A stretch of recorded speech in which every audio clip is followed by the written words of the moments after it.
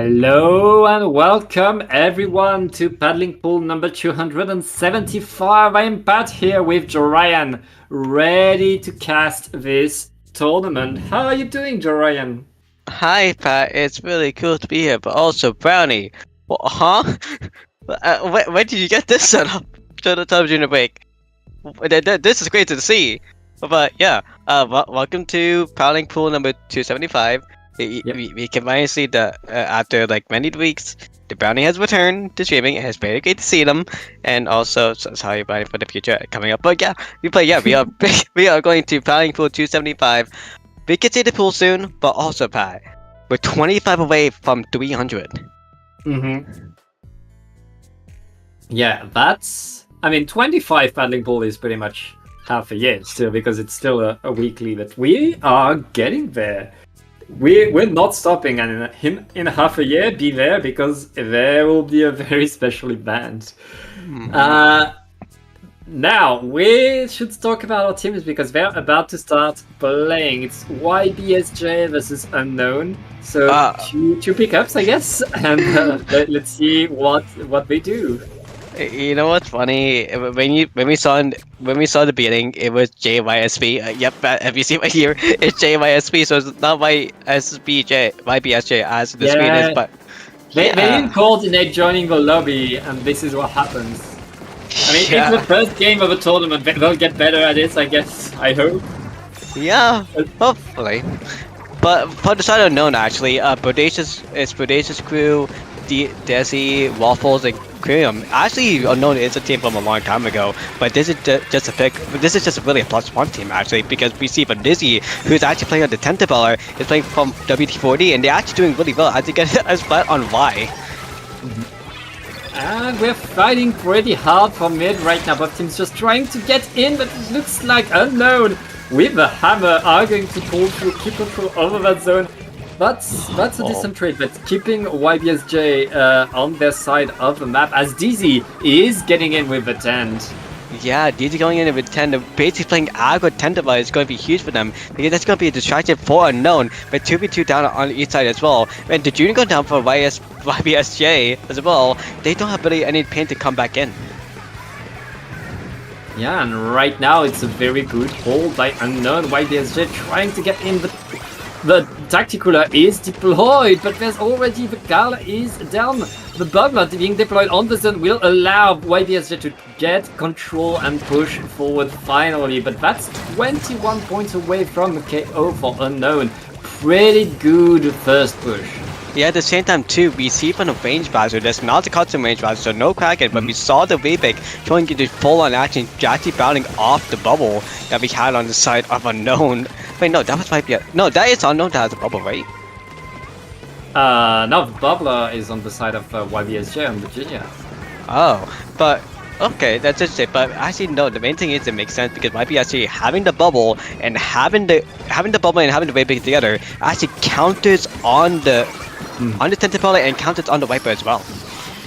Yeah, YBSJ, they have the right tool to stay in control if they're able to get control, but it's so rough to push forward with that kind of composition, and right now Unknown is just running circles around them. The bubbler is deployed, but all of Unknown is there to destroy that bubble. 10 ticks left onto the zone, and YBSJ needs to get in. They need to paint. The paint is deployed, but it's not enough. They're just neutralizing the zone. They're not getting it yet. And Unknown is keeping the zone. They're going to get game number 1. Game number 1 in action with the Viper to finish it up too. That's just a solid and dominant game for Unknown. GG's 12 played to them. Yeah, pretty nice opening game by Unknown. They took control of the zone, and then YBSJ, they were just throwing themselves at the zone, trying to apply penalty, trying to get in there, but they didn't have enough tools to push. But the 52, if the 52 was down, the 3 of the weapons, they were just able to hold what they had. They were not really able to push forward, and that's what you need if you really want to take control. I feel like Unknown, I mean, they played this perfectly. They really took and kept that control without really letting YBSJ take any initiative. Yeah, really, they were really just in so much control. Like they had the weapons to be key in and key out more or less. Like again, Desi, as the main basic aggro at the 10 develop basically to cause distraction, what's huge, like the pencil was just on point, and Zero on the Viper just going in together. Like they were playing both super aggro, and for Viper SJ, also because of the map too, because of my being a weird lockout map as well. And no one just played it perfectly because they had so much aggression. But now going to Rainmaker on Undertow Spillway, this is the new update as well, remember that. It might be going to a little defensive point for YPSJ, but they need to somehow counter the Viper for Unknown. I feel like YPSJ, they need to change the way they play right there, because they had such a defensive composition in that first game. In Rainmaker, you need to go forward and you need to fight. You're in a constant fight in Rainmaker games. So I expect YPSJ to go with something a bit more aggro. I hope the Dynamo comes back though, because I mean, ledges are everywhere in this map, and you want a tactical option. Dynamo can do that. Oh yeah, honestly, if you see the chump one, that would be really interesting. Ooh. But the cooler one with the Dynamo would make the most sense because of the range and honestly the vets and also a bomb. But we actually do see that, but we do see a split. Okay, someone going ram mode with a sploosh, and also we see the CRB as well. A sploosh, a magic with 2 mains of swim speed. That's more aggro. Like, drop Virginia. You want to fight. You want to get in, and like that's honestly like a good switch. And that sploosh is going to be called out right now. Unknown taking that control, not letting the checkpoint be taken, and now Unknown they have control of the full map. It's all about bringing that Rainmaker forward now. Yeah, and also at the same time too, we had to remember that there was 3 down only, now there's 2 down. Now that was basically a double wipeout more or less with the hammer coming in with 0 as well, and they were just going to keep on going even further. Yeah, that. Oh, and Zoto just getting in, scrambling, trying to sneak their way through everybody. That's not going to work, but that's already bringing it to 3. YBSJ already 1 minute into the game, they know they need a KO to win it. Unknown actually taking the great path instead of actually swimming all the way to mid is actually was a really smart move because it caused so much delay on that, and also bounding the blaster too because it's AoE making them weak. What? What happened?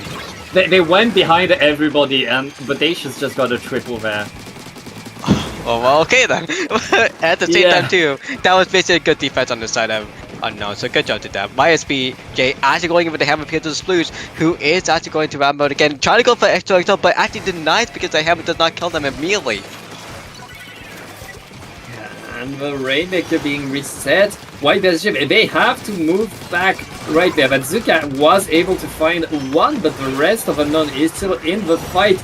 Everybody's trying to get in there. The Zuka is not going to find anything because of a Kraken. Rainmaker is grabbed again from YBSJ, but all of Unknown is waiting for them. And ready to deny. Oh, at least they get the checkpoint, right? Yeah, it does actually look like they get the checkpoint path, but right now, because of that same time, Zero going in to deny B, but at the same time, that was 2 down as well on the west of YBSJ. Zero was actually trying to 1v1 the blaster as well, but the drop on shot as well, they're going to be jumping back because the barrel from Dates is going to be going down. There's going to be a reset of the Rainmaker. Yeah, the Rainmaker goes back into mid. Both teams now are just looking at each other, waiting for the opportunity. YBSJ gets the pop on the Rainmaker, and they grab right away. They are not waiting. That Flush is here to get the pop, to grab the Rainmaker and try to run, I feel like. It looks like they're going for the pop and just immediately go in, but the weird thing is for the Sploosh, you mostly expect them to go for a sneak attack, but mostly they're playing with the rest of the team, not trying to beat the aggro up, and it looks like the charge will be there trying to aggro up instead, and the blaster too, but the Kraken going in play now. There's going to be a good time to push, but they get picked up with the Rainmaker too, so that's going to be canceling immediately the Rainmaker. Yeah, right now that Rainmaker is grabbed, but everybody is falling down on the side of YBSJ. Unknown back in control. They're not grabbing the Rainmaker. YBSJ, every time YBSJ are eager to grab it. They want to get forward as fast as they can. Unknown playing the long game. They know they have a good lead. They just want to wait it out. A minute and a half is left. That's probably a good strategy, honestly. It's probably a good strategy, but at the same time too, we saw on the screen that Y and B acted together. The Dynamo and the Splooge has been up and aggroed and sneaking up against each other, and we see that Y on the Splooge actually going in and getting a double with the hammer. The Vampire trying to push up as well. Extra almost getting eliminated right there, but no. Might not be the same with the hammer from the Viper of Zero coming in, and S is trying to block as much as possible. S had to drop, has able to get the spot, but had to drop away. That means no try at the podium yet. S is back in there and has to dodge that pencil. Pencil is down. Wait! Whoa. YBSG is getting close. They still have 20 seconds Whoa. left and they're getting it! What a comeback! They came back. There was still 3 minutes 11 seconds on the clock, so they had a lot of time to. But that comeback was insane because they just did what Unknown did to them. Yeah, and they did calmly. Like the Rainmaker dropped away from the grates, wasting 15 seconds, and YBSJ kept their control that whole time. I mean, Zozo getting there, almost getting the KO. This could have been the set. This could have ended the set if YBSJ misses one of their shots right there. But then, like, YBSJ just getting in there, getting to the podium, that was a great push, a great sustained push that they were able to get. The main thing that happened there is the Dynamo, because we saw in the last replay that for the Dynamo actually getting the kill on one of the players that was, I think that was the pencil player or the sniper player on the side unknown, and then immediately going in for the Viper player on the side unknown, and the third player that was actually battling was actually out of position to get the Rainmaker because they traded off with one of the players from YPSJ as well, and at the end they got the KO because of that single moment. So yeah, with that comeback and that strategy of dropping, that saved them so much, and now they're going on to game 3. Yeah, I really feel like YBSJ played conservatively in that push with their players. You looked at the top of the screen. YBSJ had numbers advantage that whole push, but they stayed prudent, they stayed patient, and they made sure that that numbers advantage stayed still. So they were staggering Unknown pretty much, and to make sure that they were still moving forward without too much risk, and it really paid off. That's really textbook. How do you come back in a Rainmaker game? Be patient, win fight after fight, and keep the Rainmaker alive, whatever happens. Yeah, but now talking about it going even more patient, we're going to be moving on to Tower Control on Inkblot Art Academy, which the map has 2 checkpoints, and the 2 checkpoints is 10 points each. So, in talking about patience, we're going to be having a bomb fest if anyone does that in. Yeah, well, they're 3 checkpoints, right? I mean, the first checkpoint is easy, but like there are still 3 checkpoints. Oh wait. Yeah. And they forgot to switch. Wait, no, this is. So we're going to switch gears right now. We're going to be going into YPSJ bringing out the Junior and the Blaster coming out together now, and we're going to see if Unknown. It's going to be the same old comp we've seen for the last 2 games, but also there is 3 checkpoints, but at the same time too, that second checkpoint doesn't exist. Yeah, right now nobody is on the tower. YBSJ, though, they still have a momentum, and they're back on the tower. They have all their players forward trying to get in. They got that first checkpoint, trying to push a bit more. It's going to be the end of that push, but I mean, before the first minute, already having that first checkpoint is a pretty good thing to get. Yeah, it's a pretty good thing to get. It's unfortunate that Zero was able to get that kill because as immediately taking the advantage and going in for quite to battle up against Zero, but he was trying to frankly just battle it out and actually kill up the time, which they do. But that's a Zuka actually coming in for YPSJ as well. But Zero actually coming in, it's denying it for the hammer, getting a double as well. Yeah, and right now 3 down onto YBSJ. The tower is going to move forward to that first checkpoint. Unknown looking to get the checkpoint on their own. The tactical is deployed, but lots of punishes left and right. 2 down onto Unknown. Zozo still trying to get that checkpoint, pays the price for it. The checkpoint is not broken, Brian.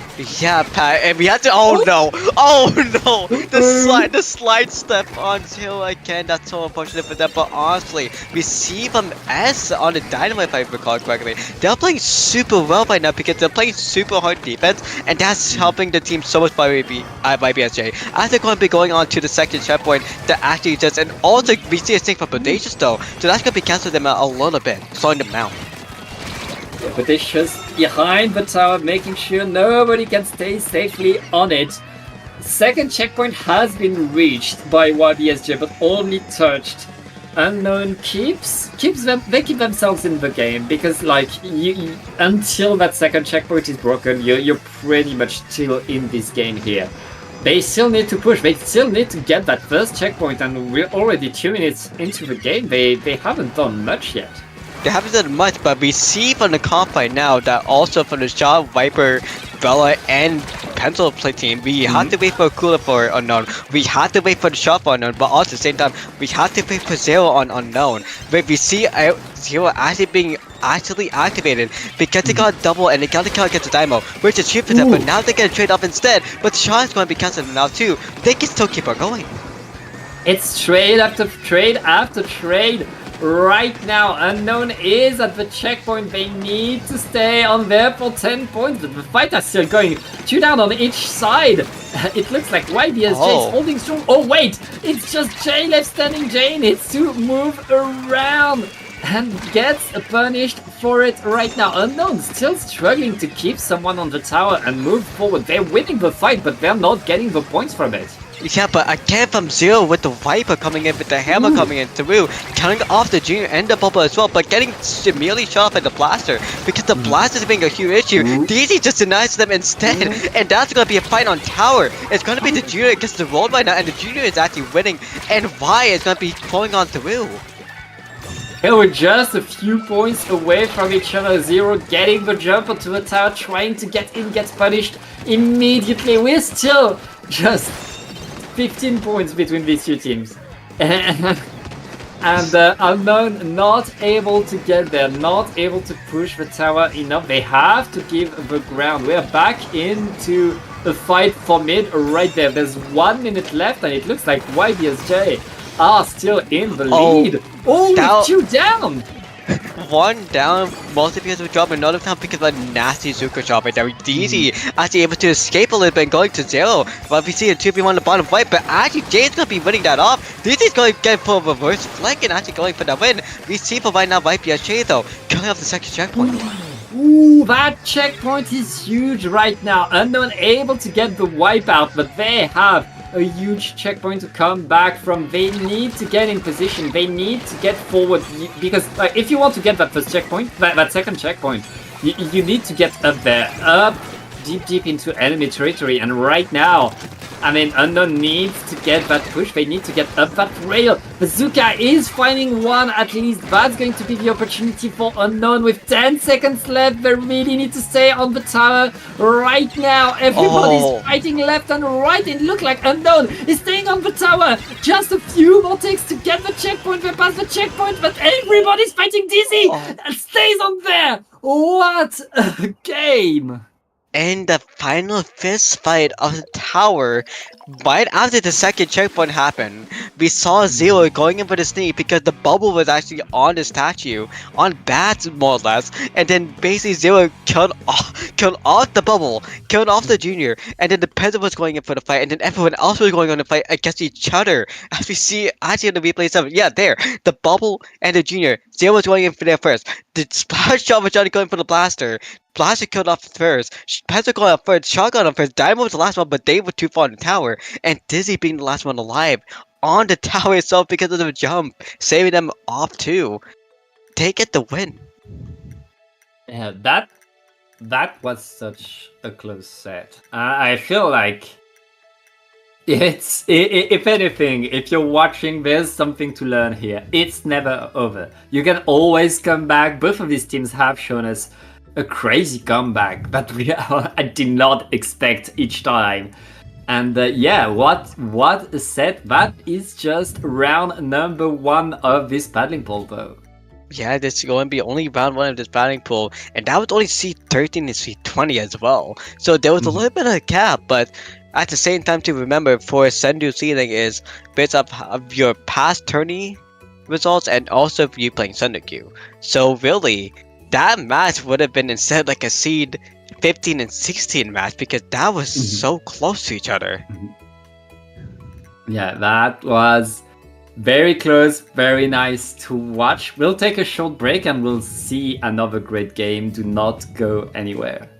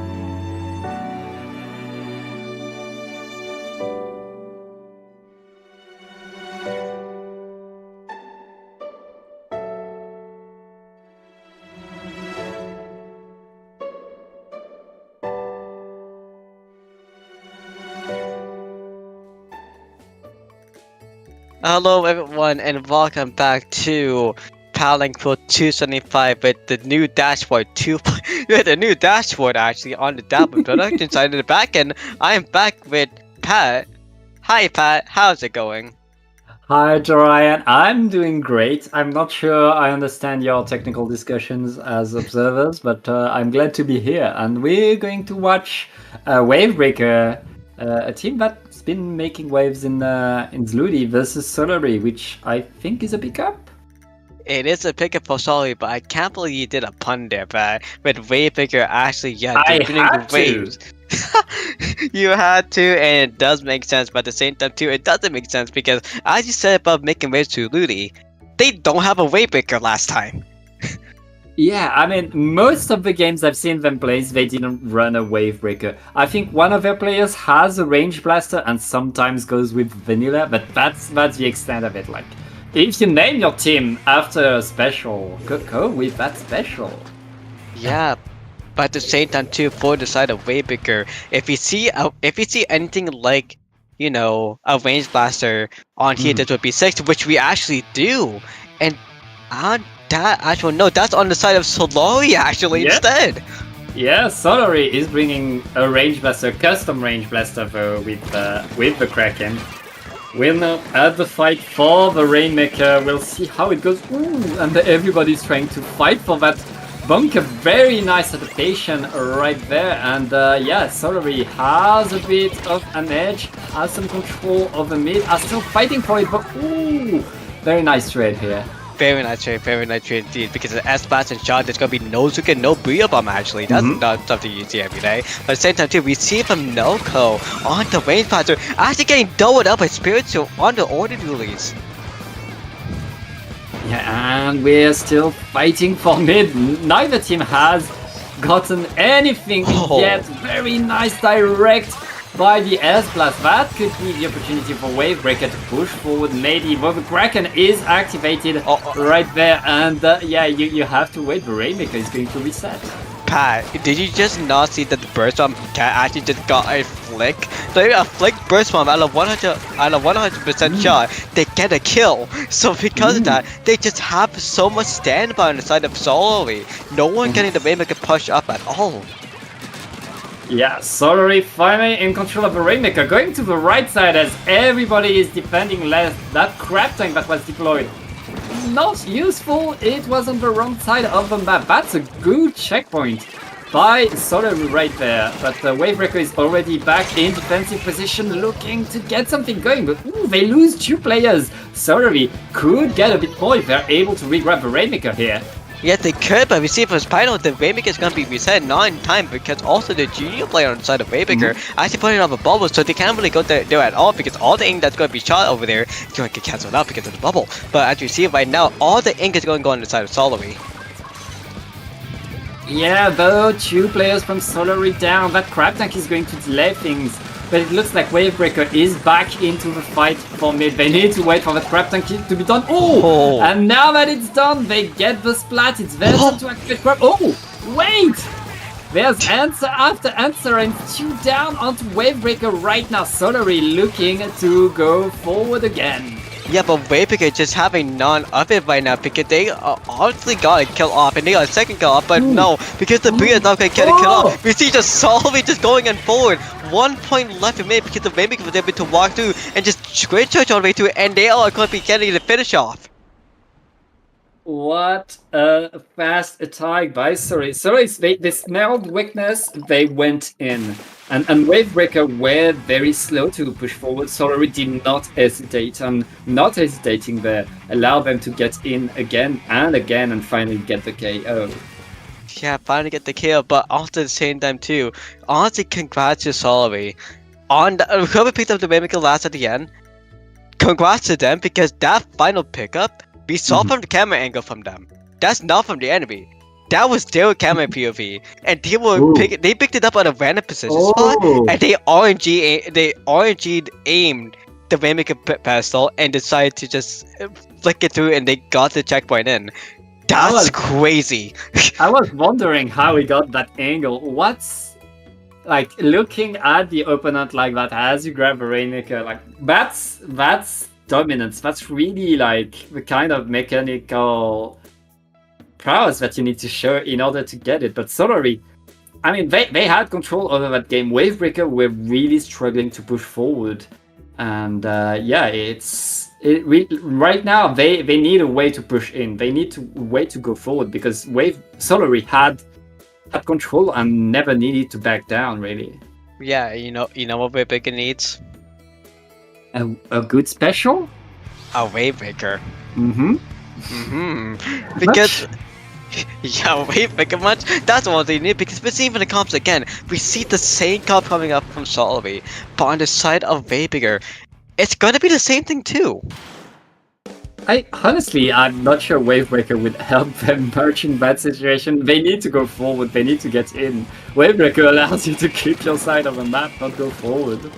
Oh yeah, true, but at the same time, for tower control, you can actually put it to mid. So basically we can have like the blast, we can have the duel, you basically have no control at all. But we're seeing right now that the crab is gonna be something about each other. Yeah, right now it's a fight and ooh, that blaster getting cornered by the paint and the suction. We're still fighting for mid. It's going down left and right. Solo, we're losing 2 players. It looks like Wavebreaker are in control of top mid, looking to just get forward. They got rid of that crab. They should get on the tower and bring it to that first checkpoint. That first checkpoint is a rough one to go through, though. Yeah, it's a weapon to go to, as we see from Spinal, because they're just going to be rolling bomb and doing is getting a double kill off that too, and they're going to be running tower free, but the person Solary is just going to be pushing about as much as possible. And the Crab Tank is ready, Spinal is going to activate it. That's a very good defense onto that tower, especially with the Splatoon Tresse. Checkpoint 1 is taken by Solary, and Solary just going forward, getting a lot free down onto Wavebreaker. Yeah, oh Jesus Christ! Solary's at 27, I only blinked for a second. They were at 80 before. That's how much dominance they're having right now. As you see for the Zuka trying to go in for an aim, but just basically being traction. 13 points, no penalty in play. Solary has so much control. So much control. They got to 13. They broke both checkpoints right there.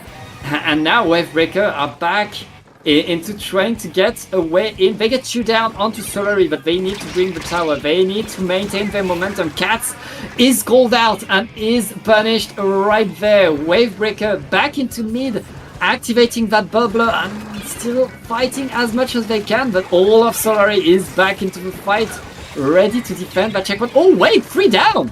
Yeah, 3 down, this could be it!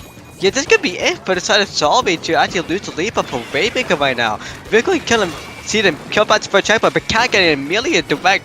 Actually coming up a lot, but the Zuka charge is going to be a little bit of a distraction, but it's actually going to kill him on the blaster. They're going to go for the second checkpoint. Yeah, they are there, getting there, and with a blaster right under that spot, they're in a good spot right now to break that checkpoint. They just need to stay on there. It looks like they're gonna get it. They break the checkpoint, they get the lead.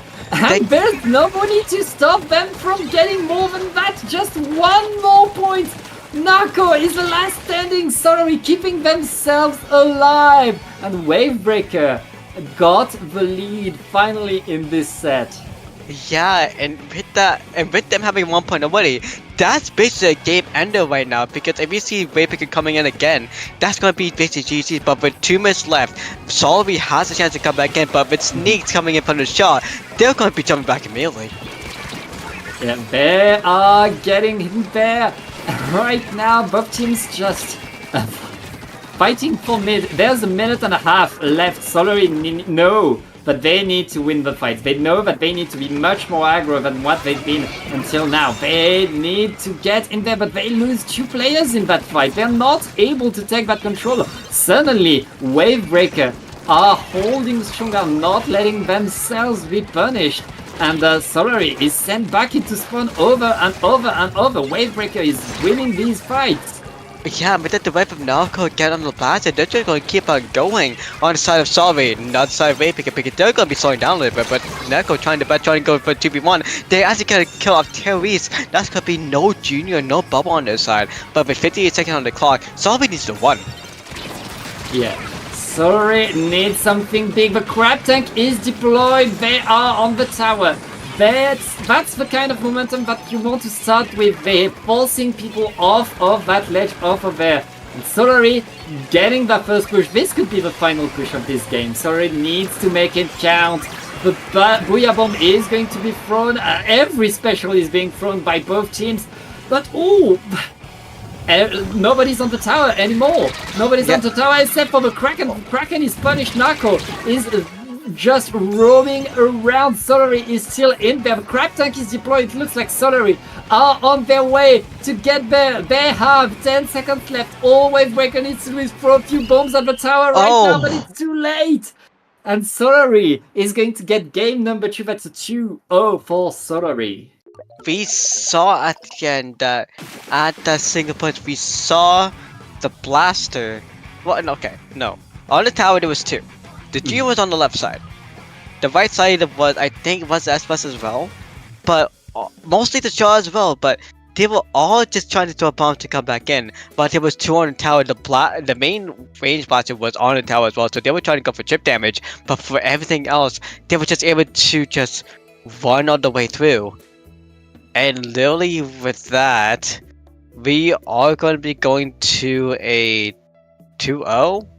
Yes, I believe this is a 2-0 for Solary. Well, you know what's funny about... Wait, they misreported? They misreported on Sendu. That's why. Oh yeah, they misreported on Sendu. That's why we had it wrong. Well, the score is fixed on stream at least, and we'll let them handle that with the TOs. We're going to go on a break. Yep, we're going to go on a break. BRB for a sec. We're going to be coming back with round 3.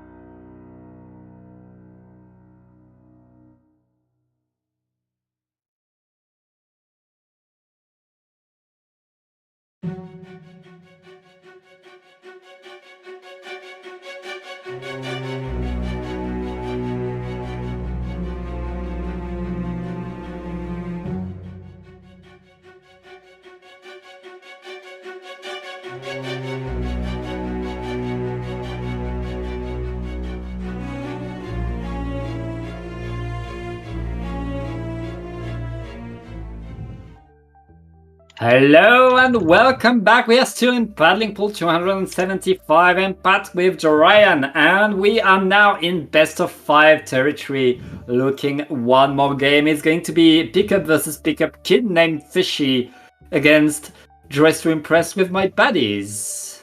Yeah, we have that, and also we got some intel that Dress to Impress with My Baddies is actually a Roblox game where you wait to dress your impress to wait yourself and other friends on that one, but also at the same time, this is 37 Sexy Boys, if you know that team.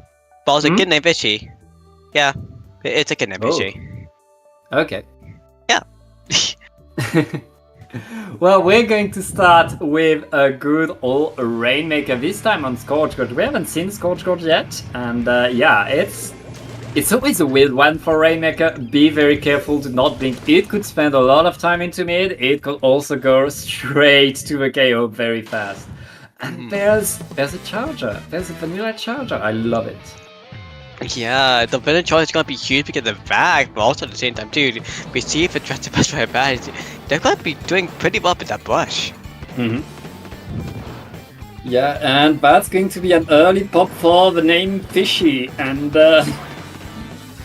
Dress to Impress both there to defend. They have a very classic comp along with that ink brush. Like the rest of the comp is pretty normal. I mean, both teams have pretty much what you expect with just one special weapon, which is like the spatter scope and the brush. But yeah, we're going to see how they're able to do Loveless. Just running around trying to find an opportunity with that brush. Oh, and right now with the splat onto the zap, Dress to Impress are in a good spot to go forward. Oh, with the sausage kill as well, it's gonna be huge for them. And with that shot, getting the kill with Azuka kill instead, going on to Marco, that's gonna be huge for them because CJ is gonna be running up too, going in for the checkpoint. Really cool to activate as well. That's gonna be a high speed action. Yeah, very nice early checkpoint for Dress to Impress. Fishy though, they're not done. They're back into the game, ready to answer, and with 2 down. 2 down onto the baddies. They're back into the game. At least the Rainmaker should reset, and we're back to the fight for mid. Tamako is getting in there though. Tamako trying to get a fight, not able to get control of that checkpoint, has to move back. Yeah, how do they move back? Actually moving it back to a sneak just because they're going to be going kick out of Bazooka if they actually want to forward. But because now they're playing it safe, we see the Slosher coming in with the try to coming up in for a good forward to Marco going in with the Bazooka, actually trying to get a kill, which I think they do. That's going to be going full on aggro. Yeah, full aggro. It looks like Fishy is to the checkpoint trying to dodge the wells. They're still in there. They're patient though, they're waiting with Rainmaker for that opportunity, dodging bazooka shots. Another bazooka shot incoming, and that's going to be the end of that push. The baddies are holding that checkpoint strong, and it looks like Fishy is not able to get in there though. The Tri-Strike are going to help with that. The Fishy are back in business, trying to get in, able to get the checkpoint, and they're all around it. If they're able to get the repop, they get the lead right there. And with the V-Pop too, with the back as well, they're going to be able to get the V-Pop, but the actual killer is going to do something about it because they only have 5 points lead. But also with the back pop as well, they get the Vampire again, but more being a sniper, they might not have that much to do until the Zuka comes into play, but with the bad time of the Zuka, they're going to be playing super defense. Yeah, the lead is by nothing. They just retook the Rainmaker, it's not even off the checkpoint, but that's enough to be leading right now. Fishy, they're holding back control of the mid. They know that as long as they delay right now, they are winning. Yeah, and also Vinci being being the slosher, and Lupus just doing a little bit of a fall action and actually getting into a double. That's gonna be huge for them as they're gonna be coming up forward. Lupus is gonna be going on the glitch and walking on forward because they're on the budge, and because the one swing on budge is gonna be dramatic. They actually gonna be a huge distraction, but actually the rest of the batch is not able to actually come up with that. Yeah, that was excellent brush play by Lupus. The rest of the team was not able to follow through, was not able to get much control. The Rainmaker is staying into mid right there. The Zuka is not going to find another one right there. Ooh, chew down. It looks like the baddies are back into attack mode with the whale. They should be able to push forward and they get the lead. Yeah, and CJ going to be dropping it up down to 45 points. That's going to be huge for them, but the squeezer, I think that's Splat actually going about against Xena Prime. That's going to be on the sniper. No, that's a zap. That's a snap, but Lupus is going to be saying nothing about it because that's going to be a triple action right there. No, never mind. That's just going to be running forward. That's a few extra good points. Not only it's a few points, but it's also a few seconds. There's just 40 seconds left right now in this game, and Fishy, they need a big push. They need to get inside of Baddy's territory if they want to get this game. 30 seconds left, and it's going to be a rough one. They're able to get one. They have two down on to the baddies right now. This is their opportunity. Xenopride is getting in there with the Duka and the Vacuum. They're able to get the lead back. 15 seconds left. What a comeback. That's a huge comeback because of the backing coming in clutch, coming in forward with the Zuka as well. They're basically playing a stupid, just basically doing it like a Trojan horse going in forward. But as we see for Fishy's side, we see just Fishy jumping back, even though they were trying to play a little bit aggro, play a little bit sneaky with Slosher. We see the rest of the team going forward. The killer wheel from the budge getting killed off as well. It's not going to be a good start for them. Yeah, it's going to be a tough one for the baddies. They don't have a tacticular anymore, and they just lost two players. They are stuck onto their side of the map, not able to find much. They dodge the Zuka, but they're able to stay in that game. But they need to move forward. They don't have that much time left on the clock. Just 25 seconds to get the lead, and they are dodging every bomb in the universe. Samako is going to appear and get the splat. They do get the splat, and with that, the first point is going to Fishy. The fishies. The slimy little fishies are going coming forward and actually going in with a sneak because of the back and Zuka cheese, honestly. That Trojan horse burst was huge for them.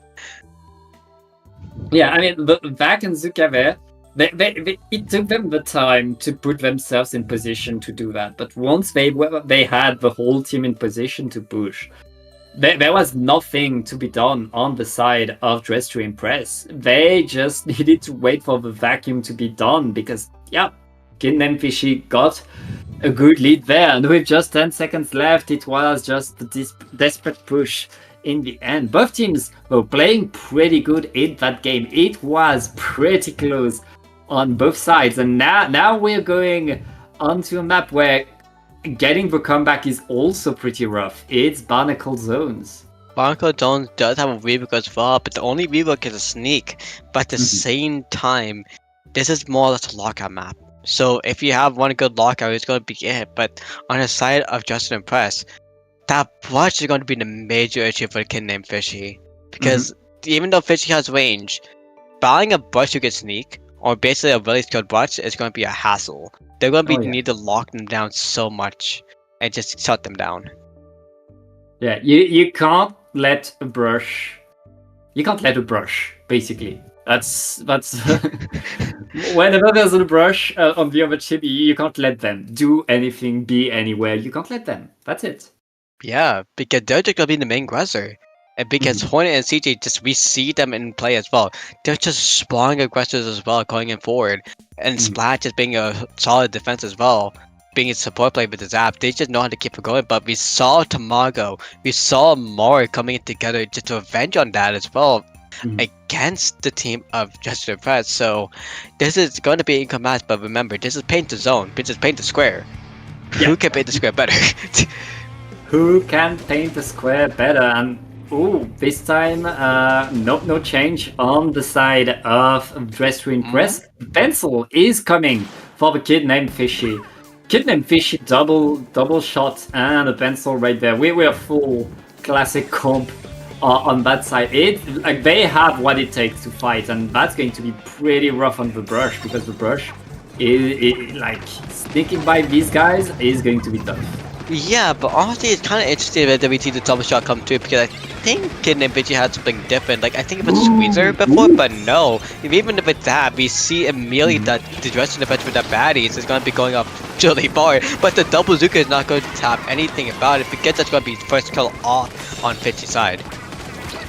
Yeah, it's a pretty good opening by the baddies right there. Kid and Fishy though are already back into the fight, looking to get in, dodging. Ooh, not able to apply even penalty. Very, very nice hold by the baddies right there. Kid and Fishy are struggling to get in. The strikes are going to allow them to push at least. Tamako going through the zone, trying to get to that platform, trying to get into that fight, is in position and gets a splat right there. That's control for Fishy, and that's now like they get the zone. It's on the baddies to push now.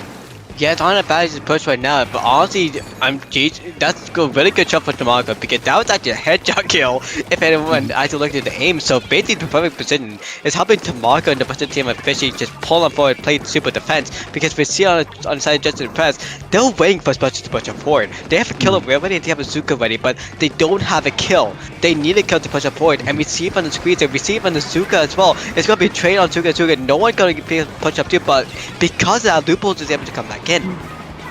Yeah, Kid and Fishy just lost the shot. They still have control over the zone though, and Q down onto the baddies. The baddies, they need to stay in that fight. They need to fight till the bitter end because they can't go back to spawn right now. They have to get to the zone, and with just 6-5 all three, that's going to be game number 2 for Kid named Fishy. Dominance coming from the Kid named Fishy. Just once they secured the zone, it was all over for the side of Justin Press because they didn't have a way to get Lupus to come back in. Once Lupus came down, the whole tower of Justin Press kept on going down. Yeah, I feel like Kid and Fishy, when Dress to Impress were pushing in, managed to push in, even get a splat, but Kid and Fishy recognized that and just moved back. Just allowed Dress to Impress to move forward and fall into their trap. Kid and Fishy, by just moving back right there, allowed like all the special by Dress to Impress to not do that much, all that push, to just get some ground, that not get anymore. And then the counter push came in, got the splats, and I mean, keeping the control of the zone right there was just a nice bonus that gave them the KO for free. Yeah, basically just trapping them into their own corner and just not letting them get out of there because no special timing was just able to come in. But Australia now with Clamplets on Crab like Central Capital. But whatever, it's gonna be Crab like Central because the central point will be again watch out for Lupus with the push. But we see from Fishy's side, they would have got that handled. The double Zuka basically can counter anything, as we saw before, because double Zuka goes double 300 damage with AoE. So if you get a good area lock or just basic good aim, and RG shots as well with the Zuka, you basically have massive control of the mid itself and getting a lot of camps too. Yeah. That being said, does Fishy bring back the splatter scope? Because like on this map, if you want to get onto the basket, you need something to force your way through, either a tent or a vacuum or a Kraken. Getting past through that tiny ramp to get under the basket is always incredibly rough. So I feel like Fishy, we could see them bring back the vacuum and a zap along that. Senna did one body cup, didn't they? That honestly would be a really good plan actually, because if they go from the bottom ramp, which everyone usually does go because it's usually a good spot to score, and where the clowns usually go in, that would be a solid defense. And we saw that push on Rainmaker as well. If they just pull that again, that's just going to be a good massive score jump for them. Well, the score jump is going to be like 40, but that's still going to be really good. Yeah, and speaking of Kraken, we see a Kraken coming on the side of Dress to Impress along with the paintbrush Nouveau. Meanwhile, no change in terms of content on the side of Kid named Fishy. As you said, like they have the fighting power plus the pencil to solidify the team. Like that's a comp that's just going to work whatever the circumstances. Yeah, I mean, under the circumstances right now, Pat, we are seeing Justin Pez going in with the paintbrush that you said, and also to CRB, that's going to be super different because they have a Kraken now, and they have missiles instead too. Yeah, these missiles and the Kraken, like they want to create some panic into the opponent team. They want to be able to force Kid named Fishy to move whenever they can. But Kid named Fishy are moving forward right now, trying to get under the basket. They get punished by the Zucabo. It's going to be another day, but Kid named Fishy, they still have that Super Clan advantage.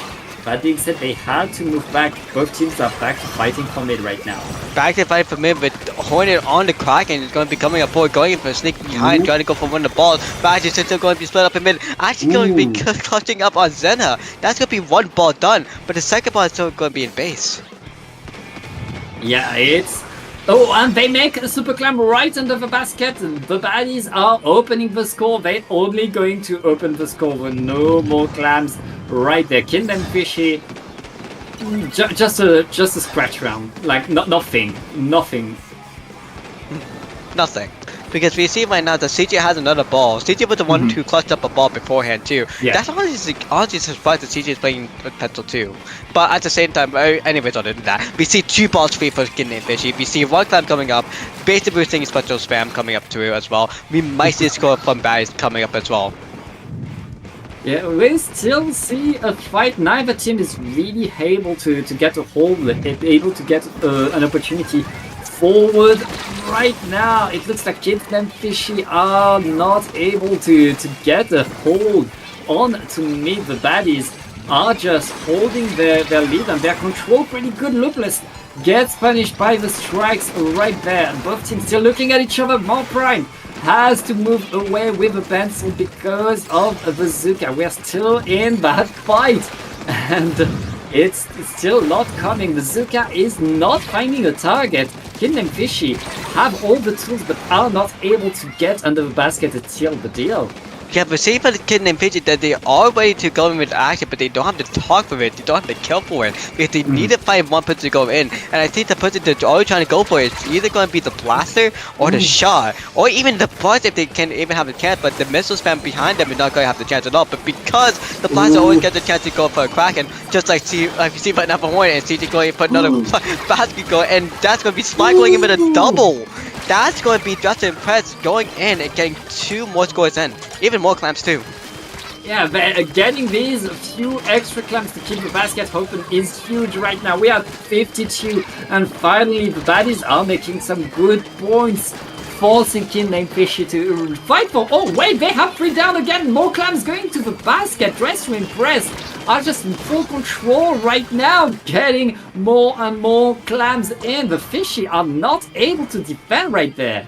The Fishes are just basically scared at this point because they're just scrambling because Hornet's going to be here on the blaster, on the Kraken, just happening to, but that's unfortunate that the 2 clams we can see on screen didn't get in because that would have been a score of 27 with the small pitting class, but honestly that huge push of 50, that is just basically a 3 power clam change up that Fishy needs to get this secure victory in 3-0. I mean, if the baddies get another push like that, they pretty much win the game. That was a huge run, and they're back on the attack! They don't care! And with another Super Clam in, they extend the lead. Loopless getting in with the paintbrush, able to get 1, able to get 2, looking for a 3rd, they get it in a trade!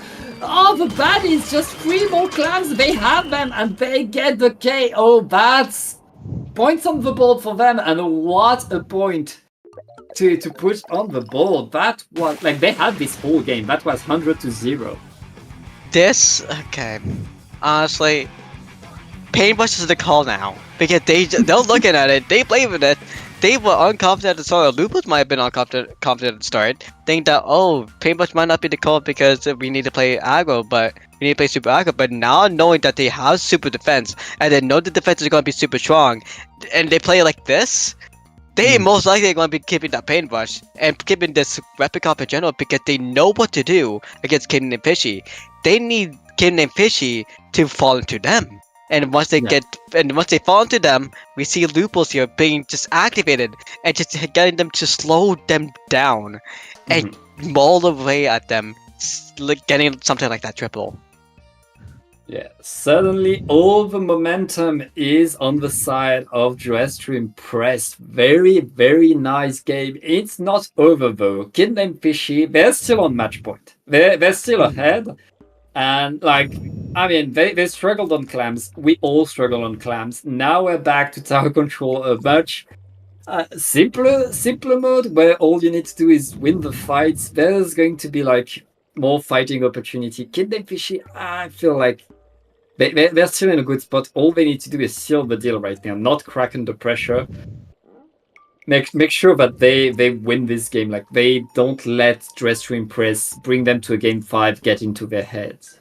It's gonna be cracking on the pressure, cracking on the crack in because for Just to Impress, they might just win that again. Everything's possible. Man, anything is possible. Yep. And so like the message can return, we could see the killer whale coming back. Honestly, we could see Zena's Prime or something go in like with the 52 gal or something. Because double Zuka on the time may look really well, but at the same time it's kinda freaky. Because it's gonna be an awkward angle again. It's not just double Zuka, it's double suction bomb. Oh, Do not underestimate these suction bombs on tower control. Is going to bring the range blaster to the tower. Meanwhile, Malpride is bringing the Zekov in charge this time. Yeah, that's actually gonna be a little bit of a difference. And talking about double suction bomb, we're gonna be seeing a zap here instead too.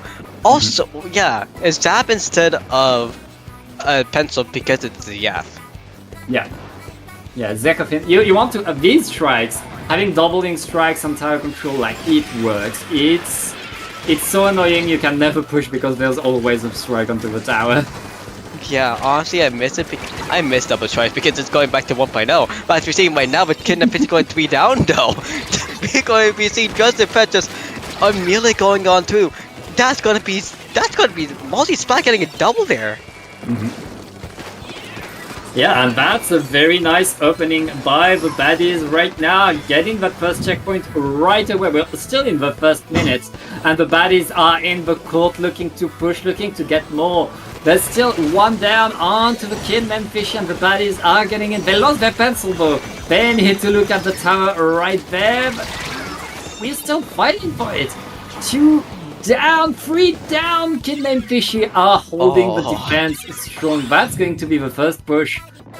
But yeah, I mean, getting the first checkpoint right away is a very, very good deal. And we'll see if a Kid named Fishy are able to do the same now. Yeah, let's see what they have right now. They have Beta Zap Cooler coming out, they have the ZF with double Strike coming out soon enough fun to get to checkpoint, and also the Zuka coming into play as well. Right when they're going to go to checkpoint as well, but they don't get to checkpoint immediately because they know that everything's coming for them. The Bloods are going to go for them, the Zuka is going to go for them, but literally, as the time is going to be queued off, the Markers are going to be trading up. That's going to be 3 on the side of Fishy. That's 3 down, that's trade after trade, and the trades are in favor of the baddies right now. Fishy not able to break that checkpoint. We're still only like 3 minutes left.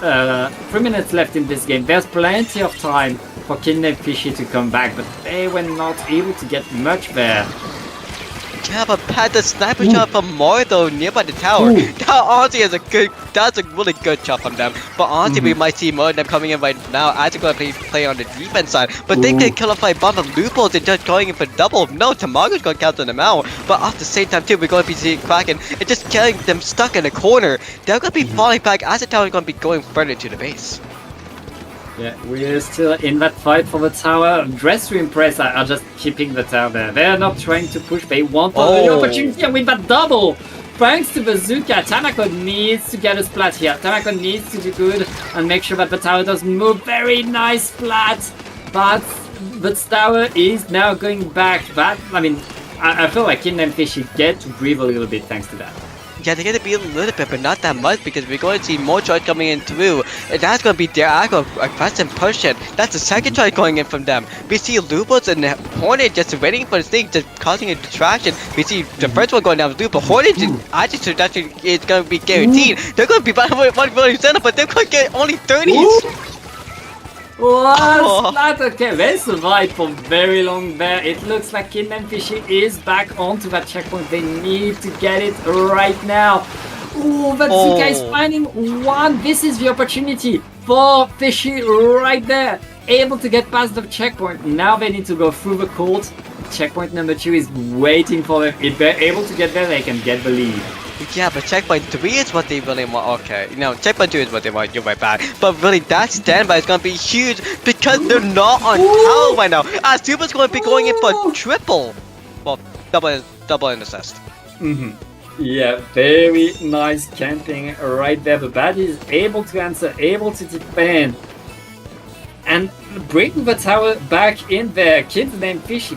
The clock is running out for them. They need to get back into this game. They need to get a few splats in order to go forward as the baddies are pushing the tower. Oh wait, they're no longer pushing the tower. CJ needs to jump away. That's a final push given to kid named Fishy. Fishy needs a good push right there because with 30 seconds left, it's gonna be their last. All I can say though right now though, Pat, is Tamago is mad. So far in the last minute, Tamago got Zuka and always got a double with it. So right now, if they go in for another Zuka double, that's gonna be GG's for them. But we see the Kraken GG's coming in from Hornet as well. Mars gonna be jumping back, Splat's gonna be nearby the tower. That's gonna be Fishy waiting there. That's gonna be Hornet trying to go for a double, but getting us direct instead.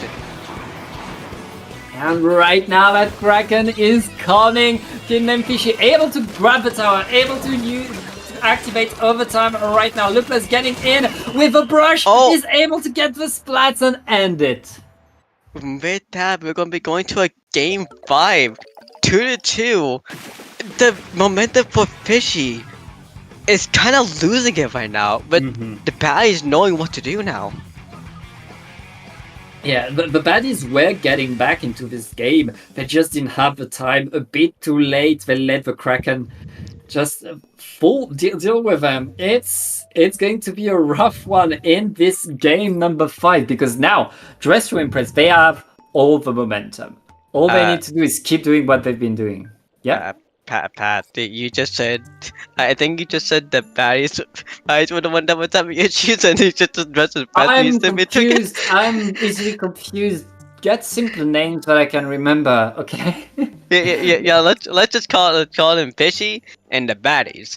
Yeah. So because that's really what they are right now. Because Fishy, they were being slippery right through this whole match, really, because they were going in and out, they were getting doubles, they were getting so many kills, and they were getting the strikes as well, doing so many double comps that they're just going slimy through and through and getting so much potential, so much damage into it. But ever since from the start of the match, when they were very versatile, now going to the end of the match, but they're being very slim, the baddies are able to just come in right through and go in for multiple actions and multiple towers of kills, action, multiple kills of action. That's the saying.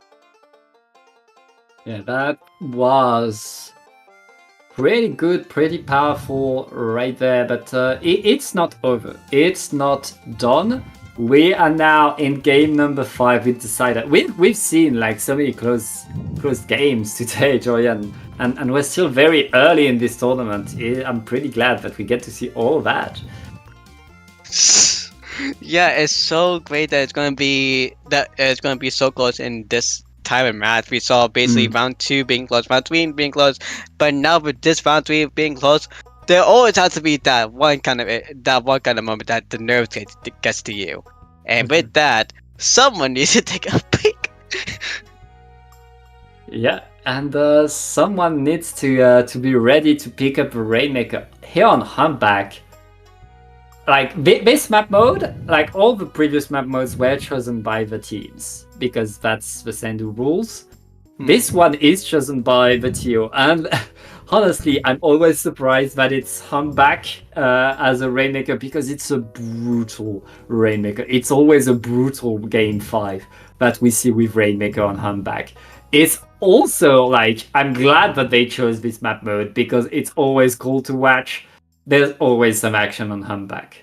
Like honestly, Pat, if it's not gonna be Mimic or Humpback, it's gonna be Mimic Scorch Gorge. And look at that, we have game 1 Mimic Scorch Gorge, so it makes sense that we go for a better class action, high quality map of Humpback Pumpkin from Splatoon 2 to Splatoon 3. The left sneak is going to be always open, but no one's going to be using that. We're going to be seeing full control on the right side. Yeah, I feel like this is good map for Brush, and we're gonna see Loopless like just sneak their way, flank, and be an absolute nuisance. If Loopless doesn't go for the left side, I'm gonna be a little bit disappointed. Oh, yeah. They have to. They have to. They have to. If it's not, okay. I'm not gonna say that if they don't go to the left side, they're trolling because that's rude. But at the same time, though, it's the mindset of a sneaker. That's the mindset of your aggro. Your aggressive has so much opportunity because in Splatoon 3, we know that everyone's going to be going up together and bunched up together. This is your perfect time as a boss player to do anything you want. Yeah, and the Splatterscope is coming back. We will see more vacuum in there. But ooh, Kid Named Fishy getting a double in the opening. Fishy are gonna grab a Rainmaker and try to get the checkpoint early. This is with the blaster though. Is trying to stop it, not able to. That's a very, very early checkpoint for Fishy. Early checkpoint because the Rainmaker pop actually going to get a double from themselves, and at the same time too, we're seeing from Zeta Prime and the other team of Kid Named Fishy going up more forward, going down to 39 points. That's going to be trade-off as well because of the sniper kill. Yeah, 39, pretty good opening, and it's not done. It's not over yet. The Rainmaker is re-grabbed. They get to 22. The baddies are struggling to defend right now as the Fishy is still onto the street looking to get a bit more tobacco up there. Getting one, able to, not able to stop the Rainmaker before it drops though. CJ able to get away from all that action, and now it's the baddie's turn to get to the checkpoint. She's gonna be able to actually pick this up as well, as we see Lupus gonna be coming in, sneaking in, getting his kill off the Wiper player. Fishy on the Wiper too, that's gonna be really interesting. That's gonna be double on the side of... That's gonna be double action on the side of baddies, but they do get a pedestal as well, so that's gonna be good. CJ's gonna pick it up again. We're gonna be see Hornet on the blaster trying to go in for chip damage, as it's gonna be running on forward as well. The hammer fun pitcher again is going to try to pitch it going for anything. They do get a kill off Splat, but yeah, no, that's gonna be the end of the push. That's the end of the push, but that's, I mean, as long as you get the checkpoint, then it's smooth sailing. Kid Named Fishy I believe, but Dress to Impress with the baddies are very much within arm's reach, within one push of getting that lead back. We have 3 minutes to see more right now. It's all on who gets that buff and who wins that fight for mid right there.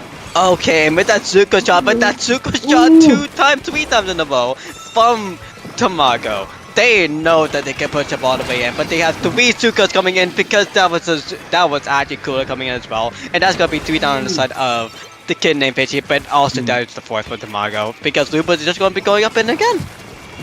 Yeah, and that Zuka activated right before the Fishy could just get the vacuum right there. It's still a fighting CJ! Pretty much alone, isolated with that Rainmaker has to contend. There's the vacuum, there's going to be the Splat. Fishy are staying in control, not allowing the Rainmaker to push through. The idea of that push was going to be that Lupus tries to stay inside the cover area just much faster going in for dribble, but unfortunately because of the kill, because they got killed off actually and they fell from the hill on the right side, they need to be center and going all the way to mid, but because of that too, they didn't have enough time and we see them getting killed off, but we see it right now as well too. That's going to be a double on the side of Kid Named Fishy. CJ's going to come out forward. This is the third option, the third chance to come out too, and they do off by 10. Yeah, not that far behind. They're able to get the repop. They get the lead right there. The baddies are in the lead with 1.5 minutes left. They're getting to that checkpoint. Oh, 7 remaining. It looks like Fishy are keeping themselves alive, but what a lead by the baddies right there. And a classic Rainmaker bait as well, because if Lubos had it, that would have been going down to 3 points. But no, it was CJ who picked it up again, bringing it down to 7. But either way, the main story is Fishy needs a KO or it'll be over for them. That's the mission. That's what they need to do. But it looks like the baddies are staying in control on mid. Still going for that 3-2 down onto Fishy. Fishy cannot catch a break right now. And the baddies are looking to get the reverse sweep.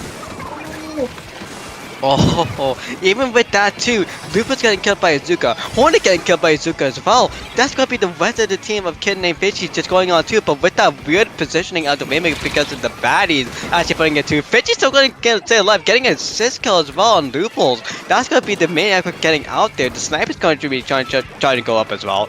But everything is secured for mid with Fishies. Yeah, everything is secure. The Fishies need to push past mid though. They need to get in there. And the Zuka is coming. The Zuka is not going to find much. Tanako looking to get the splat. Gets punished. Lopeless just ending everything. It is just the Rainmakers going to fall down. And the baddies are going to confirm the reverse sweep right there. The Fishies need to wake up.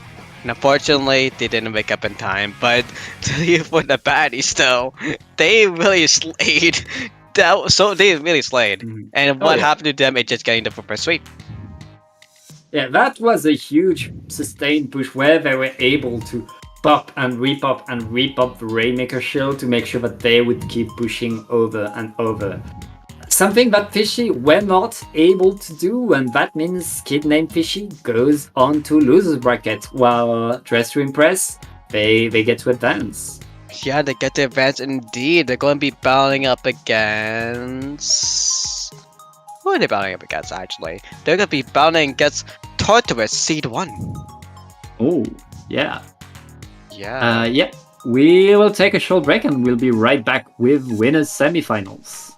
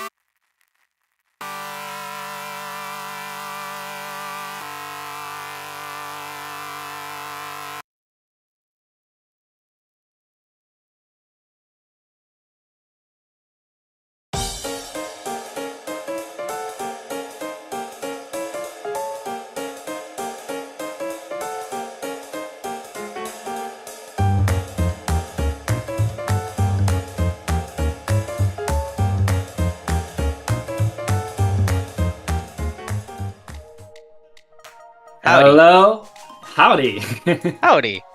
howdy, and welcome back to Paddling Pool. We are getting a bit more. This is like America is coming to Paddling Pool with Howdy versus McDonald's Mafia. Oh yeah, we are basically going to be seeing the Americans versus the. Wait a second. Wait a second. What? The Americans versus the Europeans? Huh? Huh? Did you just say it's the Americans versus the Europeans? No, I said Americans are coming to paddling. Oh, I thought you were saying it's American versus Europeans in this no. round one map of Tajo on Eeltail. What is this?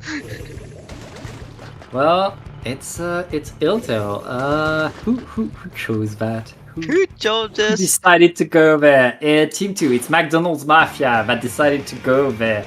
They have an eliter to fight with it. I mean, it's in tower control. It's a fairly decent map, and I'm glad we get to see it. Yeah, it is very interesting. Honestly, I'd like to see it. But honestly, Rainmaker is kind of cooler. But for Tower Control, it is kind of cool because we're going to be seeing that first KO. And merely if you have a pencil healer, it's going to be game set match because if you're going to go on there, you have basically 1 second to survive. It's over. As you're seeing for the Zuka from McDonald's, they're going to be getting the first Zuka kill. We saw a Blaster kill when we saw a Sniper kill above, but we see Crowny on a Slosher now. It's going to be going running each other. But McDonald's again going to be shutting it down. Yeah, and right now, Tower is just staying into me. Neither team really able to get much. Looks like Howdy are going to push forward. That's a very nice splat, and that's 2 great splat by Chair on the squeezer. Howdy is going to get the first checkpoint and are looking to get forward even more with 2 down onto McDonald's. They're just pushing right now. Yeah, they are pushing further and further, going to the first checkpoint now. And we're going to be seeing the tricep going on the left side from Crowny. We are going to be seeing just the second checkpoint going to be counting off soon enough. And Margaret actually going in. The Zuka killer trying to go for someone, but getting no one. The tower's going to be going back to it for the McDonald's Mafia to coming through. Yeah, and that's a splat with the editor for the edges right there. Frontline editor able to jump away. It's working. It looks like McDonald's Mafia is back into mid, back into the tower. They're still trying to push in, but all of Howdy is waiting for them. Yeah, all of Howdy is waiting for them right now because of McDonald's Mafia fighting back to first checkpoint. With all special coming through as well, we see the Evil almost getting Kraken ready as well. That's going to be so cool for them as they're going to be popping in. When they're going to be going up on the left side, as you see it immediately with Pirate going in with the edit, actually trying to go for 3-1, but actually killed off. Yeah, it's a Kraken hug right there. Both Krakens ending around the same time as well, and neither able to get much. It looks like McDonald's Mafia is going to get the lead. And they get more! They get 3 down onto Howdy. What an answer by McDonald's Mafia. They are the 3rd and final checkpoint looking to get it, and there's much to defend. Ooh, McDonald's has to move away. Checkpoint stays alive by a hair for Howdy. Yeah, from a hair, it's going to be going from 20 points to 47 points. So as we see right now for Howdy, what they need to do is basically do the same thing, but kill off the last penalty on the checkpoint. And with that, they're going to be going down to 18 points, and that's going to be their lead. Yeah, very small lead, but we're in the same checkpoint. All Howdy needs to do is push.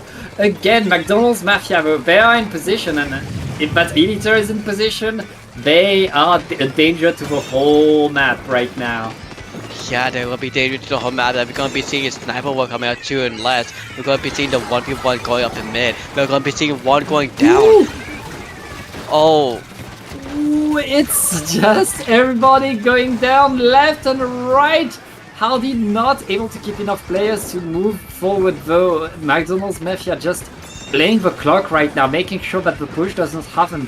Howdy is on the tower, looking to get in. The Kraken is activating, trying to get it. Ooh, and it's a counter Kraken on the side of McDonald's. Neither team really getting much yet. It's still pretty even, but 2 down on the side of Howdy means McDonald's, they keep the lead, they keep the control. Yeah, they keep the lead, keep the control, but clearly that's going to be 3v3 action actually. So for right now, we're gonna be going to see an edit coming out. The bots are gonna be going down, but nothing from the side of Howdy or the Mafia. It's gonna be a stalemate right now.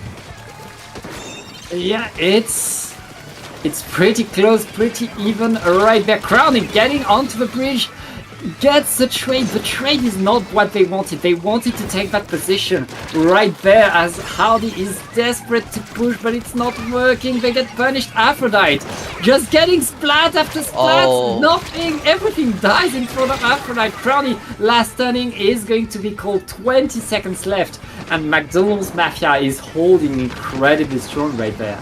Yeah, but the McDonald's are going holy strong right there with 12 seconds remaining. The Kraken is going to be on their side as well. That's going to be the game ender for them, but the edit is going to be going down too. But again, the main thing is the edit is still going to be alive. So, well, no, the edit. The Kraken is going to be still alive, and with the jump on the tower, and with 0 seconds to go, that's it. Yeah, that's the wipeout on the tower. Nothing can stop the Kraken once it is released. McDonald's Mafia able to get game number 1. Howdy were able to get one good push at the start of the game, but then it was all McDonald's Mafia, and Howdy was not. They were not able to push. They were barely able to defend right there. But I wanted to know. Remember whose map that game one was picked from? It was picked for the McDonald's Mafia, and that's showing the strong suit of why they picked that map. It's because how much, what is it called? What's that word called, or the momentum called, when you basically get snowball effect? The snowball effect snowball effect. That's showing how much they have on that kind of map of its zones now on global warming and any other form. That snowball effect to show up again. Yeah, for sure. I feel like how this mobility and what they were able to bring to the table could show a little bit better onto robo zones. We'll see how they're able to do it. It's a very different one, and honestly, like how they got that good push at the start.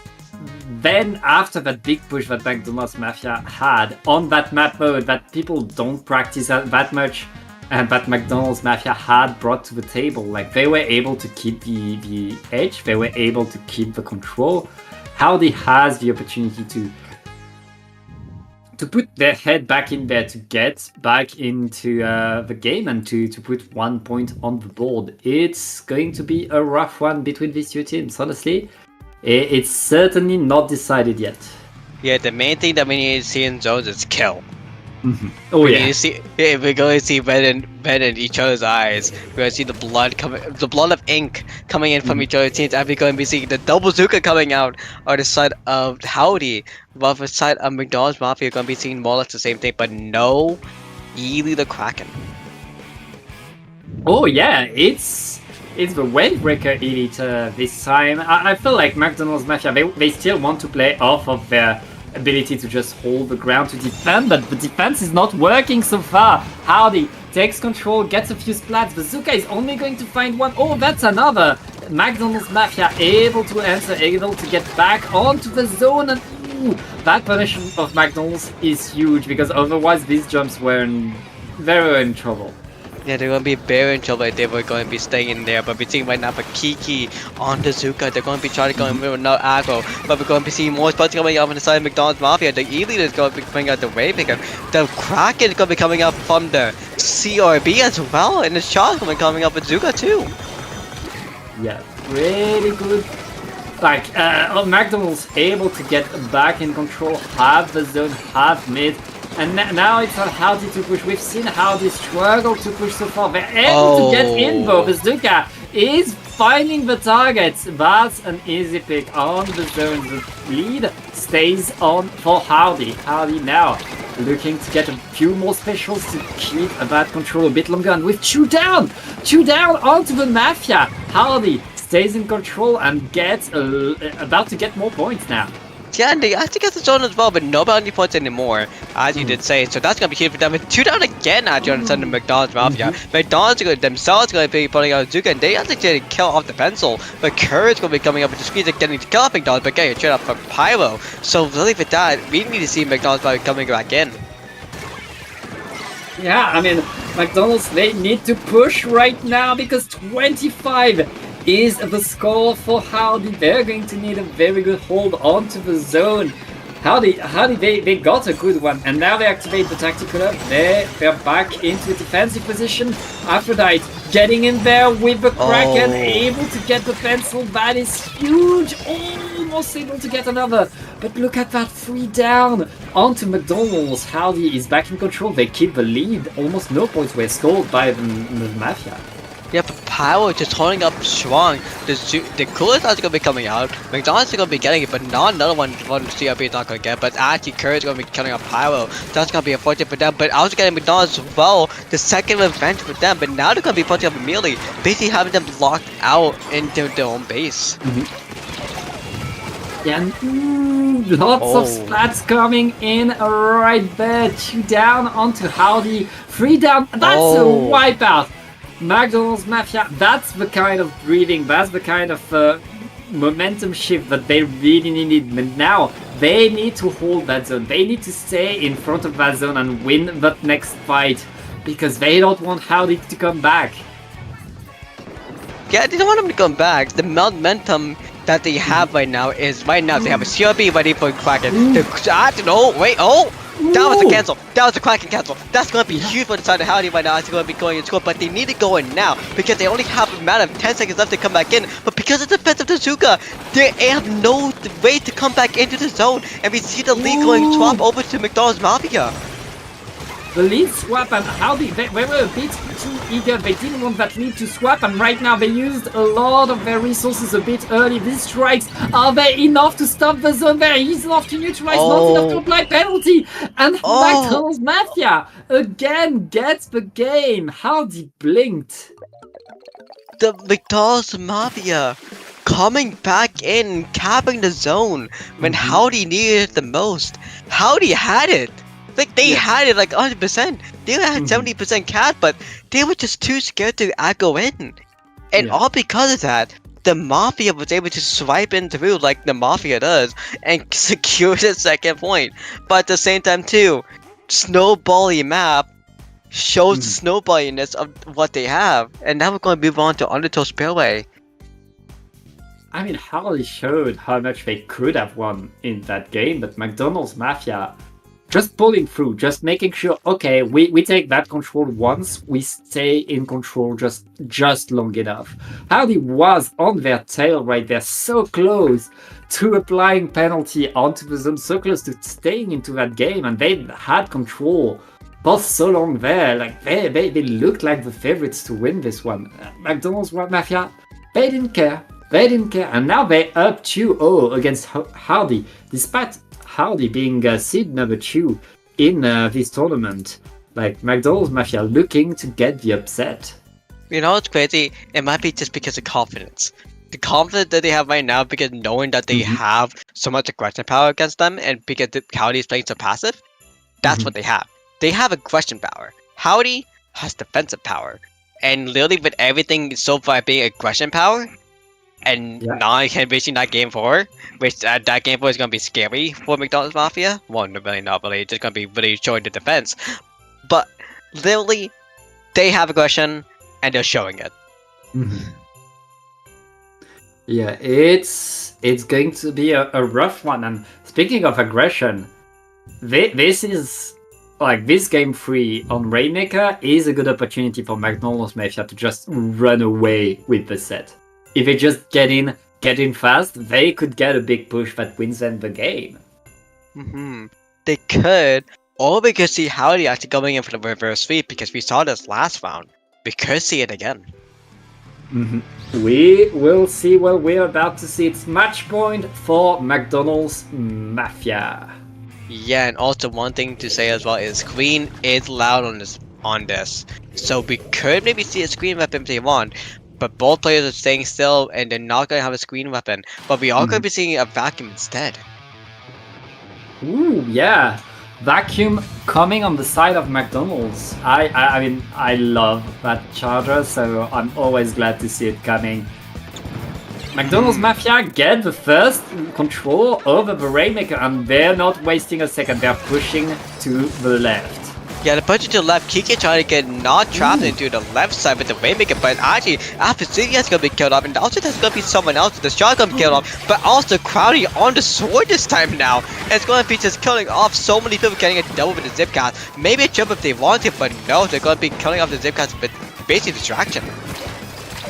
Yeah, great distraction. Aphrodite trying to fight for that Rainmaker, still in there. Activate the Kraken. That Kraken, if they, they hit the Rainmaker and they get all the splats, that's a checkpoint, and that's going to be much more for McDonald's right there.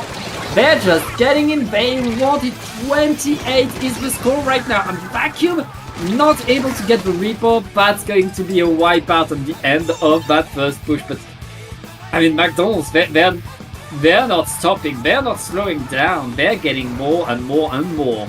Yeah, also remember, as we saw between the McDonald's Mafia delay, the main thing is that Howdy is not going to be wanting to have any of that delay. As we see McDonald's immediately going to be pressuring that action, getting the one zoot up occur, being that undelayable action, trying to go against a sniper, which actually unfortunately don't get, but Pyro's going to be shutting them out.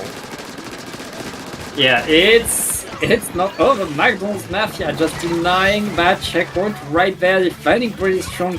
Their backline is down though, but 2 down onto Howdy. Howdy moving back, living to fight another day. And McDonald's Mafia is going to bring the Rainmaker back into mid now. Yeah, I'm going to be seeing them coming in now. It's mostly going to be going into that crowd. Is going to be going to number win. The Aphrodite is going to be getting the first win. Pyro is going to be picking up the win. Crowny is just going to be playing aggro as much as possible with Kiki.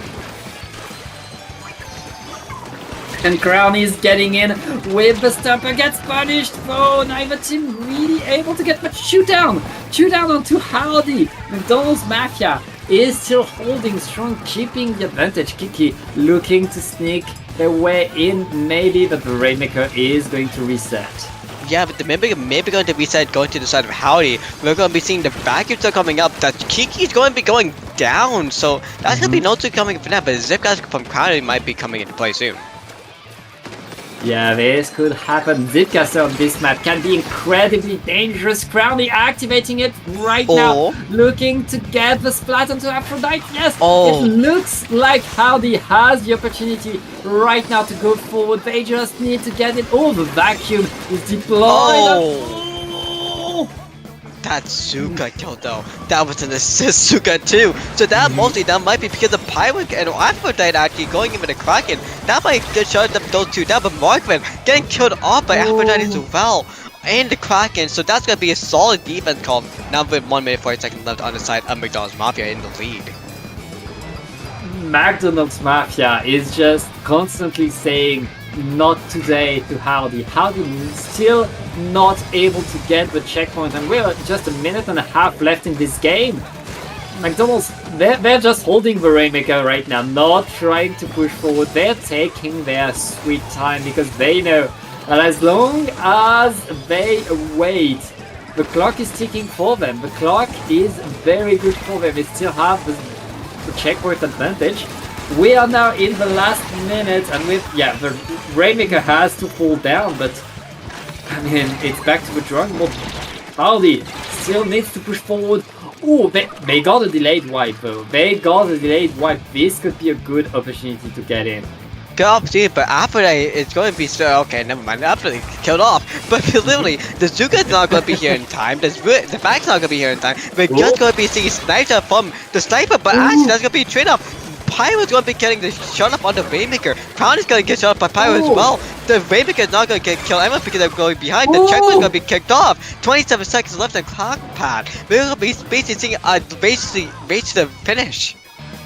And Pyro there really making everybody panic. Crown is getting punished. The checkpoint is gotten but with just 12 seconds left for Howdy. Howdy needs to get that Reaper. They need to get it. Oh, they don't get the Reaper. They need to take control right now. Aphrodite activating the Kraken and just running for it. That's going to be a sweep for McDonald's Mafia. The Mafia has come to play, and Howdy is more like Sia or Sayonara, because that was that sweep. Even though it's a 3-0, it gave some damage because it was a 5-minute timer, but still. they just said see ya, and yeah, we see from the mafia they're gonna be moving forward, cutting off more of the competition. That was C2, you said, right? Yep. Yep. C Howdy was C2. Jesus, the mafia is basically going to be eliminating the whole crown. Isaac going to be fighting C1 next. Yeah. They will fight scene number 1 Tartarus, who are like very much used to creating lots of trouble in paddling pool. But Joy, and we will not be the ones to cast that. It's time for us to say goodbye. Yeah, it's time for us to say goodbye, take a nap, go to sleep, go out to do other stuff. Also, maybe to just set up for for sink or something, that kind of tournament. But yeah, because that's gonna be the end of our block. But Pat, where can they find you? Well, you can find me. It's written on your screen right now at PatterTom with underscores. You can find me there on Twitter and on Twitch, where I've started streaming recently.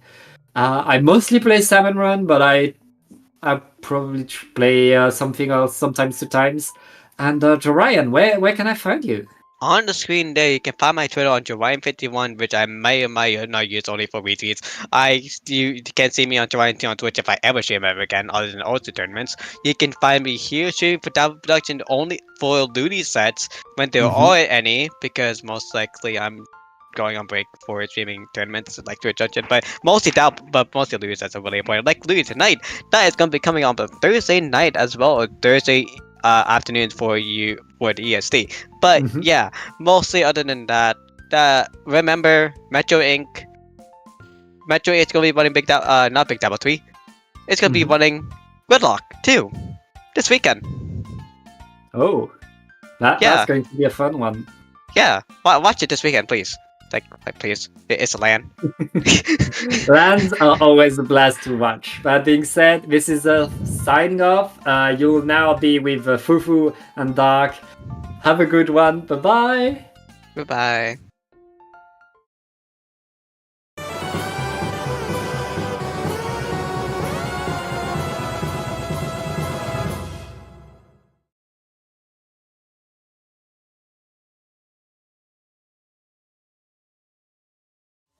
Introducing Rock Band, a premier Splatoon tournament featuring a unique weapon draft system.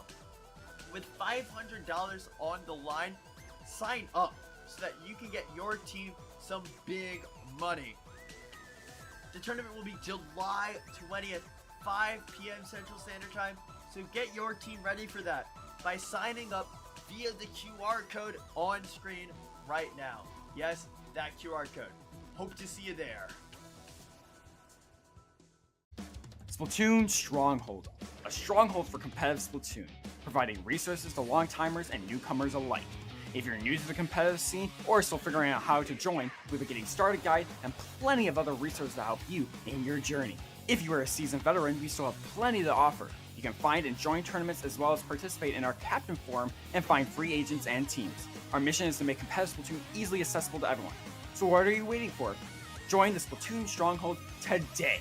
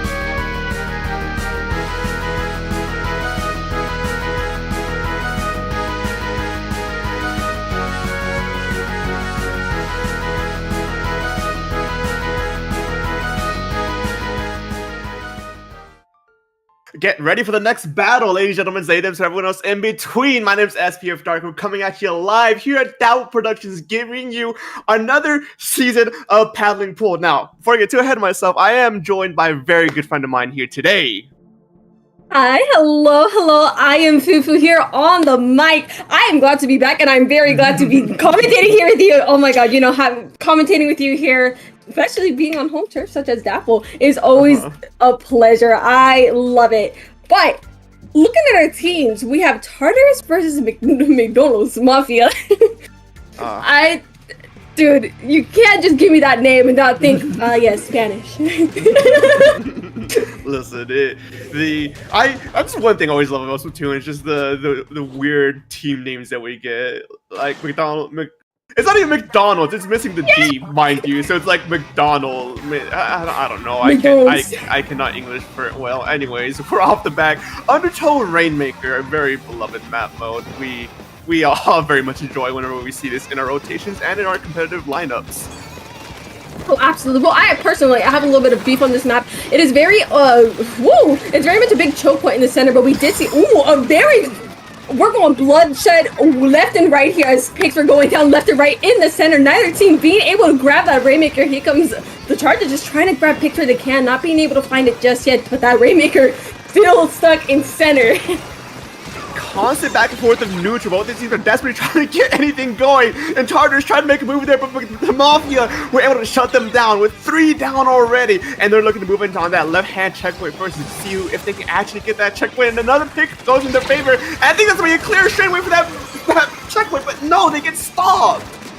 Yeah, and there's a lot of people down right now on the board too, just trying to get what they can on that checkpoint, grabbing it in the end, which was already a huge push here, especially considering they are the first team and only team right now to be getting this checkpoint right now. The back's coming out, just that back is doing wonders for what it was, but Mafia is definitely getting collapsed on here as their members go down, and that is the end of their push, being stopped at 42. Wait, but that not be it though, as we have one in the back line. The Rainmaker's unattended. Can they get away with this? And they get away with it! Oh, they were smart enough to have someone standing in to watch again, just in case something like that would happen. That was almost disastrous for Tartarus right there. I wonder if they swam a little bit slower, just like didn't make any noise. They might have been able to get away with it. But yeah, Yoshi was definitely there to try and stop that. But they were able to get a couple more points, which, depending on the states of the game, can go a long way, depending how the events unfold here. But Mafia is absolutely going ham, once again pulling a 3-down scenario towards Tartarus. They are not here to play around as picks continue to go on the board, and that cooler out, they have the energy to go. Mafia just showing no signs of slowing down, but just like that, as we're speaking about their great momentum, 3 wipeout for Tartarus. They have the power to just go and get that first checkpoint ripped off immediately, and are looking to contest this to see if they can get this lead as fast as they go. Looking to try to go for that right side ramp, but the back has got to go slow them down, and they just barely lost the lead, and they're still going and going and going. They're not playing around they just moved that. I saw them going towards the right ramp, and I was like, oh, they're gonna go for fast points. They're gonna go points, and they brought it all the way down to 6. They did. Whoa, that is a really good double pick from the Rainmaker right there, but they definitely did not let the 31 points stop them from going forward here. Tartarus absolutely coming back with that score point, but we do have 2 minutes left here on the clock, so anything can still happen. Anything can still happen, indeed. I was gonna say earlier that first checkpoint going down for the Mafia, they were able to have good tempo control, being able to dictate what's gonna happen for the remainder of this match. But no, Tartarus just comes in running and gets it all the way down to 6. That's a weird near knockout scenario. In order for Mafia to actually win this game, they might as well get that a knockout. That might be possible here as they're looking for the right hand checkpoint, the right hand ramp. The Rainmaker's going in, Packers out. They have tactical at the ready, but no, Tartarus is there to stop them right in sight. Yeah, it's just going to be a little bit of risky here for Mafia. Oh, an excellent bomb, but that is 3 down on Mafia right now. Tartarus being very adamant on keeping that score in their favor with the wipeout to call for it as well. Just look how quickly they're going in, moving that Rainmaker into Mafia's base. Just, anything could put them at a disadvantage, and I love to see it. Holy crap. These team fights are just constantly, it's a raging storm out there with how fast these teams are taking these picks, how fast they're moving on each other to get these trades. There's just constant back and forth fighting, and with the Rainmaker now in Tartarus' hands, Mafia is looking to try and see exactly how they can get that out with the Trizuka to the face!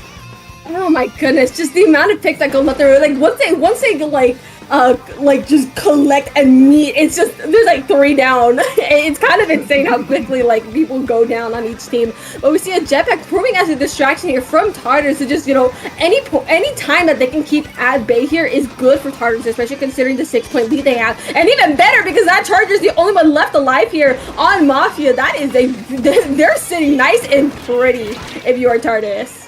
Yeah, so definitely Tartarus has the majority tempo control right now. They have to just make sure that Mafia can't get past mid, can't get past with that Rainmaker. And with that Rainmaker in hand from Tartarus' side, they're just looking to try and potentially stall this out for as long as they can. With the final 4 seconds, the Kraken's going to try and contest there. And they do manage to drop that Rainmaker before the timer ran out. We're in overtime right now, man. That means McDonald's Mafia has less than 30 seconds to get this all the way down to the final checkpoint. Oh my goodness, yeah, this is basically the last I think that is a shark from Aloha. Are they gonna be, do we have a lot of members like sharky right now? They got that a sneaky tri-slosher. We love to see it securing the win for the first game.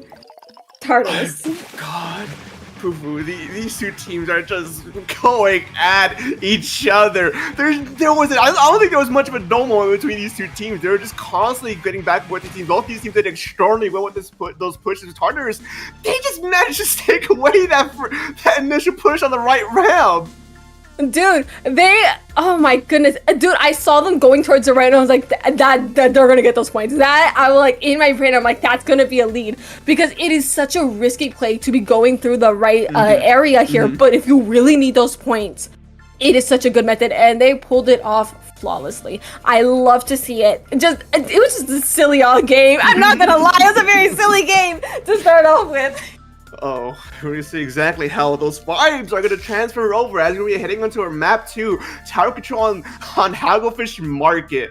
I don't really know what the general consensus of this map mode is specifically. I personally really like it because I think the checkpoint contentions are really good for fights and just very well like all around. I generally enjoy this map. It's a fun map. Well, this is from a backline speaking. I can't sign too much because obviously the backline likes Hagglefish Market. I mean, who's surprised about that? I think the big thing that you have to worry about on this map is, I believe it's that second checkpoint. The checkpoint that's underneath the window. That is such a crucial moment. You can get past that, you are in for an abundance of points because, you know, everyone's trying to get that. You have the enemy team coming from the window from the top. Is like, oh, air support. If you can get past that, you're pretty much smooth sailing. A lot of this map mode specifically really boils down to how well you can control that second checkpoint, because whoever gets that second checkpoint first really has a good majority of tempo control for the remainder of this game. So it's not gonna be about how well you can. It's gonna be a mixture of both of how well you can push the enemy away from that second checkpoint and how well you as a team can hold that second checkpoint. And of course, as you mentioned, backline players love this map mode, this map specifically. So we'll see. I'm sure enough to see a pencil right there on one side, as well as a heavy and an E-leader on the other. I love E-leader! No, the interesting thing is they're playing V-leader and with Respawn Punisher, which is, I haven't seen that since the beginning of Splatoon. C-leader came out, that's usually, you know, E-leader players' first pick here. So I'm very interested to see how, like, they're going to be using that here. But E-leader gameplay, who am I to complain? I'm just saying. Oh yeah, it is. We're seeing already that E-leader being put to work. 2 players on riding the tower, leaving only the shot to try and clean up, to try and take area, take potentially zones and just whatever. But no, the tri-slosher from out of nowhere gets a double kill and just completely halts that push. Oh my goodness, we love to see the doubles here on the field. And this blaster all the way to the ramp, just pressuring this crowd, not allowing them to use their special to full extent. Doesn't matter, Punch is able to get a pick anyways. They're already on it. And with the first checkpoint out of the way, wait, did they get the checkpoint? Yes, they did. Out of the way, we're going to be smooth sailing here, but that tower is left here at 55. But a checkpoint is a checkpoint, and we take these. We take these. Yeah, no, that first checkpoint pretty much is. I like to think that the first checkpoint pretty much is a sort of mini freebie. You know, you can give that away and not really lose too much. But I was saying earlier, that second checkpoint is gonna be the one that we really got to be contention of, and we gotta be very much aware of, because once you hit past that second checkpoint, it's not that far away from the third checkpoint to the final checkpoint. So players gotta be very mindful as to, if you're defending on this, to not let them get that second checkpoint. No, absolutely. I mad agree right here. But ooh, it looks like the members of Mafia are being staggered here. 2 of them going down, and with a third one to count for that as well. Todders is looking at a potential push here. Yeah, definitely so, with that cooler coming up and out. Cooler on both sides, actually. This tower has every potential to move. Oh, they're just trying. Yup, that leader is gone. And that is a crucial pick here to just relieve so much pressure off of Todders' back, even if it means losing one of their members in the process. The Inkjet was running distraction though, because now we have that bubble on tower, Crab Tank on mid, and now Tardis is looking pretty with their momentum right now. 2 players are constantly applying pressure to the remainder of the set, and they're already at that second checkpoint, farther than the Mafia did on that first initial push. And now with the heavy edit and the Elite contestant looking at that tower, it's just not enough though, as now that second checkpoint is gone. They're in danger territory right now. Oh my god, Tartars and these comebacks, they lock in by halfway through the map. Oh, that bubble did not activate in time. Unfortunately, getting caught in the middle of that, but Aloha coming in to, make it up here, grab a kill in the process. Coolers are coming out again, and Tartars still has so much pressure on the field, and I love the placement of this pencil, just going in to just make more turf in the base of Mafia here. It makes so much more way for their teammates, but they're going to be going 2 down. This might just be the end of the push if Mafia can follow this through. Very well defense by Mafia. I've managed to finally flush out Tartars, and now things are resetting back to neutral. Tartars are looking pretty right now with 19 points remaining. That's that third checkpoint unlocked if you can get that through. And right now it seems that Tartars are desperately trying to make any plays that they can, but it's gonna backfire on them as 3 go down. Mafia has the manpower advantage right now as they're slowly pushing up. As I say that, these teams are just constantly getting these back and forth trades. Once one advantage in this game is just instantly washed away. Dude, after that, it was not playing in. Found themselves in a bad spot. They found themselves in a bad spot, cracking, and just made so much more space, or just stalled at least enough for their teammates to get back here. So they are already reaching where that first checkpoint is. And oh, excuse me? How'd you live that? That right there is what we call a weapon differential, man. There's nothing that Blaster could have done than hit the 1 in 100 direct shot right there. And the heavy edit is still holding ground, finally going down with the trade against the Tri-Saucer. Mafia is not sitting around to play, but they get wiped out by the Crab Tank. Just like that, the tides have shifted. A wipeout is all you need to turn these tides, and turning it they are. The tower slowly making its way back to center, but Tartars, they made absolutely no ways to get mid covered in their turf here, but that might just be turning around. We are seeing 1-for-1 picks, 2 down on Tartars, leaving just their pen to defend here on the tower. They're basically, their supports are left defensive for themselves right here, as the rest of McDonald's Mafia, I think, is going to be slowly trying to make their way in here. As we march into the final 30 seconds, Tartarus has a very large lead there. They have such a good tempo control right now that they can choose to either play really aggressive to make sure Mafia can't push forward, or they can just play back, play defensively, and just stall out Mafia as long as they can. 50 seconds remaining, 3 players down for Mafia. Tartarus are just looking good, and they're looking to probably just try and up the stall the remaining of this time, with Bubbler going out. The 2 players going down, so I don't even know what. I think that's gonna be game set right there for Tartarus. It might just be, give it a sec, that is game indeed in the favor of Tartarus. Oh my goodness. Dude, Tartarus, they're kind of crazy on the comebacks. The other team gets a pretty big score lead, and they turn this around, and they push that even further. And we saw that both of these games. These guys have last-ditch effort built into their souls.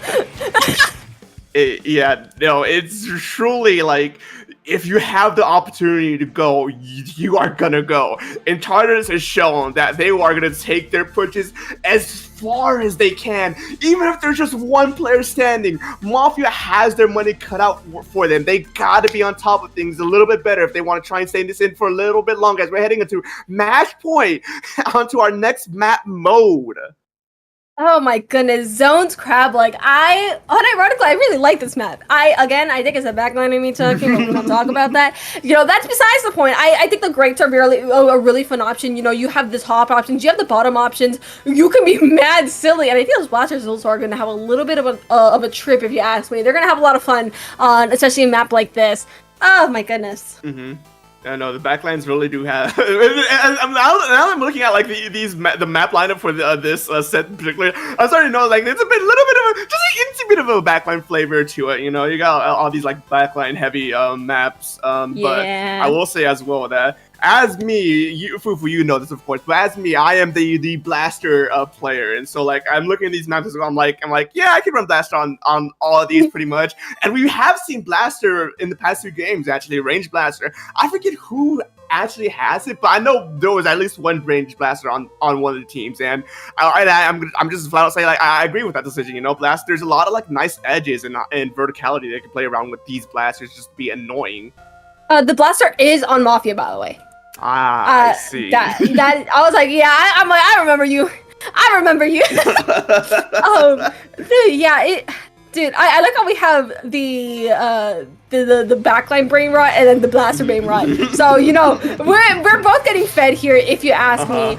Ah, my goodness, that pencil is gonna return out, which makes sense. It's zones, and that blaster and leader also gonna be making its way out again. I mentioned very interested to see it's interesting to see that edit and back and leader combination. So they gotta play for those picks, and I'm excited to see how they're gonna bring this out. Yeah, no, those picks are gonna be vital for Mafia, because comparing the comp to Charters has a very paint heavy comp, to the point where if you don't have a 1-man, 2-man advantage over the other team, you just can't contest any of them. And already Tartarus are having a delayed wipeout off the bat, already have zone ticking, and Mafia are struggling to try and contest all that painting power. Look at the paint difference just from that overhead.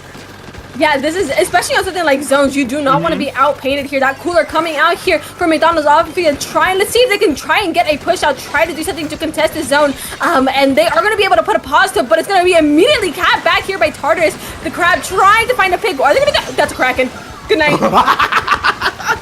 Oh, the tried and true. What was once the Clan Blitz hater, now is just a skirmishing hater, as no one wants to fight against a Kraken. But just like that, sides have shifted. Mafia finally has control over zones, as now Tartars are put on the back foot as they're trying to see exactly how they want to contest this retake, and they get one pick. He checks out. We're trying to get another bubble used to try and cover even more, and just like that, the zone is flipped without even having to take a pick. It's the paint power. There's just like an insane amount of paint power can do a lot for the zone, because they have Pento on the paint. They have an incredible painting weapons such as Splash and Junior, and Tri-Slash is obviously going to be Tri-Slasher here. But on the opposite side, you're counting a lot on those picks to get that advantage, because you have a paint heavy weapon such as Blaster, and Leader obviously only paint so much, and their main paint is Splash, but they're gonna get that man advantage anyways. We blink and suddenly it's a wipeout. They're gonna absolutely waste no time. Look how quickly they're going in to move in and just make some more pressure, do what they can, taking a little bit of family photos, but that lead is now in their favor. Most definitely, and this is exactly the situation Mafia wants to be. They want to be trying to deny Tartars as much as they can, as getting these picks as often as they can, just so they can't contest their painting power. But it just may not be enough at the end of the day, as Tartars just goes in, ignores the enemy team, and gets zoned recap. But just like that, 2 go down from each side. It's just a constant fighting back and forth. It's hard to say exactly who's gonna come out on top with a nice shot with a pencil. Oh my goodness.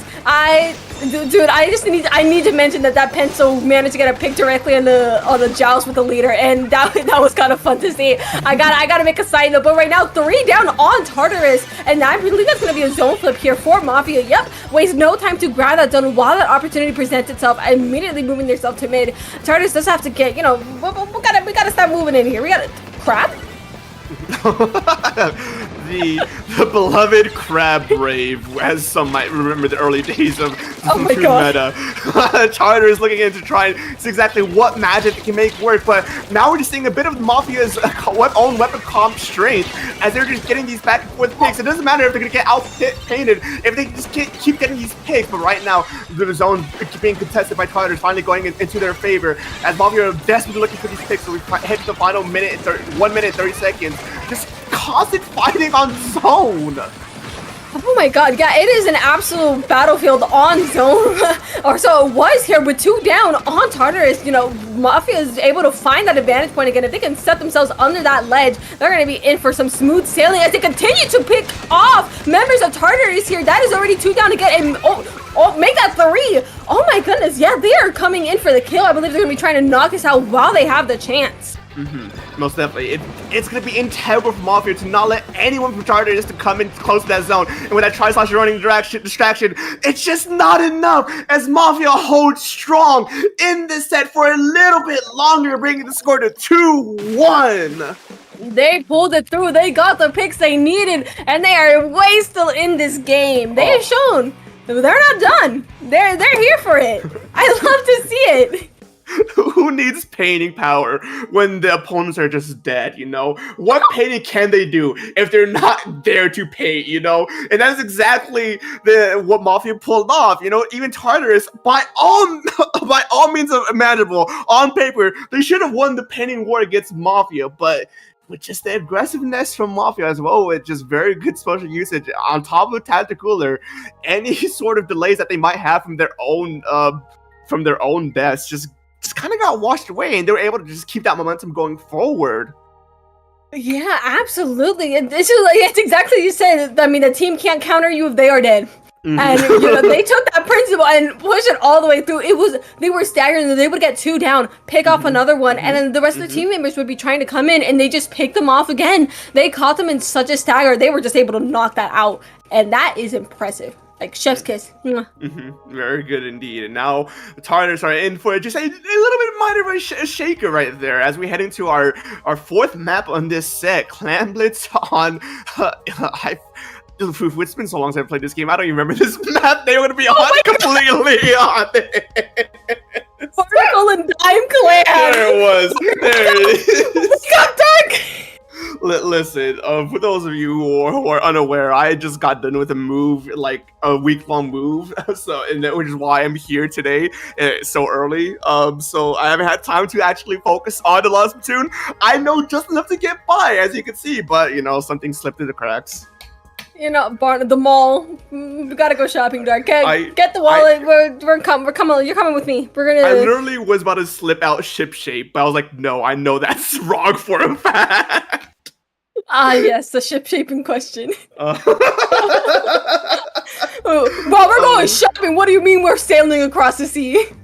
Boats. Anyways, we're heading into our 4th still match point for Tartarus, as we can see exactly now what adjustments they're going to be making, but I don't think I see any adjustments on either side. They're still rocking the same weapon comms to see exactly how things might change about, at least gameplay-wise, as we're now on Clan Blitz. You know, don't fix it if it ain't broken. Both of these teams are following it through. Tutter is pretty confident in the fact that they might be able to win with that comp as well. And same for Mafia. Both of these teams making their way to center, trying to find those picks. I love it. Those splat bombs immediately coming out. It will never not be funny to me. The Crab trying to find a pick, almost having that guy is so chipped. It's not even funny. How is bro alive? I'm not even gonna question it. We love Crab Tank for as impressive it was. And you swear, whenever you play this game, you hear all about how Crab Tank's so good and how it's broken, whatever. But whenever you try and play Crab Tank, it just does nothing, you know. And I think that's the heart and soul of this game that everyone just can truly attest to. As both these teams are now just continuing fighting over mid, but Tyler's being forced on the back pedal.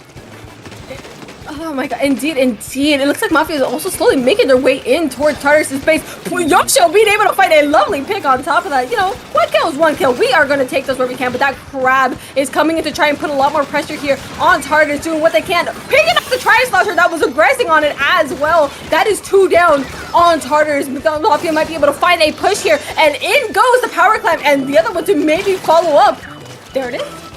I just want to point out that it was the E-Leader first who went up to put that power clamp into the basket before backing away, which I gotta back. Like, I love that. I love that. Send in your backline first. What's the worst that's gonna happen? And clearly it worked out, since now they're sitting at 60 points remaining, as they're now actively still contesting mid over what should have been a proper reset. Fine, I'll do it myself. Oh my goodness. A 3-player collapse on 1 player is also really funny here. We are seeing, oh, you're a scope! I love you even more! Sorry, I had to point that out. Oh, I don't think I even had the time to process which E-Leader it was, you know? I was like, it's E-Leader, whatever. People will get their food and whatever, it's fine. But now that I'm seeing it's Scope, like, yeah, now Fufu's really eating. Yeah, no, I love Scope. You're a Scope player, kisses. Anyways, the game moving on. Tartarus is getting a lot more space in the middle. They might be able to make a pick. They are going to be moving along here if the opportunity presents itself. Just trying to find those last players. Aloha being able to take a pick of the blaster as well, which is huge right now if you're a Tartarus. That first power climb going in, take him, put that bubble in. I respect it, and some more picks to go along with it. Get those points and that lead. Oh, a lead game for Tartarus, but it may not just be enough, as just one power climb and some extra change from Mafia just instantly steals that lead away back onto their name. But as things are resetting back to neutral, Mafia is down a delayed third, potentially a fourth here, as Tartarus has such a strong hold over mid that Mafia just can't tech the recovery. They can't get back, and now with the power climb back in Tartarus' name, they're already contesting another push. Yeah, and I think it's another power climb coming in. The Penny coming in to try and put some more points and doing it. So bringing the score down to 15. They do lose 3 members in the process, leaving their backline to fend for themselves. But that is an incredible push right here for Tartarus. But Mafia is going to waste absolutely no time to move their handies into Tartarus' base here. I witnessed the soul leap out of that pencil's face as that spot ball just came out of nowhere. And just in the midst of that chaos, Mafia got a power clamp. They're getting clamped, and with a crab pick out of nowhere, they get 1 pick, potentially a 2nd pick right there, as they're just constantly pushing Tartarus back even further and further. Oh my goodness, they might just be able to get this lead. They might just be able to knock this into the... They are at 1 point. Excuse me, that opportunity for Tartarus still presents itself. They do need around like 2.5 power clamps to take this lead back, but they have to knock out if they want to win this. McDonald's Mafia coming in with an insane push right there at the end. Picks are going out on... hello? There we go. It's just utter insanity by these two teams. They desperately want to try and close out this set here or try and stay alive for a little bit longer. And Mafia are just having 1 point remaining. They gotta hold as much control over mid as they can if they want to try and stay alive for just a little bit longer. Tartarus are now putting back foot as they're hitting the final 20 seconds of this game. Power clamp in their hands. They have such a good clam economy that honestly, all they need to do right now is just stall out as best they can. The more they hold on to clams, the less Tartarus is going to have in their possession here. So I think grabbing those clams is a pretty good idea if they can stay alive here. With only 2 seconds left on this clock, they might just be putting this in to finish it off. And even who's ending the game got a chance for overtime. And Donald's Mafia might be coming in with a comeback. This might just be a reverse sweep. Oh, comeback nation. The comeback nation, we love to see it. I am, as I've said multiple times already, I'm the man of the people. I'm the man for the entertainment. So seeing a 2-3 scenario here, I am all for it. Doesn't matter if I actually I'm trying to root for your team. I just want to see the numbers. I like the numbers. And now we're seeing a 2-2. This can go either way, and we're heading into Rainmaker Humpback Pump Track, which Fufu, backline player, what? See, I will not play Chargers on this map, but low key, I might pick up Wall String for this map. Man, screw all y'all. This map is such a playground. There are literal bumps everywhere. It is definitely. Yeah, it's a. Compared to the rest of the map in Splatoon, they're much more, they're longer, and this guy is just a whole. This guy's wide. This guy's a whole circle. Like there's bumps everywhere. You think you're on stable ground? Wrong. Let's go gambling. Yeah, truly. Gambling is gonna be at its finest here, especially with weapons like Slosher and Blaster around in these weapon comps.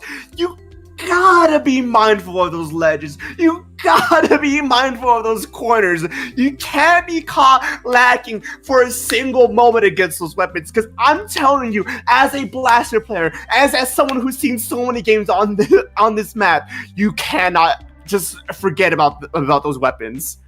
Absolutely not. Also, it's just the fact that this map is also just fast-paced. You think you're safe. You're not safe until that Rainmaker is in this pedestal. Oh my god, these maps are these guys are already crazy. I'm already half losing my voice. You hear this? It is definitely. I don't got a bit. I don't got a bit. I got nothing. I'm out of gas. Anyways, we're heading into our 5th game. Match point for both ends. This could genuinely go either way, but both teams are actually sticking with their guns and still containing a comp that they're somewhat still relatively familiar with, only with the Editor being exchanged for the Charger. Yeah, that could actually do wonders here on those choke points. The choke points here, especially on that checkpoint. Hey, it's the morning. Cut me some slack here. Cut me some slack. Whoa! Oh, this is cutting some slack indeed. A wipeout for Chargers as they're already at that first checkpoint. Crab looking to get any remaining members trying to re-engage off that initial wipeout. That Rainmaker is just going forward. A strong start. 25 points remaining within the first 25 seconds of this game. You can't make this up. You can't make it up. And with the glorious wipeout just all the way down to 25, Tartarus was not playing around with that first push, but now it's McDonald Mafia's turn to try and take things back here, using this Rainmaker to make a little bit of space, but just the constant pressure from that Pencil. Pencil's like, come here, come here. Oh, and in the midst of that, I don't even know how that Tri-Slosher got in the back lines, but they were already threatening the Rainmaker from behind. And just like that, Rainmaker ended up getting dropped. Mafia having to force to regroup, reconcile, and just see exactly what's going to be happening next in their next move. As 25 points remaining off your enemy team, that's not something you got to be taking lightly right now. And as we've seen in games past, those strong openings is what Tartarus has been known for. And from this point onward, Mafia has to be the one on the aggression to make sure that they can't just stall out the remainder of this game. Yeah, honestly, if Tartarus, the longer they can keep that checkpoint from Mafia's hands, the more smooth sailing there. That was nasty! That was a nasty back! Just out of nowhere, the ink bag just dropped behind you and just placed the nuke right at your feet. But I don't think that was worth it in the grand scheme of things, since Tartars are still have majority control over the Rainmaker. Mafia can't move in to try and pick it up, and they're just being constantly stalled out around that ledge. With the Crab Taker looking to try and remedy that, but no, it just wasn't enough. Oh my goodness, dude. I can't get over the nuke on them, just the pro just stopped. I was like, I can't, I'm not over that. But here comes the Blaster just trying to take these, just try to put a little more pressure on the edges. But oh my god, I love the use. I need to mention those use of Toxic Mist goes hard. It's so underrated. Toxic Mist is insane, especially on the little choke points and just moving people around. It's great. But it looks like Mafia is actually getting their footing here, being able to paint a lot of mid. Their opportunity might be arising because we also see that back up and ready, and never mind, Tri-Slosher. Let's go gambling! Once again, to Tri-Slosher out of nowhere, get to the back line behind the Rainmaker and managed to stop that push immediately, which should have been a very which should have been a very good momentum starter for Mafia. Just ended up getting shut down right then and there. Oh my god, yeah, no, it's got bomb. Just bombs. That's all. Do I have to say anything else, dude? The bombs are cracking in. This is just constant back and forth in mid. Tartarus has every opportunity to play a little bit. Ow! There you go. Has every opportunity to play a little silly because they have the lead. Mafia doesn't have the check yet. So they have every right to just run circles around Mafia, and the Rainmaker is still in their possession once more. They get to put all the pressure they want on Mafia if they just get them not to move. And people tell me that if they just get to sit nice and pretty, they might just go knock us out. If yep, go my Scarab, go my Scarab. This is a very dangerous territory for Mafia, as they're definitely trying to stop Tartarus from getting that final checkpoint. And with 1 minute remaining, these teams are just going at it from tooth and nail, fighting. They do not want to give this up just yet. Tartarus desperate to try to finally end this set, but Mafia holding on by a thread. 11 points remaining. That's a near knockout scenario. In order to try and even contest those points, they gotta be able to. They might as well have the opening to knock this Rainmaker down. And as they're heading in the right side, all the distractions on mid, all the distractions on the left side. It's only the Pencil able to contest it, and these shots are true as they stop that push. Oh my god, an excellent stop there from that Pencil indeed, but that Rainmaker might just pop into their favor, and they might just be able to grab the checkpoint, the opportunity. An extra kill on the jump on top of that, only 10 seconds left. As long as Tartarus can keep Mafia at bay, this game might as well be theirs. But with the Kraken coming out, just trying to find any pick that they can, they're doing what they can to grab that Rainmaker, grabbing it. Oh! Stopped right as that checkpoint was gonna be grabbed. Game and set for Tartarus. Oh, Mafia fighting into the very end. They try to play the hero and get that overtime victory, but it just wasn't quite enough as Tartarus held strong. Their aggression just mashed their defenses at those final moments, and they were able to just stop any disastrous overtime victories against them. Oh my goodness. Yeah, Tartarus, once he got that, there it is, the nuke. Tartarus' large push at the beginning, I think, was definitely a tempo setter from, just right from the start, because they were able to get to, I think, 25, around there, right off the bat, and then just constantly running circles around Mafia, not allowing them to get checkpoint, and so not even letting them at the final attempt. They did not get checkpoint the entire game, just constantly running circles and even finding the opportunity to push it down to 11. They were planning on going for that knockout, and they were really dominant over this match and taking the set while they were at it.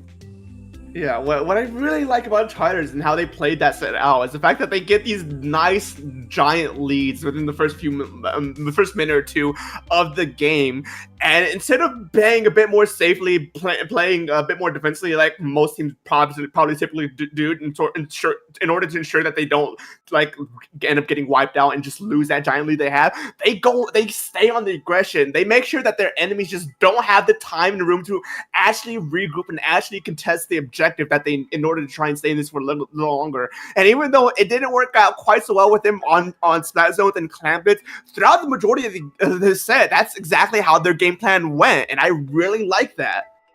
Dude, it was just constant, hey, we're here. Oh yeah, we're here again, by the way. Oh, you thought you got rid of us? Oh no, we're back, by the way. It was genuinely just a constant stream of their players coming in, and I think that's what made it so entertaining. I mean, you saw both of those. We were absolutely losing it at the silly plays that were happening on the field. But both of these teams are absolutely doing a stellar job at what they do. This is a pretty close match too here. Mafia almost coming in with the reverse sweep, but Tartarus being able to seal it right into place. These players absolutely amazing. Most definitely. McDonald's, as our heritage would say it, McDonald's Mafia did a phenomenal job today, putting up such an extraordinarily well-timed fight. They couldn't do it. They couldn't make it quite over Tartarus just yet, but they still did very well to make it this far and putting up such a large fight against them. Absolutely, just mad props from both teams. Just such an entertaining set. This is just the first game of our block too, so this is already setting the example of what's to come here. So we have a lot to look forward to here, but that is the end of the set, and that also means that is our break time here. We went all the way to game 5 right off the bat, but don't be going anywhere. We'll see you guys soon. We got more sets for you.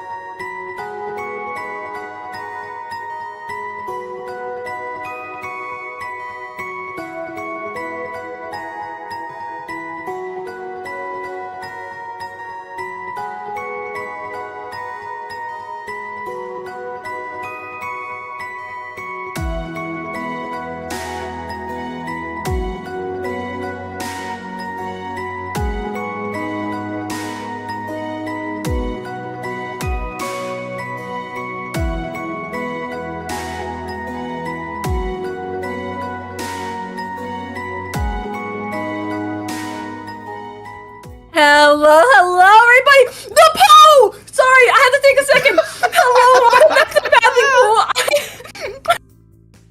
We are right back at you here with the next two teams. We have our set ready for you guys with Saniki versus Howdy, and I am joined here by the lovely, amazing, a good buddy of mine, Dark. I'm sorry, I'm gonna mispronounce Sanagi so many times in the midst of this set. I have no promises. Also, howdy, fellow Dark, to you, Lamau. Anyways. Wait, what do you mean, fellow Dark? Bro, your cousin just arrived. Can you read? I'm sorry. I cannot say the words I want to say to you on stream. Safety of the public internet. Anyways, we're getting ready for this next set of the day. We're gonna be heading over first off to Splat Zones on Mako Mar. I love zones and I love Mako Mar. That's all I can add for this right now. You're kind of real for that because honestly, Zones Mako is probably one of the most staple. I'll say it once. I've said it so many times, and I'll say it again. Splat Zones Mako Mart is probably one of the most staple maps we have in Comp Splatoon. Like that is your. You want to test the team's overall, skill? Put them in Mako zones. See how they fare. See, I was like, yeah, you should be good. Go, May Scarab.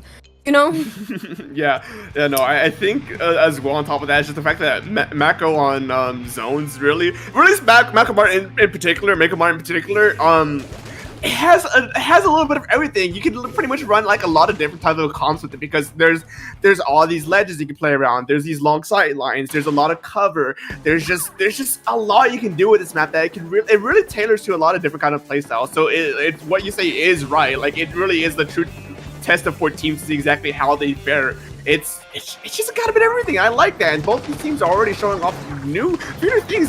That cow dick Deco immediately got deleted. Dude, it's the way you said it, bro. Got deleted. That's actually kind of insane. Only the Splatoon left to fend for themselves. And I'm actually unsure if they jumped out or not. But Howdy is seeing themselves at a really solid advantage right off the bat. Here comes the dip to try to pull some distraction and being able to find a lovely pick right off of it. But the Pants will come in. Ooh, that was a 2-for-1 special right there. With Sanagi leaving that zone contested but not quite capped. Let's turn that around. There we go. Leaving the score at 68 for Howdy. Now Sanagi now has the gas on their foot on the gas right now as they're with the dreaded Wob slowly encroaching on Howdy, creating space, creating pressure, forcing them to back off. But the Kraken and top of the Trizuka are trying to counter that, and one goes down on both sides. Both these teams are just fighting tooth and nail against each other. I can't even tell who's going to come out in this fight, but finally Howdy gets down, comes out on top with 2 picks of their own team as they're trying to push in forward slowly but surely. Yeah, being able to recap that zone on top of them, most of it now in their favor here, taking complete advantage of this. Well, I believe they're going to be trying to get that Zuka, just trying to pick off who they can the second they come into their sideline. So I like that play from the shot, which is, look at that, just in waiting. Yeah, no, these teams are just hey, what I was gonna be so mad if that Zuka shot hit someone. Luckily it didn't, but unluckily for them, Saniki now has the advantage right now. I want you guys to look at the score right now. 1 point difference between these two teams right now. Screen looking out. Trizuka out once again. 2 down for Howdy. Things are not looking good for them as another goes down. Yeah, just they literally gave the Kraken a love tap right there as they took the other player down. Like I think the Kraken just saw it coming, but they're going to be going down anyways, but not without a fight. Taking a trade on that. But Sanagi seems to be done with their penalty points as the score continues to pull down, but immediately coming in for the contest, Howdy, and you have a member trying to come in. There's no way. They got away with that for a split second. These teams, it's just back and forth trades. I don't think any one of these wants to lose this game. Lose this set here and now. Losers round 6. This is a best of 3, first to 2. So really, this first game is going to be integral, to try and dictate how the remainder of this set's going to go out, as these teams do not want to be eliminated right here and now. They're just constantly vying for control. Just Howdy barely managed to get able to get control here as things reset back to neutral. Sanagi now being put on the back foot. If we stopped playing Splatoon long ago, we're playing Team Deathmatch at this point. Holy crap. But just as I'm saying that, Howdy being able to take that lead now, remaining for the last 20 takes to knock this out right now. Sanagi does have to go just about now. Oh! an excellent duo. What an excellent double right there. Being able to contest the zone, but it doesn't matter too much with most. Wait. Dude, this shot. This warrior right. Oh, that Howdy was betting it off with that shot to try and stay alive for a little bit longer so they can recontest, and maybe even to get that just like under the nose knockout, but just wasn't quite enough.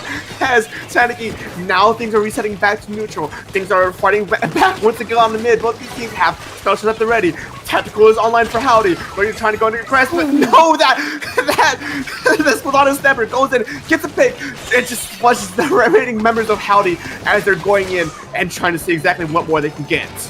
Yeah, they're going to be having to hold this for a good, like, 30 seconds right now. If they want to try to take this down to the knockout, they do have to go just right past those 4 points. Not quite knockout territory, but just close enough will get them something close to a win here, as they're 15 ticks away from... Ooh, an excellent pick right there. They are 15 ticks away from finishing those penalty points. And dude, these teams, they're so silly.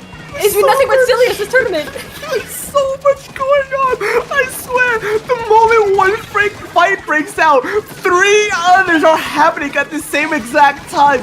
These teams do not want to let any advantage to go to the other, as Howdy now has advantage. 50 penalty points remaining, but they're sitting pretty with the 4 points remaining on their actual scoreboard. Saniki are looking to try and see exactly what specials they can build up for as we head into the final 10 seconds of this game. These final 10 seconds are crucial to try and see if they can stay this game along for a little bit longer. Ingzuka goes out. The Gal goes to try and harass the backline to do. On top of the Kraken and the Frenzy to kill her well. That's gonna be it. This first game going to Howdy. Oh my god, a very silly game 1, but Howdy being able to bring this down all the way down to the 4 points and just constantly, putting those penalty points onto the opposing team just started to be crucial. That silly shot. That I'm not over that. Just the one standing soldier. That gets me. Oh yeah, I gotta give credit to that shot, staying alive when everyone else is just dead. It really is a Doomslayer moment at that point, just fighting off the hordes of demons, trying to see how much longer you can stay alive for your group to recontest and regroup. A wonderful job by these two teams. It's just a pure and utter chaos. There was so much going on. I was having such a hard time keeping track of what was going to happen next, but what we do know is happening next is tower control on Hacklefish Market. If there's one thing we can predict, it's that map mode. The map mode is ahead of it's like if we just saw these 2 map modes in the last game. I just realized, we've talked about before how that second checkpoint is really crucial. You're able to get past that second checkpoint, you're pretty much smooth sailing right then and there.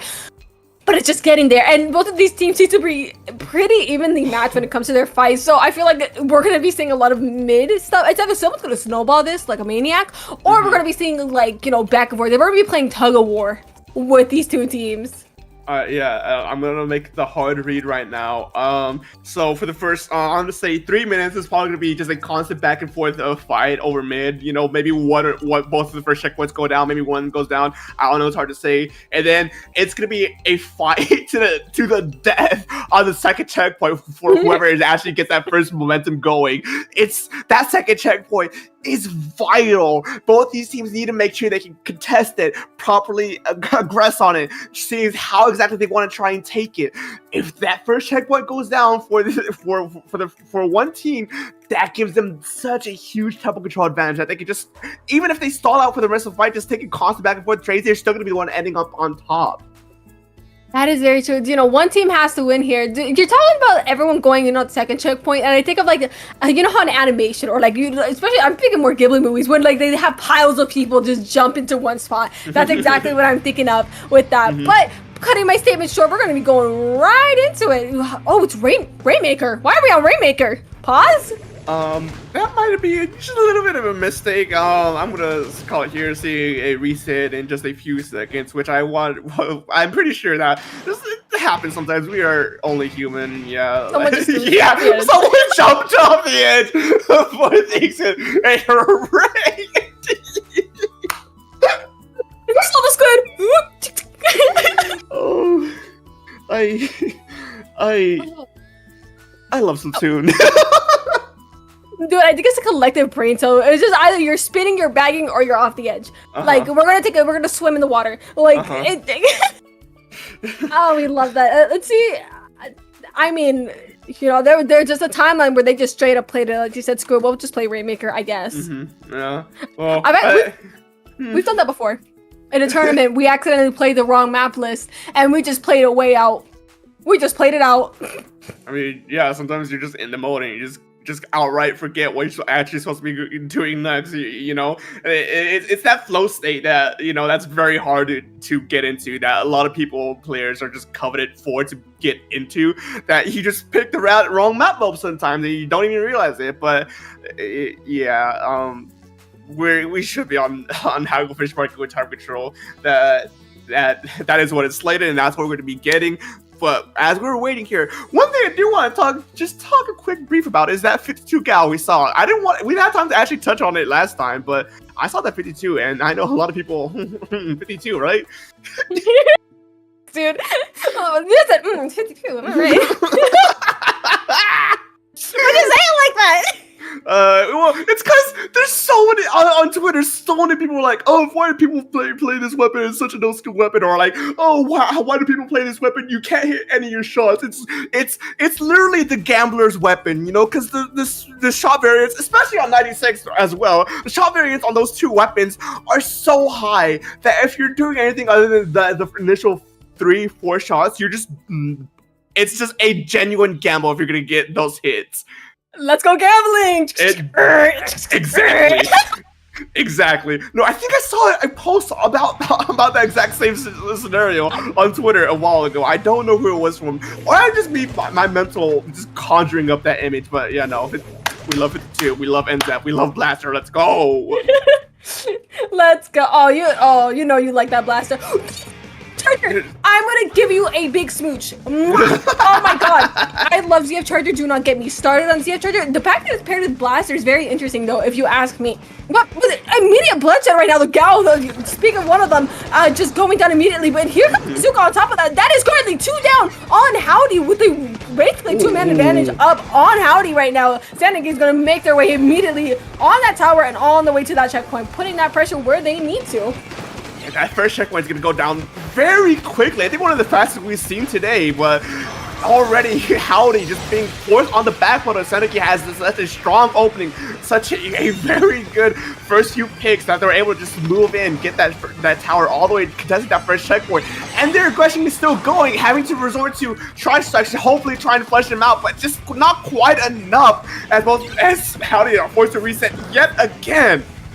Yeah, Sanity is coming in with absolute force. You know, they're not willing to, give Howdy a win that easily, especially because they're on match point right now. Remember, this is only a best of 3 right here. But Kurt is coming in, taking 2 down on top of that. Sanity forced on the return here. They're sent right back to their respawn points.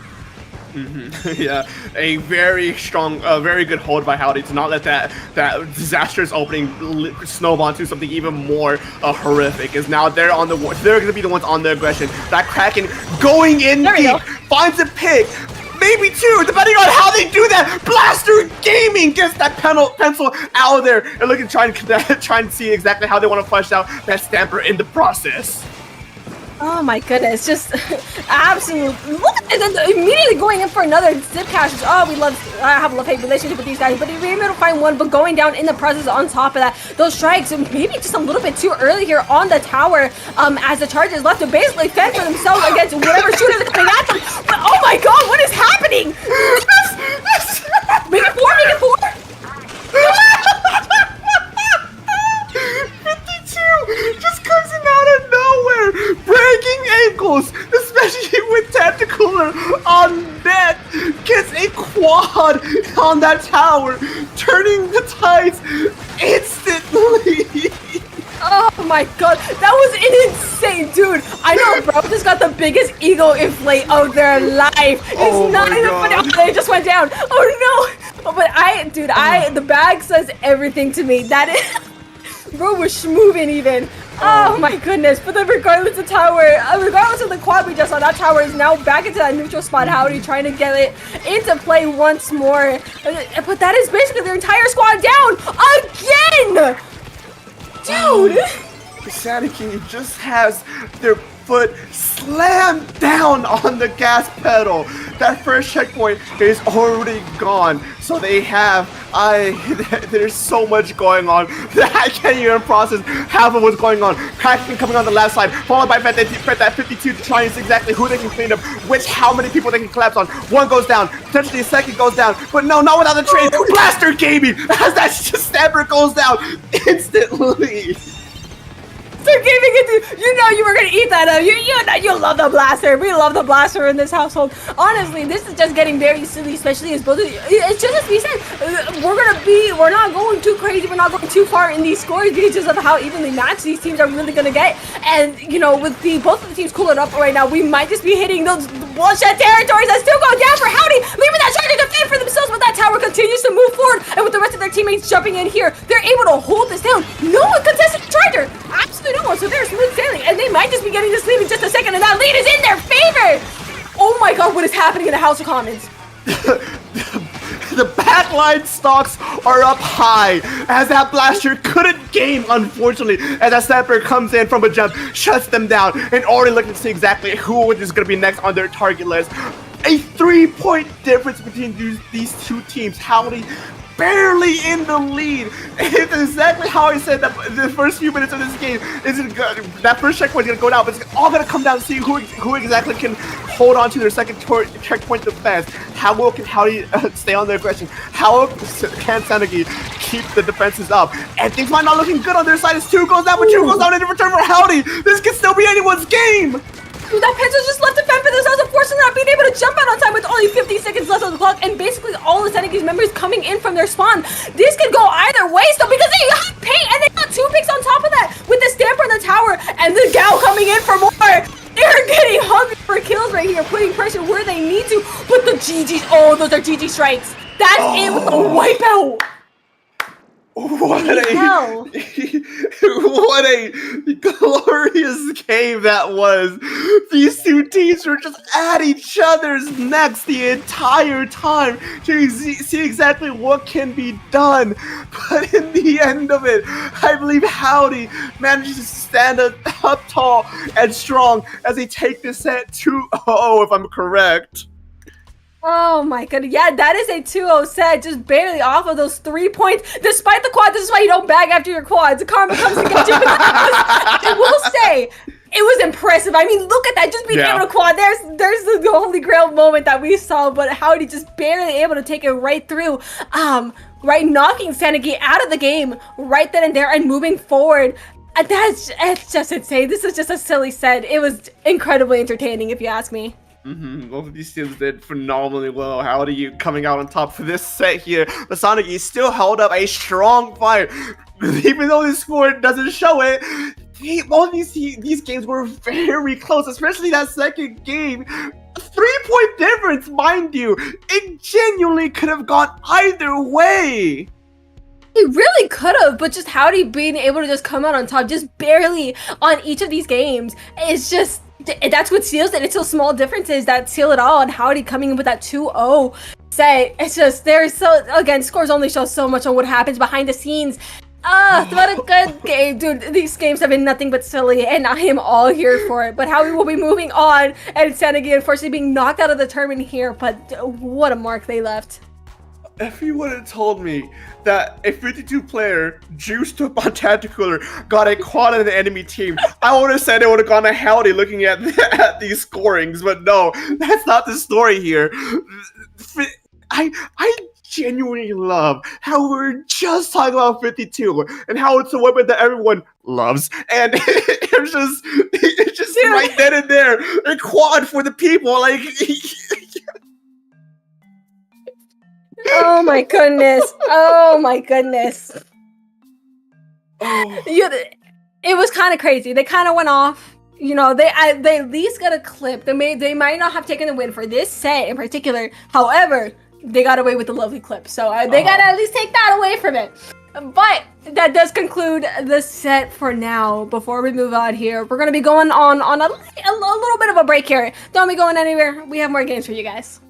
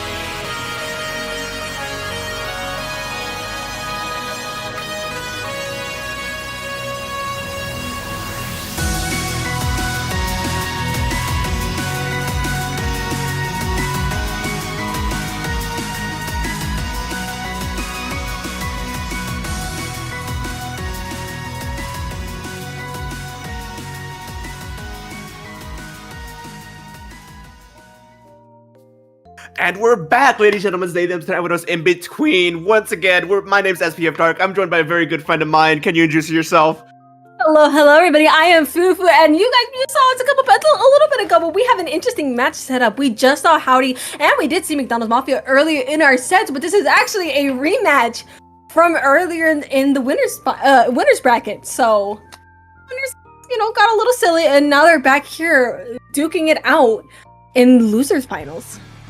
Go right in! Run back clam blitz. I think it's a very good mode to start out on. It's a very team heavy leader. I can't even. Oh, that's this map with the leader. We're about to see just constant across the map of fighting, but who's that dropping down the river immediately? That's a Squeezer, Lamau. For Squeezer behavior, to be honest, but the leader fight already coming out. I think they traded each other. I could be wrong here, but both the leaders are off the field already. With those positions, I'm pretty sure you're right. They might just be here, but already that is already 3 down on McDonald's Mafia. Are you? Oh, what happened? We blinked. And, an excellent pick there from that leader. Oh my god, I think the leaders are going to have an absolute field day right here, especially, considering the map that we are playing on, which explains why both teams have their own. McCrowny taking the shark right here, excuse me. There's no way this leader wins this. There's no way These teams, it's just instant aggression. As we mentioned earlier, they have seen each other earlier in winter semis, so they have already a bit of experience against each other, so know exactly. Maybe not exactly, but they have a good idea like what they should be doing to one up over another.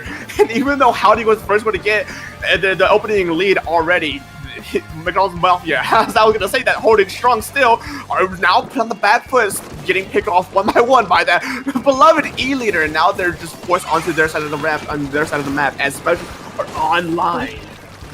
Yeah, we see Azuka already on the side of Howdy as well, trying to find a pick, not quite being able to find it right there. Actually, so that is actually 2 down on Howdy. Mafia absolutely retaliating right off the bat. Just Blaster Gaming.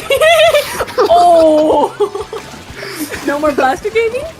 Oh, the Blaster doing a valiant effort to try to see exactly who they can pick up, who they can clean up, and try and see exactly how long they can hold off mid for as long as they can. But no, the E-leader doing work, holding their ground, the ramp, just seeing exactly who's going to be able to be first, crossing their sides. Someone in the corner getting that peek around, already stopping what probably could have been a very disastrous push. Just back and forth trades. Howdy 2 down yet again. Bonga's down a player.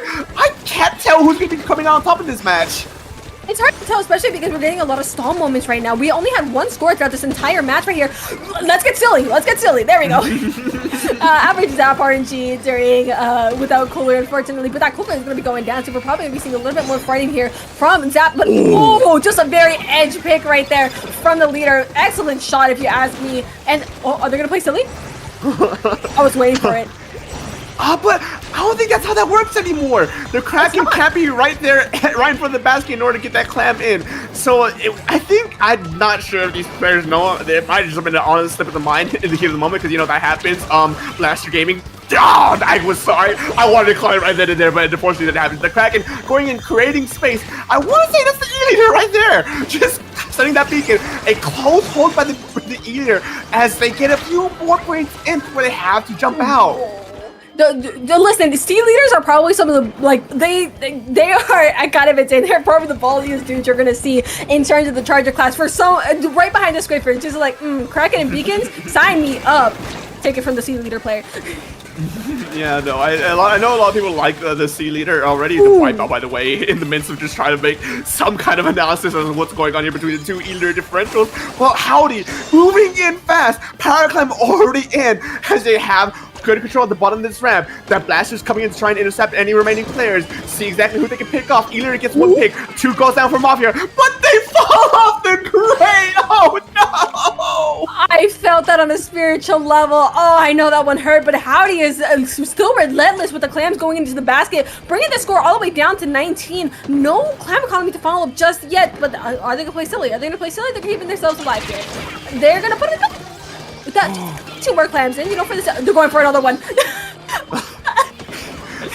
extending their lead as long as they can. And honestly, throwing in one or two more like last-ditch clams may not be for the score necessarily, but for just so that clam basket stays open for a little longer, just so the enemy team can't immediately go in and get that power clam dunk just as soon as they get that final player out of there. Means that they have to wait just a little bit. Nice shot, by the way. As these teams are now regrouping back to mid. Such a dominant lead from Howdy as we head into the final 30 seconds of this game. That flash is unfortunately gonna go down, but no! They get the backup! They have the backup! 3 are down for the Howdy as now McDonald's or Mafia are running in forward to see exactly how much they can get in on these final moments of this game. You know, they're going to be trying to push us as far as they can right here because Howdy's going to be coming in absolutely strong as well to defend their crown right here. And it's only points. Oh, it's only 60 points right here and a wipeout to call for it. That is going to be game here in just a second here for Howdy with that barrier closing right up. Howdy just went in immediately and are just putting up the pressure, not letting McDonald's Mafia any room to breathe whatsoever, constantly being put on the back foot. And when they do get that opening, it wasn't until the very end, where unfortunately as soon as they get a few points into their name, at least a few points on the scoreboard, they're immediately shut down. Just exactly that. And you know, Brightwater is also just a very silly map right here, but it was Howdy that was able to just utilize, you know, I think they had like 2 wipeout pushes if I'm not mistaken. I could be wrong on that. Probably. But I'm pretty sure. I know there was 1 for sure, but you know, I think that also helped pave the way for them and, you know, bringing that score. Although they even got ballsy and, you know, moved in and put some extra clams, even though they pretty much had a really solid lead there, which I can honestly respect. But we are moving on to zones. Ramen. We love ramen with the side of zones, anyone? I love ramen. I like both as the map as well as the meal. I love ramen. There's just I genuinely think this is probably, in my personal opinion, I do not speak for the entire community, nor do I speak for Dapple itself.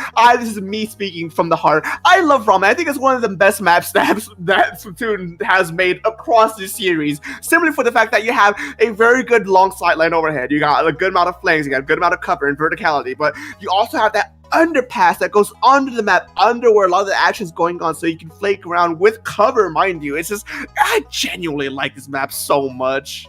It gives you so many opportunities to do so many things, and that's what makes it fun. And you know, it still has its open mid, but you have so many other options to go with, and that's what makes it just a beloved map, I think, for a lot of classes here.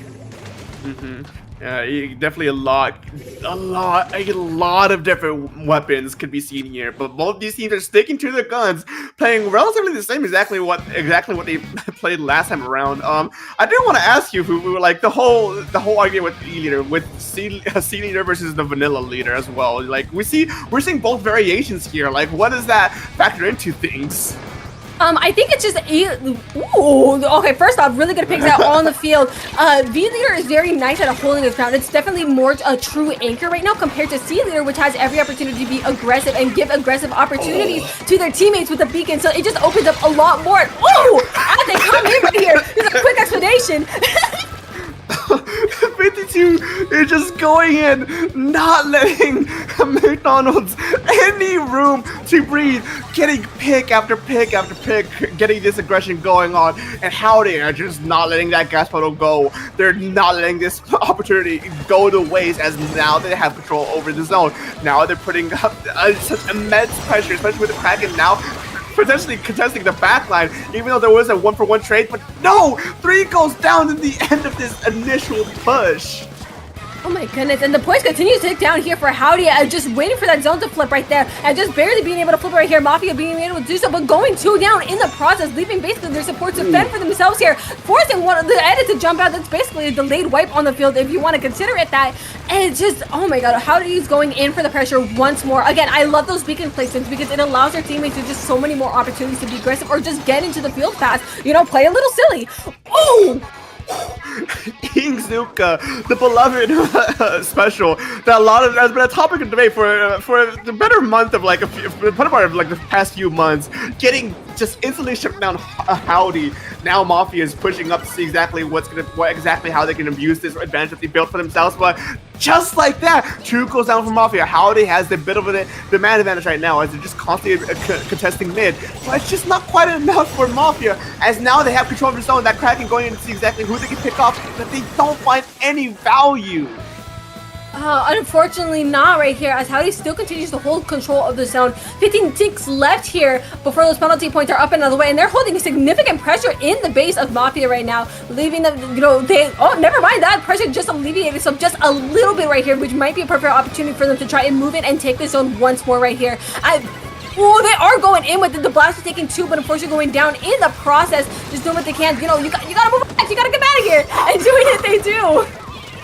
The shot, winning that 1v1 against, I don't even know who anymore. Looking for a second here as they're just constantly skirmishing, constantly fighting to see exactly who is going to be the one that can try and pick off in the midst of this chaos. E-Leader searching, fishing, seeing exactly who's going to be the one that can get their sights on. And that, unfortunately, gets just stopped immediately by what I want to say, just the problem in 52, just guess how fast they popped almost instantly. Oh my goodness. No, yeah, it is. We're seeing a lot of back and forth, a lot of bloodshed going out on the field right here. The cooler coming out for Mafia to just give them a little more opportunity to be risky here. Being able to take down that leader is actually going to be huge here if you're a Mafia. So much pressure off of their shoulders without a anchor looking over and having the opportunity to shoot you. And I love that.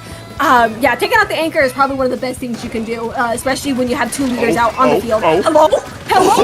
There's no way! The anchor taking out, just as you said, with a wipeout! Howdy does it again with the 52 going in gaming and just getting the quad. I don't think I was in trouble with the 52, but still a wipeout as they now retake mid, retake zone in order looking to see exactly who's going to be the one to look for as they try to get another pick yet again with that Kraken.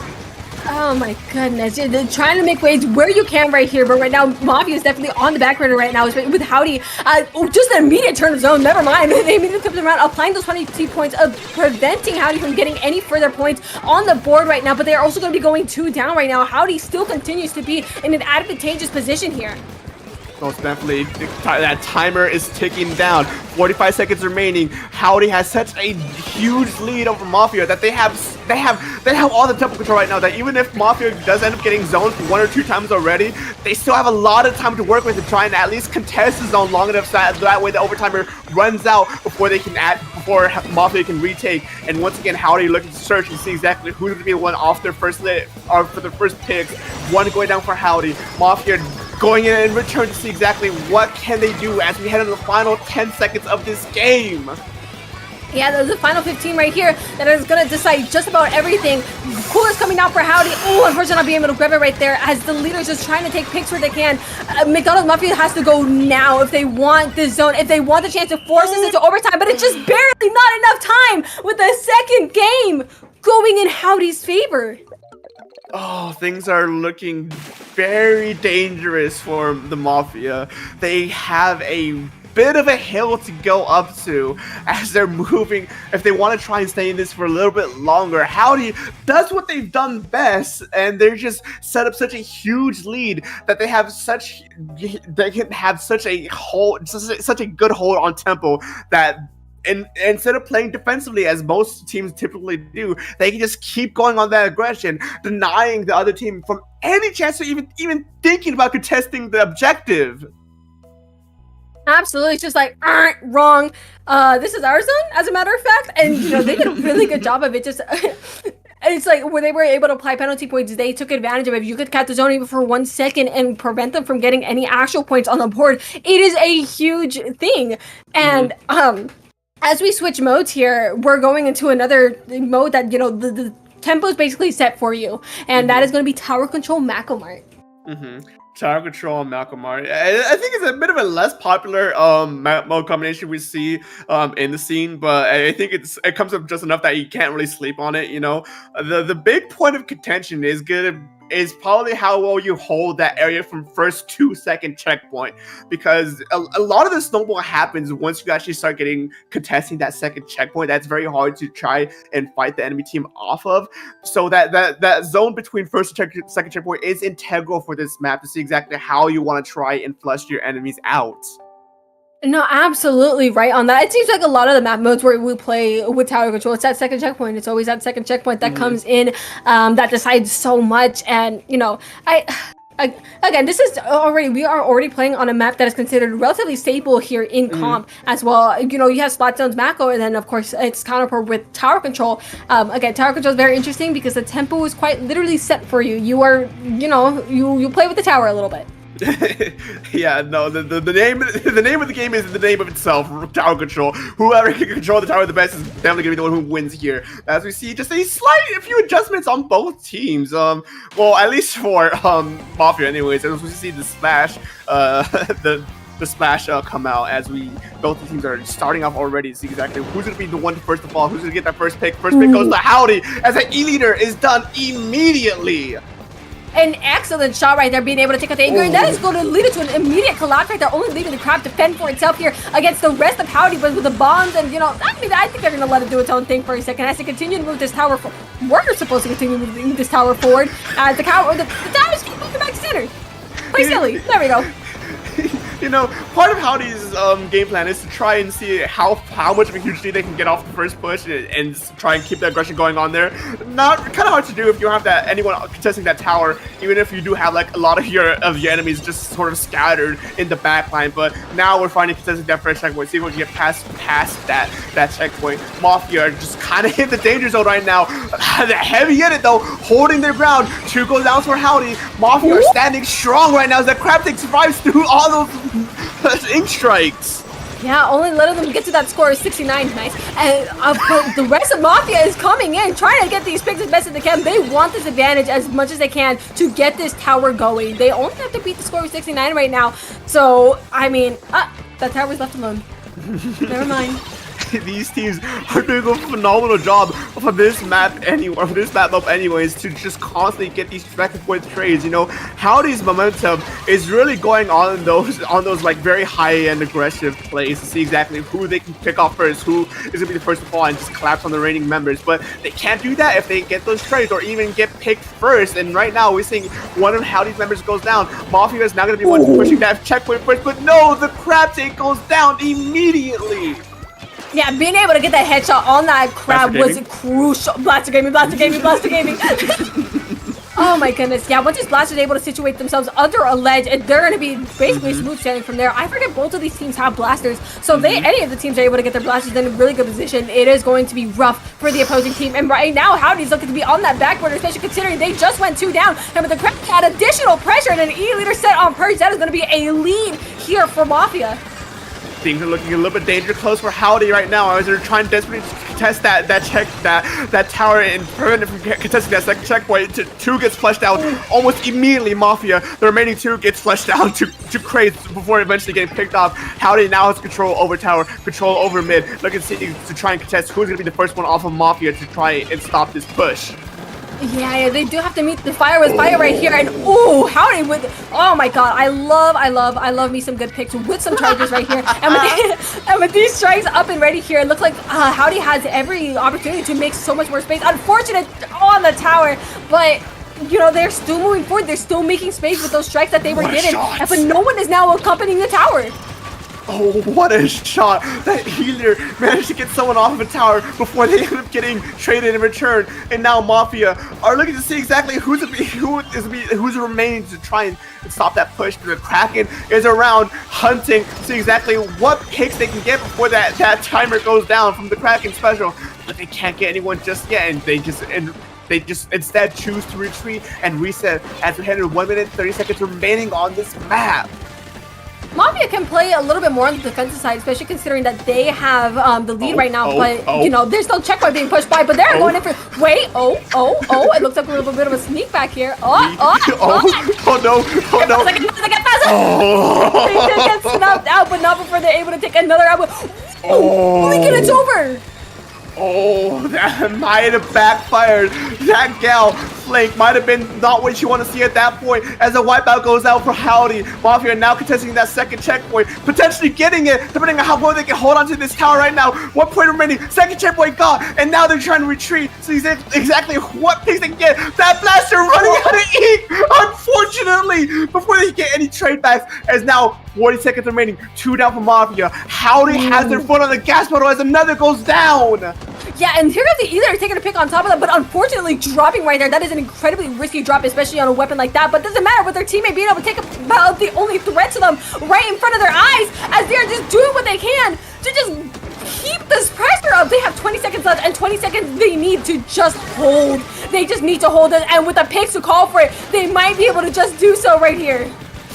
Ooh, as we head into the final 10 seconds of this match, Mafia versus Howdy, they are desperately trying to see who's going to come out on top here. But with no one contesting the tower, if that timer goes down to 0, that's going to go to Mafia. But no, Howdy manages to get this contestation in time. Spark Bomb goes down. Both these teams are trying see exactly what's gonna happen, which one's gonna come out on top. Spanish team go down. 3 are down for Howdy. Mafia goes hold strong, and they take this game. 3, I can't count. It's Mafia coming in clutch at the very end. You know, we got a couple picks down here, but however, it does not mean we're giving up. And they were able to take that tower before Howdy was able to get it even close to those points that they needed. Really good turnaround there from Mafia. Again, we've been seeing a lot of silly little matches here, but just right here when everything was just collapsing upon, this is where like, oh goodness, we gotta lock in like now. And just to wipe out just the sigh of relief that the game is over and able to continue on in the set if you are Mafia.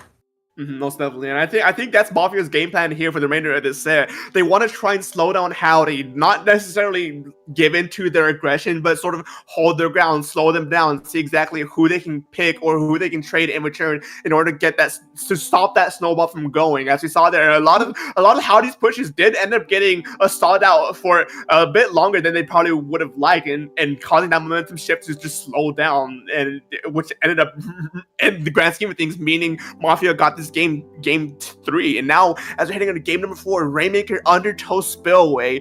I'm very excited to see this game, genuinely.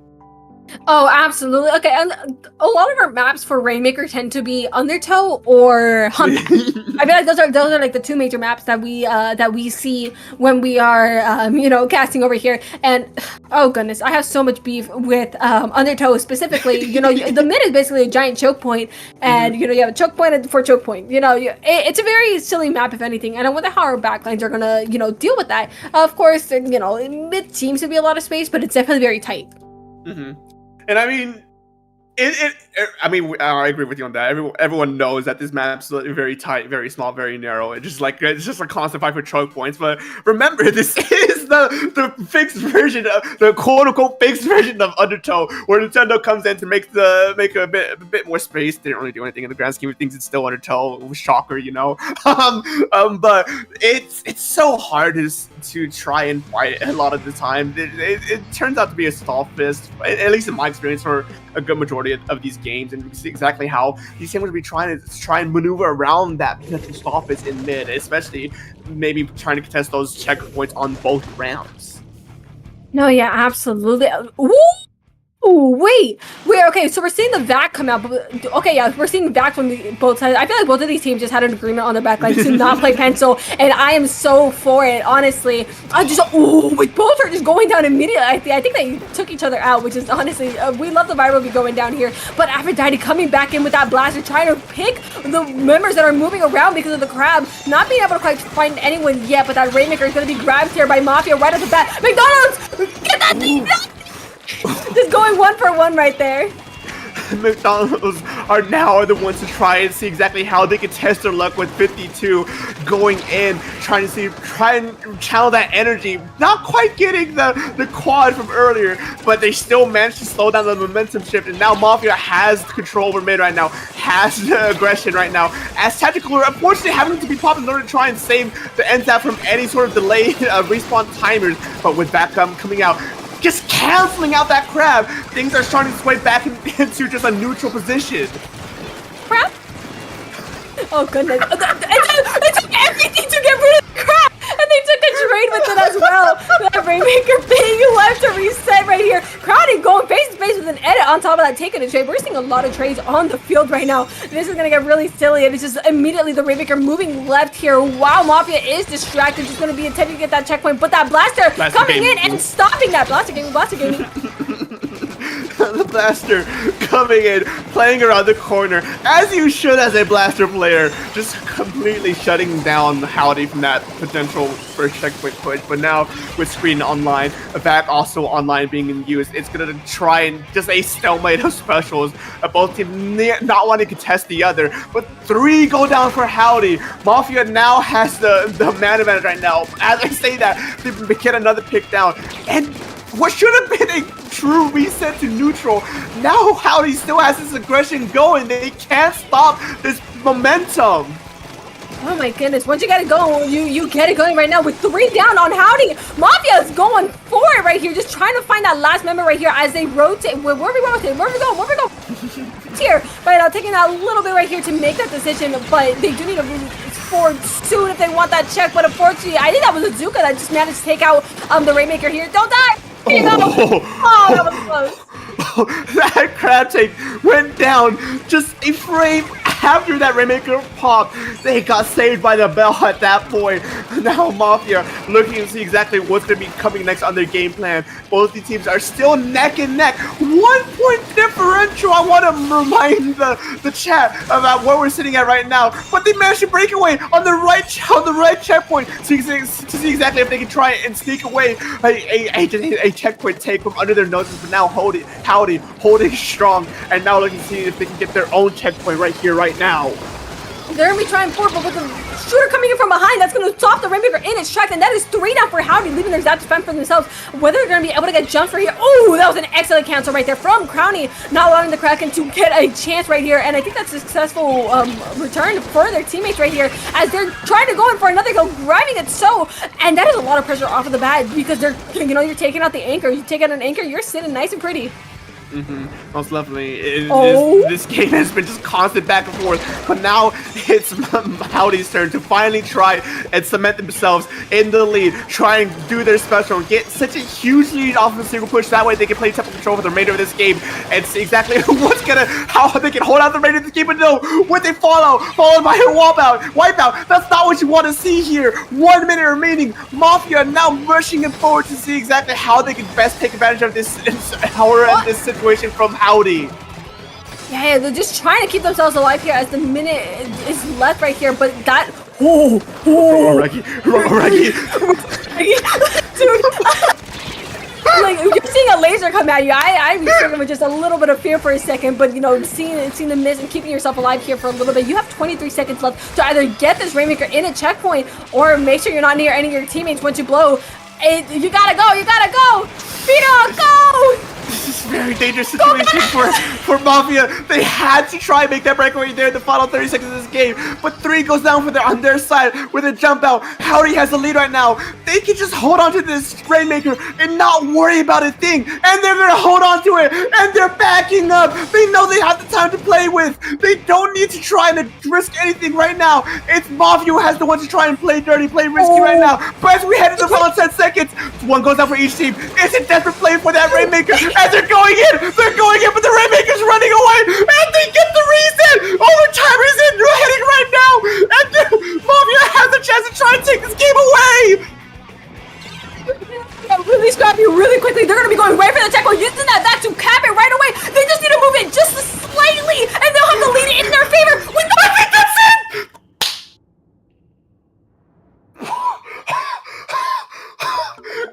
Overtime scenario, 1 point lead. Mafia manages just to barely edge out this victory, bringing the score to 2-2 in the nick of time.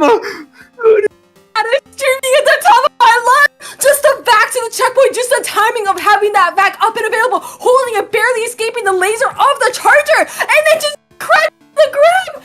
It's so good. Oh my god! They're not down. They're not out. Mafia's here to play. 2-2. We're going to game 5. Clan Blitz on Scorch Gorge. These teams are not playing around in these final moments. Dude, taking it back. I think the thing is they took it back to their spawn. They weren't expecting to get killed right there. That is such a risky play to do, and it backfired on them to where Mafia was able to just that Rainmaker reset. They saw the opportunities and it just lined up so well in their favor. They are not ready to be done with this bracket yet, and our tiebreaker is on Clams Scourge of all things. I think a lot of people severely underestimate how fast that timer ticks down if you're in an adult retreat scenario with the Rainmaker.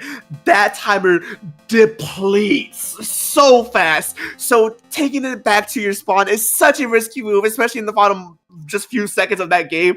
It goes to show that you can't just be so careless with that and just take it all the way back, because with the reset like that, you just gave Mafia the win right then and there. But Scourge Clan Blitz, this is the... If there's one thing I can say about this map most specifically, it's ramp. That ramp control is so vital. It's so integral. And yeah, you can go across the grates, but no one's doing that because you're so vulnerable on that route. And you only really go that route if your entire team is dead. And if your entire enemy team is dead, you might as well be going up ramp to go there even faster. That the grace route it's a silliness route. Like if the opportunity presents itself, like the rare opportunity presents itself, maybe we can consider taking it. But even then, it's such a response. You're right. The ramp is usually the better choice. It is very risky though, because that's where everyone's firing at the same spot and. Dude, I'm out of words because both of these teams are just absolutely scrapping. They have been scrapping the entire time. We're seeing the rematch from the winner semis coming to fruition here, and neither team is willing to let go. This is like if you give a dog a toy and they're not letting this go. Actually, you gave two dogs a piece of rope and they said, "That's you who grabs it first." Yeah. Let's see what else goes first. Yeah, no, to remind chat and those at home right now, we are losers finals. So whoever wins this set moves on to grand finals. And I know these two teams who made it this far already in the day are just desperate to try and go for that grand finals match. And this game is going to be the one to decide it. Both these teams have shown that they have what it takes to defeat the other. Quite possibly could just be a literal coin flip at the end of the day. But we see right now, E-Leader, custom E-Leader on one side, Heavy Edit on the other with ZF Charger. These two teams are just pulling out whatever tools they can in their toolbox. And they have so many opportunities right here. Howdy immediately going one down. Their screens are going down right off the bat. It's already man advantage, but it's going to be quickly evened out. As incredibly even though both of these teams is going for... going for the kills here. And, whoa, okay, yeah, basically literally half the lobby just went down. Let me be clear. These teams know exactly what's at stake. They know what they got to do in order to try and win this out. They're not holding no bars as 3 goes down to the Heavy Edit. Instantly, Mafia has the advantage with a clan of economy to back it up. 45 points and counting. They have such a huge opening. A insane kind of reversal of what we've seen earlier in the set. Coming out to try and find those picks as well. Not being able to quite find it as the Clams continue to tick in. They're going to be going 2 down of your Mafia, but they have an intense lead of 24. And we barely passed a minute in. What just happened? You know what happened? Mafia is giving Howdy a taste of their own medicine. They got such a huge opening lead, and now they're going to be the ones who are going to be going constantly on the aggression to make sure Howdy can't regroup, they can't recenter, they can't retake anything, and keeping them constantly on the back foot, and they're holding strong right now. Crab Take comes out, Scream comes out for Howdy. It's just back and forth fighting for these both teams when it looks like Mafia is losing this fight as the Kraken comes out to try and contest the players on that perch, and that Power Clan basket is open. I thought they missed it. I heard it. I didn't hear the thing, and I was like, wow. But I got it in. Howdy's being able to get the first climb into the board, but it's not going to last very long. The basket closing just as fast right here, as Mafia is pretty, they're pretty set on defending the lead that they have. Ooh, that was a really, I love leader. Chef's kiss. Oh my goodness. that Mafia is literally like set on just holding this as best as they can. They literally went in swinging with the momentum they had from last game. The momentum is a huge thing, and like we do not underestimate that, and we are seeing the literal effects of it. We're bound. What is happening? I think that was an attempt to try and jump in and throw it, but they missed, and they missed again! 2 jumps back to back, and they missed! What would have been such a huge momentum shift to keep things into their control for Mafia? It just ended up blundering it, and now Howdy are looking to see exactly how they can capitalize off that opening. But that 52 is finally busting out on the gambling as they go down yet again! There might be a flank back there. We might just be seeing a flank. If they're still back there, they might have gone out. But oh my goodness, no! Howdy has that power climb in their possession right now. But McDonald's Mafia is still quite holding a lot of yellow on the turf right now. And 2 down on Howdy. On top of that, they're pretty adamant. Again, pretty adamant holding it. All they have to do is prevent Howdy from getting any sort of climb in that basket. Yeah, no, it is, the name of the game right now is be so aggressive that Howdy just cannot recover. They cannot recenter themselves. And being forced to use Trizuka on the crab take, unfortunately getting both the Rainmaster and now the smash is down, and then it goes down. This is Howdy's turn to finally try and make things right, even out the score at least for a little bit. 1 minute, 20 seconds remaining. That gal goes in and gets that dunk on the last minute, but no, that's gonna be it for that push. 1 minute remaining, 50 points remaining. That's a 25-point differential between these two teams. It can still generally go either way, but things are sitting pretty for Mafia. Yeah, Mafia doesn't want to play too laid back here, especially considering they might want to get some sort of aggression to try and keep the points separated from each other. It was unfortunate that that the attempt from earlier didn't quite go the way, especially considering that Howdy is already making the way back in with another power climb in their possession, and Cooler to call for that. So they're probably planning on just going in while they have the opportunity and coming back quick with Cooler, but. It's just immediately, there's that first climb in, penalty points are up and out of the way, a Kraken taking picks on top of that. We're fighting here under the basket. We're beefing even. It is utter mayhem under that basket. Both these teams are using whatever cards they have at their disposal, to try and see exactly what can be done. Well, how can they stop? How they can aggress. Now, 20 seconds remaining. Penny Climb is in Mafia's hand, and they have control of mid. Pressures are online. That 52 gal is sharking mid to see exactly what they can get. They can get a pick first, and they do get that first pick. That splash is down. A charger goes down. 7. We're in the final 5 seconds, and the 3 goes down for Mafia. Howdy has the advantage right now, and with the splash screen going out, that's gonna be hold by heavy hitter. Both these teams are desperately trying to see exactly if they can close this game out and hold it out for just long enough. This barrier is broken, and with that, Howdy takes this game 5. It's the very end, just the one clam to the end. And they just, oh my god, they took it home. I have no words. I have no more words in the. God, holy crap, dude. I'm like, these teams, to the very end, were fighting at each other from neck and neck. They did not want to let anything go. But unfortunately, even with such a dominant opening from Mafia and such a dominant holding from it for the majority of the game, they just unfortunately could not withstand it at the very end. Oh my goodness, just victory slipped away from their hand right there from the constant pushes from Howdy. I think they got a little caught on the defense here, and it's just the 2 players. I see that hand that was raised up. That was the final clamp to seal the game, just so close to the reverse sweep, just unfortunately being unable to, hold it to that end point. Howdy with the game and wins the set win here. Oh my god, even I'm out of words, dude. McDonald's Mafia did an extraordinary job today making it this far to losers finals. Unfortunately, not being able to make it to grand finals. Howdy having to be the one to carry that honor, as we're going to be seeing here just shortly to see exactly how they're going to be bringing it on. See if they can get the run back. Because I believe, if I remember correctly, Howdy, I think they lost to the grand finals team that's currently standing right now, right? Hold on. This game crazy, mind go blank. I no word. I immediately forgot it. What did you say, bro? That game scrambled me. I'm gonna keep it a buck. Both of these teams did extraordinarily well. I'm out of breath. I am lightheaded. Oh God. Dude, Oh, this like set has been. Oh, it's so over. We are so back. It's so over. We're so back. Like I don't know. Oh my God, that was ridiculous. It was just incredibly silly. I was all for it. But McDonald's Mafia, oh, you guys played so well. You guys played amazingly. Even, you know, if this match was so close, but Howdy also playing like maniacs won the set. Oh. Both teams did extraordinarily well. And now we'll be heading into grand finals. But before we do that, I will ask for just a quick break because I do need to use the restroom, man. I do not want to miss anything about grand finals. So don't go anywhere just yet. We'll be right back. We'll know exactly who's to be fighting up against Howdy in grand finals. So stay tuned.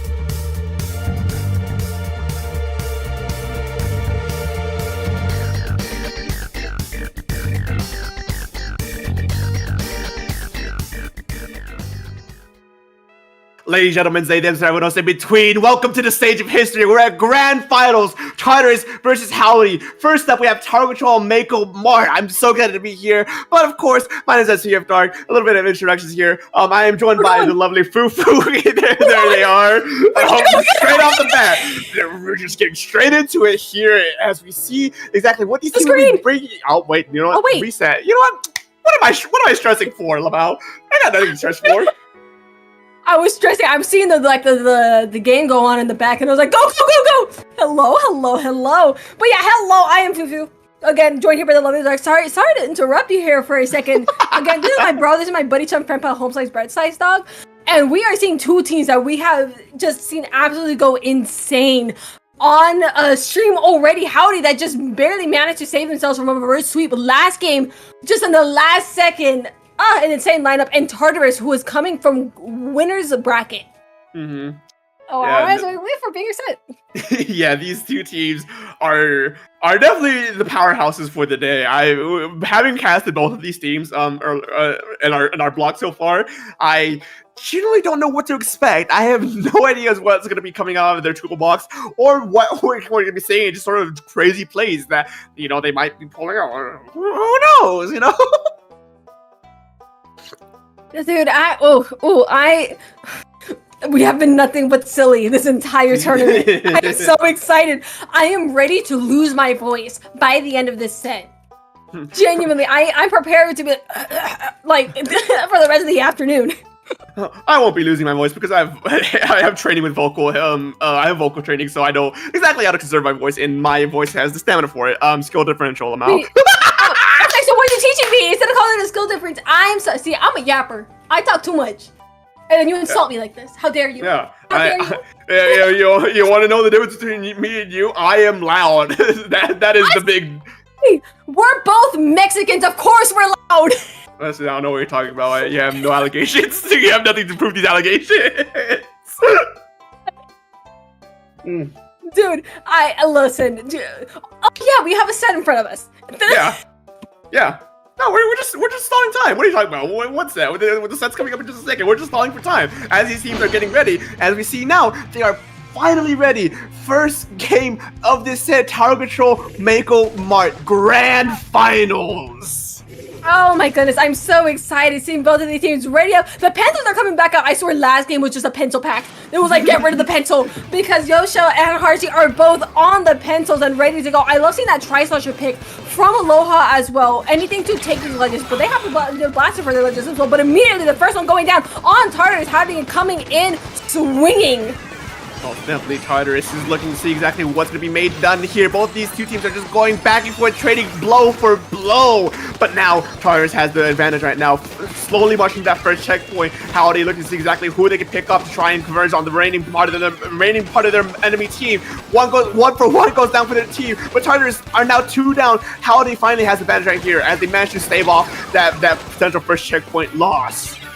Yeah, Howdy immediately going in for that tower flow, trying to push this as far as they can here. Yosho, unfortunately, in a interesting position right there, being forced to jump out on top of that. Coolers coming out for the side of Howdy, so their risks are definitely minimalized as they're not only paused but come back quickly. But Tartarus coming in from behind, doing it to try. Oh, it just backfired on them. Oh, that's not the kind of situation you want to be for Tartarus. Howdy, getting that 3 down. They have all the chips in their favor right now with screen going out. They have the man advantage right now, but no one contesting that tower, which you kind of want to do to get a few extra points. But no, I didn't see those jumps right there. Never mind. What am I talking about? There's a reason why I'm casting, not playing the game. And Tartarus are looking at to see exactly who they can pick up to prevent that second checkpoint point, but they fail. Oh, unfortunately, but that Kraken on the tower allowing Howdy to get as many more points as they need here. They are making their way, trying to get that knockout, with Tartarus doing everything in their power to try and prevent that, but they continue to go down. That is 1 for 1 on each team and just doing what they can to retake the space. They need to retake this now, especially with that tower still relatively close to their base. And see, this is exactly what we've seen before from Howdy. What they typically end up doing is they get a huge lead off the first 2 minutes, and not letting Tartarus or the enemy team, in a general sense anyways, not giving them any sort of room to breathe, and they're just going constantly on the aggression. As we see now, what should have been a proper reset for Tartarus, because of Howdy's constant aggression, they're now already have control over the tower. They're now pushing that tower a bit back into the enemy base. They're just going at it. They're just holding forward, and it's working. Both of you, bestie, we're gonna get it going. But unfortunately, Tartarus is being forced to step back here as the two of their members are down and they are surrounded by yellow. I think this is a good time. You want to get out of here. But the Kraken coming in to take that final pick while they're at it. Howdy, back on that tower. You know, they want these points. They're trying to get it moving. They are running off of the momentum from last game. Probably I feel a little bit unstoppable even. So I don't blame them. And they're definitely showing it through this match. Most definitely. I will say right here that if Howdy ends up winning this set, there is a potential for a bracket reset if I'm correct on this. So we can see 10 games. We have to see, not 10 games, 6 games if Howdy wants to take this to today's paddling pool as a tournament, and it could be a possibility. Triders are struggling to keep up with just the constant pressure from Howdy. Even if things are resetting back to neutral, that tower is still already on their side of the map. Yeah, for sure. We're seeing these tides start to slowly flip into Tartarus' favor. They do need to get a couple more picks here to, make it. Oh, unfortunately, the jug going down. I think they did manage to get a pick off of it in the end, but Bubble plays right here to protect this ledge too, but it's not going to save them from Crowdy being able to get that pick right here. The tower still was moving in Howdy's favor, and it's going to continue to move in Howdy's favor with that knockout.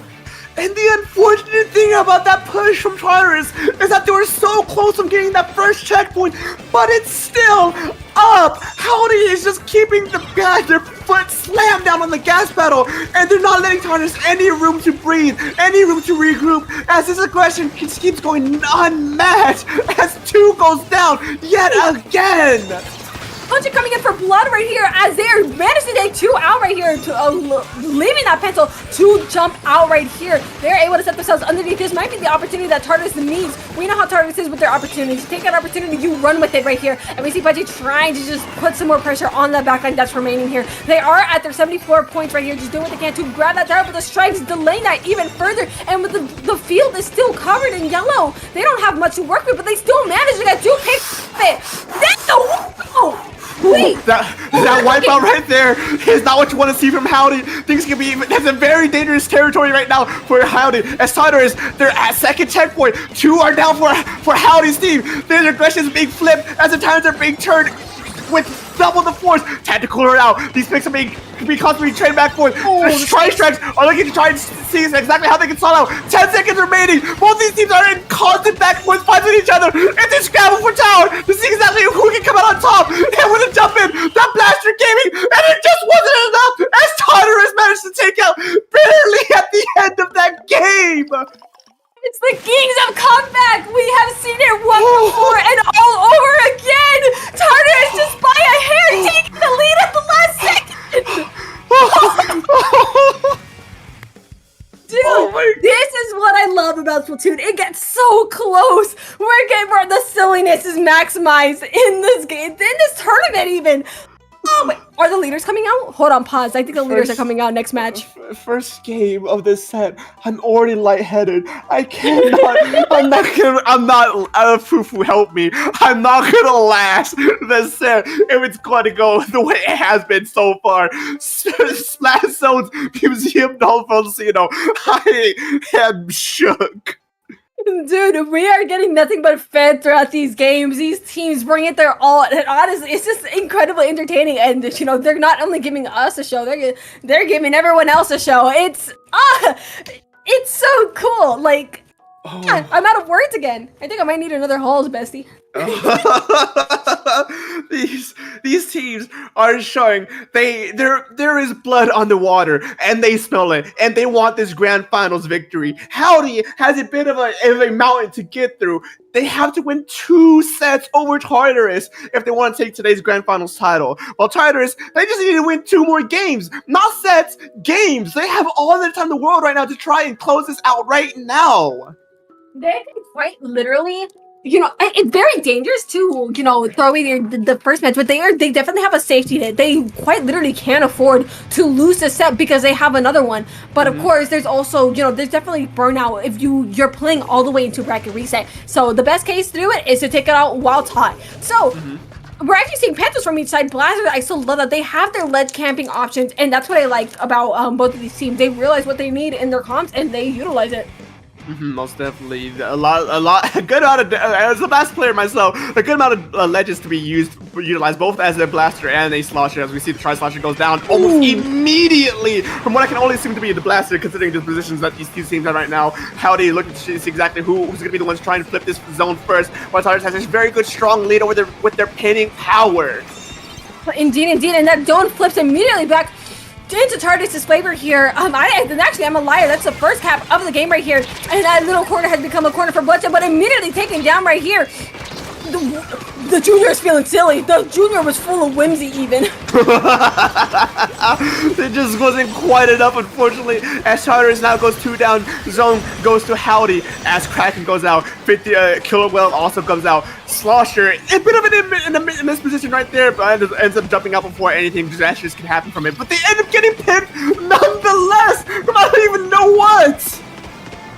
The air had ink in it, I guess. I have no clue. But Punchy trying to come in for a kill, unfortunately getting punished here by the Gal. I love the pencil, just absolutely getting that turf on the field right now. Tartars is definitely on the back burner as, they have to get their resources. They have to collect themselves if they want a chance to get back here because they are unfortunately staggering, especially with their tri-slosher going down. They are at a disadvantage.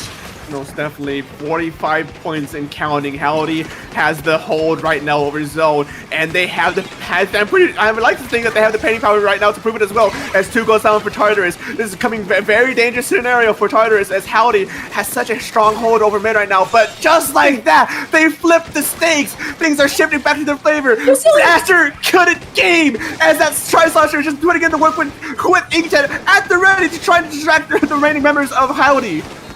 Take a pick if you can right now, but just moving them back already provides so many more opportunities if you were Tartars, but unfortunately their backline did go down, so unfortunately a lot of their pressure is also out. As long as their painting power is also out, but of course they have 2 other paintings to go with it. So I mean, what am I talking about? They literally have a junior and a splash.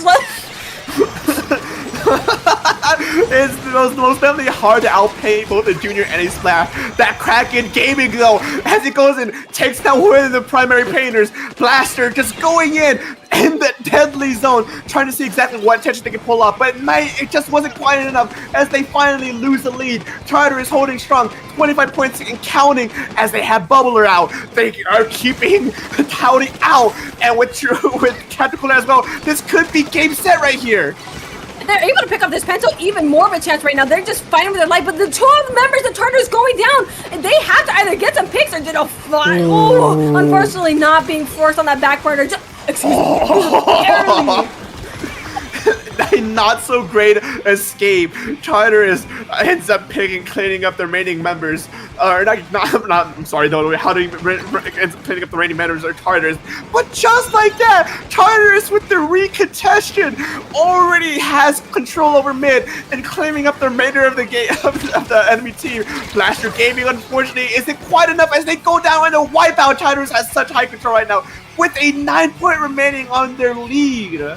Yeah, they're going to be trying to go in here. Unfortunately, the tri-slosher going down once more right here, but that zone is definitely in their favor. Most of their painters are up, and that cooler is also out for Tartar, so if they may have to retreat, they'll have a little bit of a drink to go with it as well. But Howdy immediately coming in with full speed, trying to just collapse all over Tartarus, and they're managing to get 2 picks out of it on top of them, which I would say is a successful retake, especially with that zone back in their favor. Only 30 seconds left, 30 ticks left on that retake.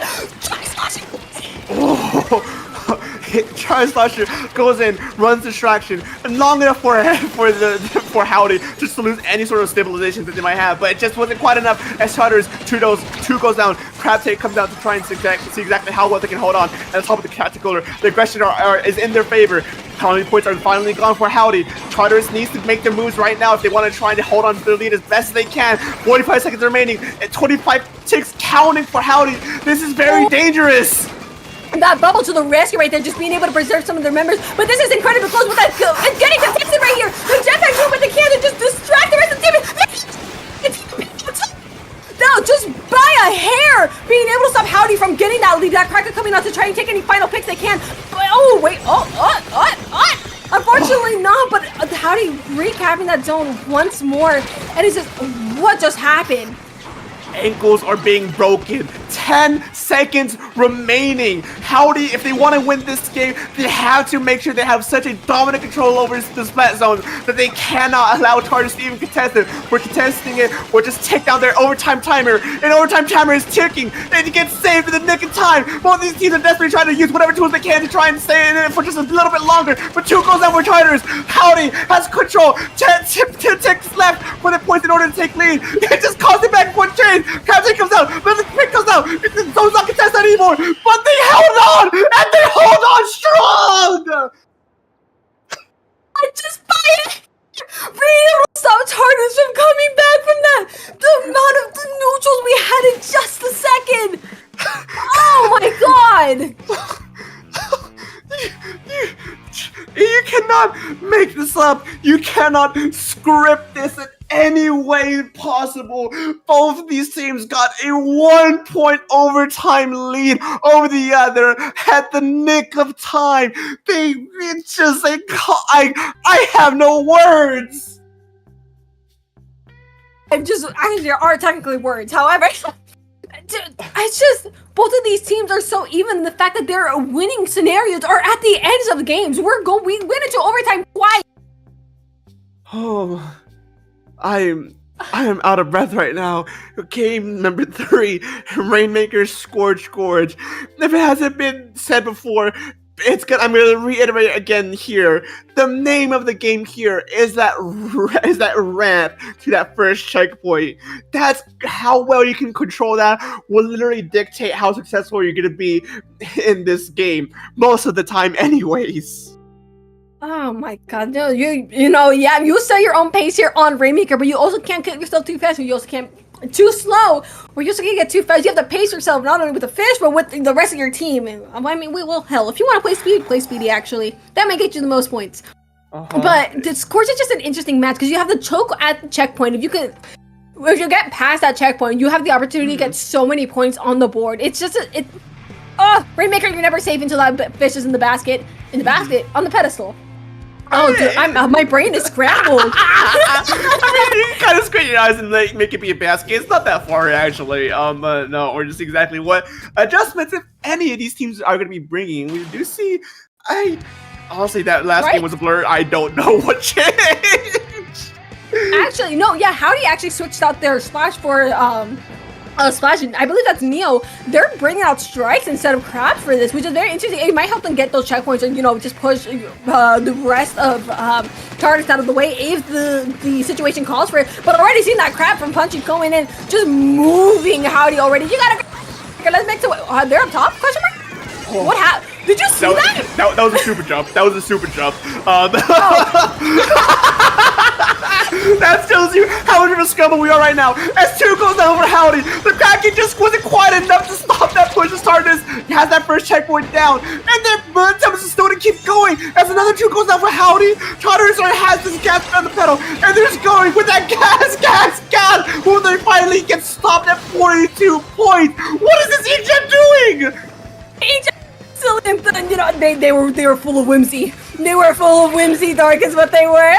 Oh my goodness. Oh, Punchy, you absolutely wasting no. What? Wait, that Rainmaker drop. Wait, they didn't drop.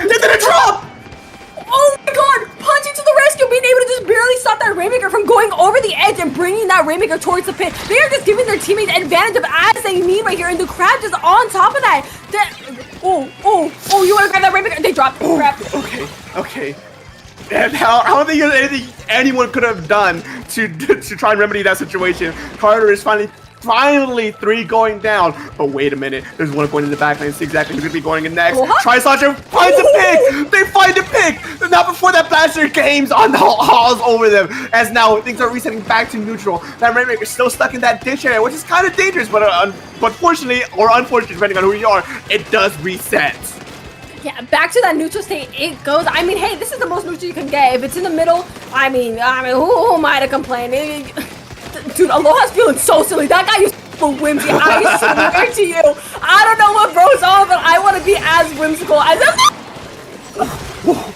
And assassination attempt on the Rainmaker gets 2 in the midst of that. Tartarus do not want to whatsoever. As now they're once again moving up this map, moving up to their side of the map, trying to see exactly if they can potentially end this game here and now. But no, 2 goes down on each side. These players are neck and neck. Dude, neither team is playing around right here, but ooh, those strikes being able to take a pick on Punchy already. Their crab user is gone right now. That pop is definitely going in their favor right here, but they have to do everything they can to retake mid. They're cooling up and everything. But it seems that Tartar still has a lot of the space in center right now, so they still have a lot of space to work with right here compared to Howdy. And there they go again! Being able to find a pick off of it and immediately rotating to one of their teammates, but unfortunately getting caught on that super jump. Pencil 100?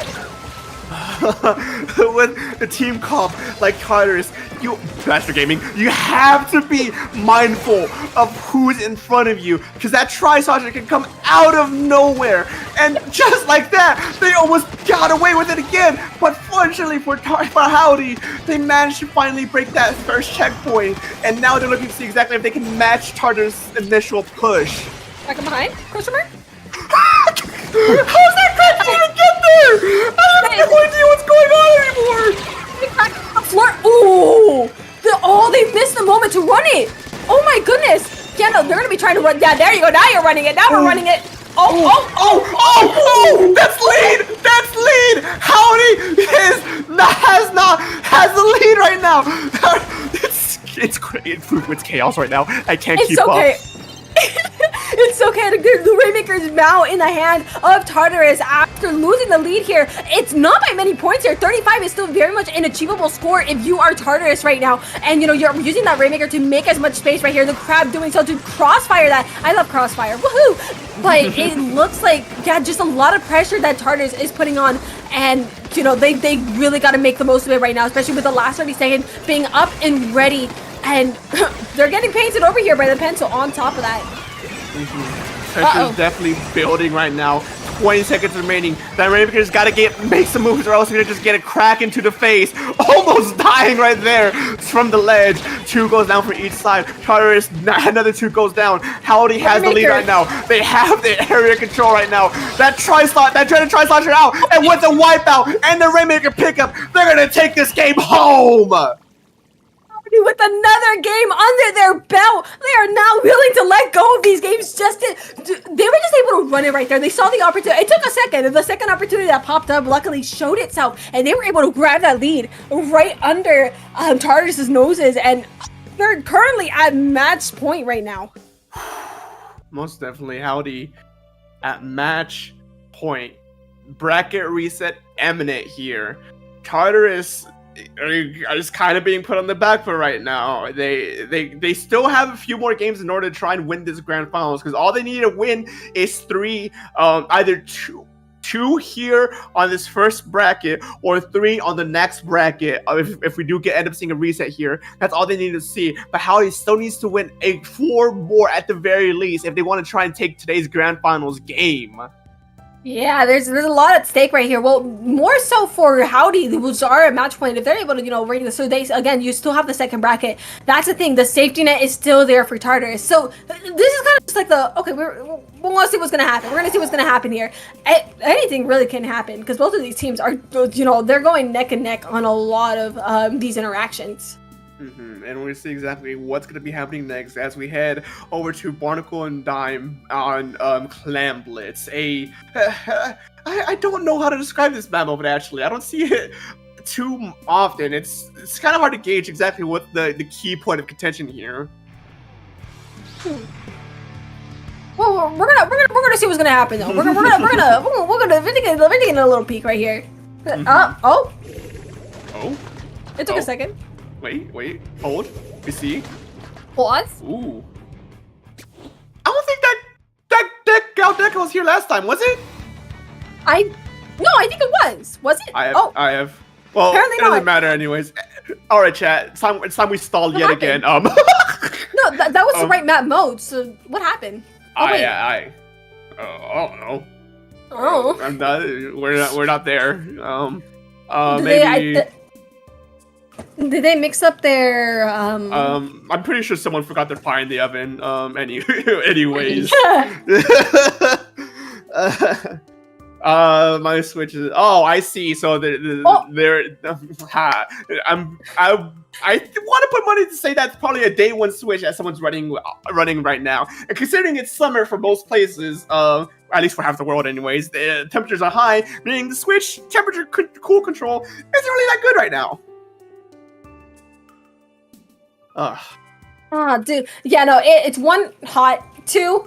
Oh, God. Yeah, no, it's okay. Sometimes the Switches go in the oven every once in a while. The fan gets silly. Oh, we got a little bit of time here. Oh. I'll be honest though, if I had games like this, my Switch would be burning up too. I'm gonna keep it a buck. If I had games like this, my Switch would be on fire, man. You cannot tell me that you play games like these back to back and your Switch isn't overheating right now. Dude, you're literally playing constantly for like a couple hours. Like, do I blame you? Absolutely not. Silliness is strong in this one. Mm-hmm. Yeah, but now we can get anything sorted out now. We are once again at match point for Howdy. If they win this game, we take us to the bracket reset. I'm a man of people, so I'm not consciously rooting for Howdy in particular because I gotta stay biased, but I am rooting for the bracket reset. Bro wants more content. Bro wants all the content in the world right here. But both of these teams coming in, you gather their coolers first thing first. And we also see that Bubble and the Striker. No Bubble? But we are seeing a Crab instead. We get the Crab out in... Dude, I generally haven't seen New Barnacle and Dime. I forget there's those extra platforms on the wings of the map. I don't think they're gonna do much here, as a lot of the fighting's in mid, and as we see now, Howdy getting pushed back further away from those new wings. Yeah, for sure. Dart is actually going to be going right in right here. I believe they're going to be trying to score that and scoring it, and they do right here. The bomb. We love the bomb. The bubble underneath the basket, that is literally a spawning ground to bring your teammates in under the basket and just directly score times. And we love this Crab already pushing themselves into the base of Howdy. Yeah. Go hands. Where did you go? That right there is just a true sign of a weapon differential. A 52 versus a Splash, like that, you're gambling with your life right there. And Tartarus are gambling it away, their victory away. As Tartarus is at 26 points and counting. They couldn't unfortunately get that power plant in the basket though at the end of that push. They have another plan ready to go. Oh, no, it's just a junior fending from this. There's no way this junior is built different. I guess. You know what? I want to keep it a bucket. That was greed right there. That was greed. You could have thrown that power climb into the basket at that point and just let them kill you afterwards. But no, things are finally resetting back to neutral. Howdy retaking mid. That Tri-Star looking try and say something about that though. Getting one pick before getting traded out by that either Blaster or Charger. Yeah, it's just like, hello?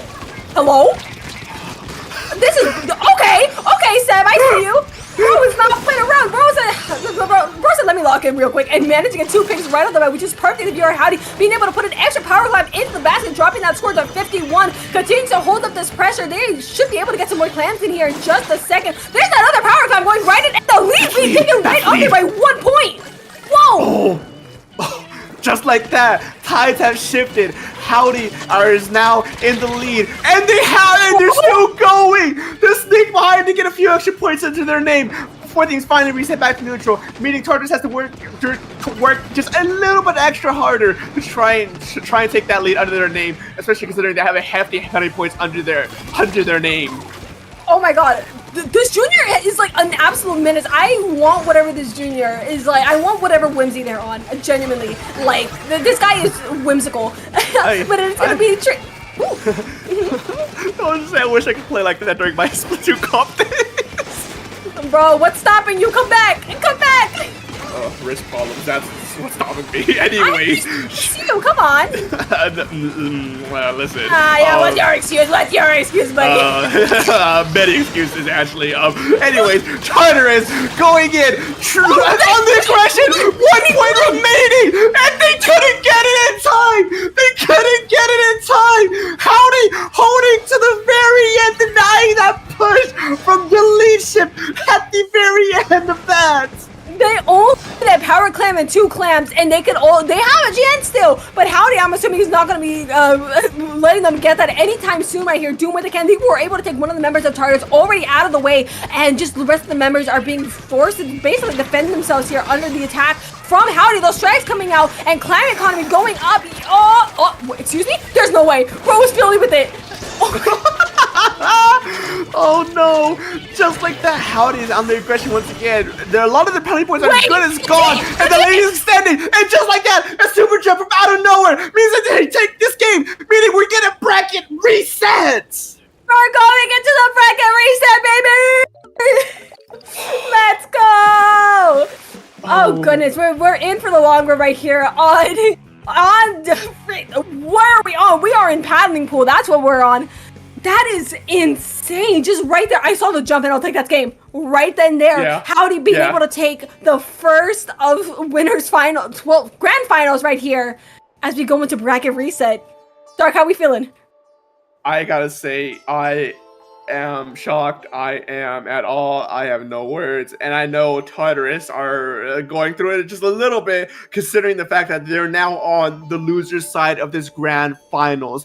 They had to be the ones to try and try and see exactly how their mental can hold up, how well their stamina can hold up against Howdy. The snowballing is in Howdy's favor right now. Winning 3 games in a row like that means that they have the energy and the vibes to keep going, which is very dangerous in a game like this. No, absolutely. It's just like Howdy also riding on a bunch of momentum right now. They did take those 3 games in a row, and momentum is an extremely powerful thing. You cannot underestimate the power of momentum. If Tartarus can find a way to stop that momentum, they might be able to build momentum of their own. And oh my goodness, it is Rainmaker Manta. What's wrong with Rainmaker Manta? I like Rainmaker Everything. Manta. Smile. Everything. Do I gotta say anything? My backline mains? We know. We understand the Manta.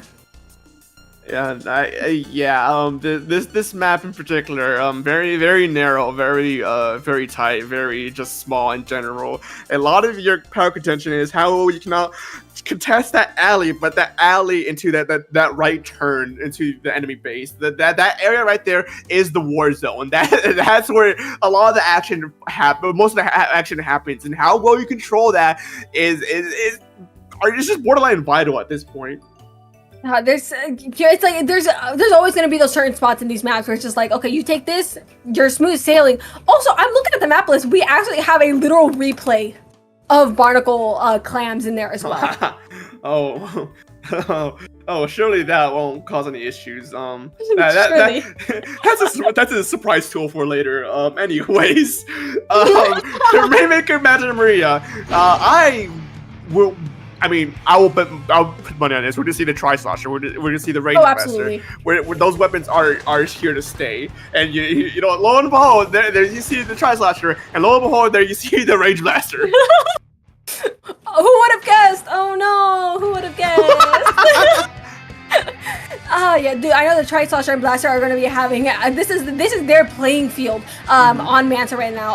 Oh my god, if you can get those ledges up and out of the way, you're basically smooth sailing. Tartarus being able to get that first pop of the game right here, but the early coolers seeing from each side, both of these teams are able to play as risky as necessary to get the advantages that they want here. Punchy being able to find that first pick of the game, only to be followed here by the Tri-Slosher going down. Silly Junior plays. I love him. I love this Junior. You have no idea. These teams are just blood for blood right now. They're trying to abuse any advantage they can whatsoever, as they're gonna try and go an unpopular route on the right side. But you see exactly why it's unpopular, because it's very easy to hold and just halt almost immediately from the enemy team as you're trying to push into them. Tartarus 2 down, being forced to be put on the back foot. Heavy Red trying to contest ramp. Blaster Gaming. Blaster Gaming, baby! the Ford F-150. Sorry, I couldn't help it. Oh my goodness. And see, you know, here they're going for the more popular route of trying to get the checkpoint. They're here, and they're going to be getting it right through. They're not going to be stopped right before it goes in. And how silly do we feel? How silly do we feel? Not silly enough. We're going right for the Rainmaker instead. You know, trying to get. Whoa. these teams. Oh my God. I genuinely would have thought that Heavy Hitter would have just backed away too, because who in their right mind would re-engage on a Tri-Slosher? But just like that opportunity was open long enough for them to try and push that Rainmaker all the way to a knockout, but they were just cut short, taken down to 18. A near knockout scenario is what I like to call for that. In order for Chargers to try and contest that 18 points that they're sitting up against, they might as well have the opening try in order to get that Rainmaker to the final pedestal. Yeah, they're definitely playing a very dangerous game here. Howdy now has every opportunity to just defend as much as they need, especially considering that Tartarus does not have a checkpoint yet. They get to lock them out as much as they want. They get to play as silly as they want until Tartarus gets that checkpoint. And getting it, they do. Seeing this jet come out just to move Howdy out of the way, just directly out of their respawn point. Just and an excellent pick on the blaster. That is huge right now for Tartarus, but unfortunately the Raiders are going down at the same time. An attempted breakaway from Tartarus to try and get that Rainmaker just a little bit further. They end up going so low as a few players goes down on their side, but now they still have majority control over this alleyway. That Tri-Slosher looking to contest its mortal enemy, the Range Blaster, as now the Junior has the Rainmaker. Tri-Strikes are out. Things are just utter chaos right now. Both these teams are just seeing exactly what's going to be happening next, seeing exactly what picks they can get. Howdy now having the main advantage right now, but no! The Inkjet from downtown gets a pick, and this pressure is still going! They're still going. It looks like we have swapped sides on whose spawn we're in right now. I don't know. With Howdy coming in from the middle side, which is kind of, it was kind of funny, I can't even lie, but it definitely paid off right here with almost all of Tartarus being down right now. And are they coming back quick? Where are they at? I couldn't tell you, I genuinely couldn't tell you. These teams are just sharks in the water with blood. They want to close this out for their favor. And as that Rainmaker resets, it is Howdy now going to be the ones trying to push into Tartarus with that Tri-Slosher, getting two, potentially a third. No, they get shut down! They got a little bit gritty on it, but here comes the rest of their members to try and close that up right here. The Edit being left to fend them for themselves here on this street. And oh my god. Hey, Aloha! The Whimsy plays, and with the Kraken cancel on top of that, their Rainmaker now has a lot more free reign to do what they need. I think that's it. But just like that, Howdy can't step Tartarus in time, and they take that breakaway from 40 to 0. With the knockout. Oh my god! Everything just aligned in their favor. The Tri-Slosher grabbing those three. Was it 3 or 2? I can't count. Oh, he's counting anyways. It was 2 or 3, one of the two. Doesn't matter. Tartarus. Well, that was mean. Oops. But Tartarus being able to grab the knockout just and turning the tides, getting that lead where you think, oh yeah, okay, well, that's enough slices. We're knockout. That I definitely got mixed there. I thought if I was Howdy, I thought I was sitting good. Be like, yeah, we may got 1 or 2 down. We just chased the Rainmaker away. No, they just. With the breakaway, they couldn't chase the Rainmaker just quite fast enough in order to stop that Rainmaker dunk, giving this first game to Tartarus in the bracket reset. Now, our next game here on this bracket reset, Splat Zones on Robo Ramen. Oh, we love this map. We've seen it already. Oh, there goes my voice. We love this map mode. Again, we've talked about the underground channels that we have on this map, allowing for a lot more opportunities and a very open mid. And we are playing zone, so those pencils are coming out on both sides. And is that even a question? Pencils, most likely. Yeah. Yep. Because it's either that or E-Leader, and honestly, at this point, with how these we've been seeing all throughout today. But yeah, no, these teams love their pencils more than the E-Leader. And once again, we don't see too much of a changes in their comp. Both these teams are going at it for mid. I think Hydra's gonna be the ones to try and get this first zone flip, and that they do. Yeah, being able to grab that first right here, and the strikes will also counter that crab right now, not allowing Pudge to get full potential, but it doesn't matter because they're going to be able to get 2 picks off of it anyways right here. The Junior, the Battle Junior, my beloved. You know what? I mentioned earlier how 52 truly is a gambler's weapon for their weapon spread. But no, you want a true gambler's weapon with weapon spread? You play Junior. Because that weapon, the odds are against you at all times. But his Junior from Tartarus makes it work. Going in, getting those picks. But it just wasn't quite enough yet, as now they are the ones on the back foot. Let's go gambling! But again, Tartarus is going to be trying to get the zone, grabbing it. They do right now. The Tri-Slosher are in a very silly position right now. There it is. Yep. No more sprinkling. But again, Tartar is just coming in, just making as much pressure as they can, collapsing on members of Howdy, absolutely wasting no time. They are already 2 down on Howdy, and Tartar says is full up, and with the cooler, seeing these strikes active online, we are probably going to be seeing those to try and retake right here. Oh, ooh, if that was on top, so that would have killed. Holy crap, that, I know I would have been terrified as you know, for a second there. Tartarus knows exactly what's at stake here. They know they have to, and if they wanted to go do as well as they did earlier and try and take away from this winner's light and soon bracket reset, they gotta stay strong. They gotta stay on the question. Do not let Howdy any room whatsoever to try and regroup. And things are not looking good for them right now. As even though they do get a 36 points remaining off their initial Splat Zone push, Howdy is pushing Tartarus back further and further, pretty much practically at their spawn point right now. As now Tri-Strike sells out, Chapter Cooler's online, things are not looking good for them. Yeah, no, especially with these coins continuing to tick down. They're around 10 ticks away from that lead right now. Punching with the crab, just trying to stop as much as they can. They are so close to this cap, but not quite able to find it just yet, despite all the painting power. They are not able to outpaint Howdy right now. Unfortunately, going 2 down, and another one to count for that too. Howdy, with extra picks, taking that lead. They still got a bit to go here to try and knock this out right now, but they're just taking members off of Tartarus. They might just be able to take this all the way through with the cooler coming out from Tartarus on top of their last ditch to try and take this home. There's a very dangerous effort for Tartarus. They need to try and contest that zone just right now, right here, right now, before that tiebreaker goes down to 0. But no, there was 2 sprung out. Howdy did a wonderful job of just keeping them busy and away from the zone, giving them this game 2. They just were able to absolutely stagger Tartarus right there. Not like they were just one after the other, after the other, forcing that lockout. I think that was like basically 80 to 0 right there. That was amazing there from Howdy. Definitely, I don't remember the scoring Howdy got before they managed to bring it down to 0, but they did a wonderful job just keeping Tartarus distracted long enough that in order to get such a huge lead, and not even such a huge lead, just such a surprising knockout, honestly. I know for sure if I was on Tartarus side, I generally wouldn't think they were that close to a knockout until I saw game, you know. But we'd be moving on. The run back, Clam Blitz on Barnacle and Dime. Surely nothing can go wrong. Surely nothing has happened on this dude. My voice. Oh yeah, no. Good luck, Fufu. I'm still sitting fine. I'm drinking my water. I'm doing a-okay here. I've gone through 2 bottles of water, bro. No, okay, listen. I bring out the customer service voice when I'm commentating, and you know what that does to someone? Constant customer service for 3 hours. We've been commentating for 3 hours, bro. 2 hours after what happened in my 2 hours after a month? Nuh-uh. The carnage.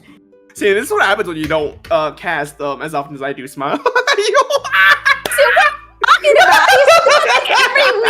Every week, about. Oh my god, I'm gonna put you down, buddy. Nah, we love in-house fighting. Anyways, yeah. This particle died. Oh my goodness, yeah, we've seen this map. We've had a taste of it. We might as well be taking bites of it. Munch. I wonder if they have a Wettels Pretzels inside. I couldn't tell you. This game here is really gonna be the adjustment one to see exactly how will Tartarus could readjust and learn from their previous games, in fact, against Howdy, to see how they can apply that knowledge here and now. This is very, very important game to see exactly if Tartarus can keep this momentum going. No, yeah. Especially because, they took that game pretty, dominantly last time. So, really, their momentum is slowly coming back. Or either that, or I would say it's a pretty even field in terms of the momentum that both of these teams have. It is, there's very much stakes here because this is going to be the set that decides who's winning this tournament. Most definitely. The grand finals bracket reset. Both these teams are 1 for 1. They generally could still go either way. And as we've seen how these teams have been playing so far, it's just constant back and forth carnage. Once one gets a pick, there's most likely not a trade to come back after that. These teams are just going on the aggression, using the specials they can as soon as they get them. I'm pretty sure anyways, as right now, Tartarus is now being put on the back foot as Howdy has time advantage, has the number advantage, and are looking to see exactly what they can do now. Yeah, definitely. And Howdy going 2 down right here, but Seb in the backline taking a shot and being able to get a kill on top of that, taking 2 as well. Huge right here for Howdy, especially as the members are starting to make their way back into center right here. How did that happen, Lamau? But 1-on-1 here, Blaster Gaming. Oh, I love Blasters and Blaster Gaming. Unfortunately, 2 goes down for Tartarus. Howdy now has the advantage right now. The clan economy, the specials, and the manpower to try and get this push going. Triple Strikes goes out to see exactly who they can flush out and try and pick off right now. That Smash is hanging around on the right side, looking to see exactly if they can get the crab ready in time to stop this potential push incoming with Scatter Screen being the one to initiate it. Oh my goodness, yeah, it looks like Howdy also making their way right into the base of Tartarus, going and being the first one to get that barrier open right here and bringing it down to 60 immediately. 2 power clamps and some strikes as well, leaving their last member of Tartarus to fend for themselves, and unfortunately going down. That is a wipe out of the favor of Howdy, and a lot more clamps here that they can put into the basket. A wipeout is not what you want to see right now, but even though they get a wipeout, they're still going! They're still going! And with 10 classes remaining, they're desperately trying to hold off this critical ground to keep Howdy out! The Range Blaster is left! Blaster Gaming! Unfortunately, they eventually have to try and eventually do reset, retreat, and regroup with the remainder of their team. Oh my goodness, indeed. Howdy already setting the message right as the game is, halfway through the game. They bring up that all the way down to 10 of all things. And Tartarus already ready to retaliate, getting that wipeout and putting that right into the basket. The bubble there on top of that, I wonder if someone's going to go grab the pity though, but the blaster coming in. Yep, that's a pity. That's a pity. Pity coming in. Pity coming in. Oh, this is very dangerous. This is very dangerous right now for Howdy, as Tartarus has the opportunity right now to potentially retake this lead and potentially close the game. But no, not quite enough. They're gonna elect to try and recenter and regroup to try and get this game closed out in another push. Howdy not letting them giving them any opportunity to do so. 2 goes down for Tartarus. Howdy has Spider Skin on the ready, trying pushing in, flushing them out, and pushing them back slowly, inch by inch. Inch by inch, indeed. Howdy creeping in right there with a power climb now in the possession as well, and the strikes as a calling call, and the Kraken on top of it. They're putting everything on the board right here, doing everything they can to try and get this power climb onto the board, but Tartarus just being able to fend just enough right here that this, it's not going in just yet. Oh, this silly blasters, how silly do we feel? How silly do we feel? Blaster Gaming! That blaster is staying alive, but they eventually jump off. But that might be the opening they need in order to try and get a few points, chip away at those few penalty points that they have before they can potentially close out this game with Inkjet and Tactical at the ready. Tartarus is fortunately going to flush out the remaining members of Howdy and looking to push up with their own push and power. But no, that Junior unfortunately goes down with the bubbler with it. Oh my goodness, unfortunate indeed if you are Tartarus, but if you're Howdy, you're feeling pretty good right now, especially considering that there's already 1 down on Tartarus and this pressure continues to keep up right here. I love how they just come in from different angles, just pincering members of Tartarus when they get the opportunity, but Tartarus already, they were able to actually take out their backline, which is so really huge, but, Howdy's still not letting up any pressure, still having a dominant control over center right now.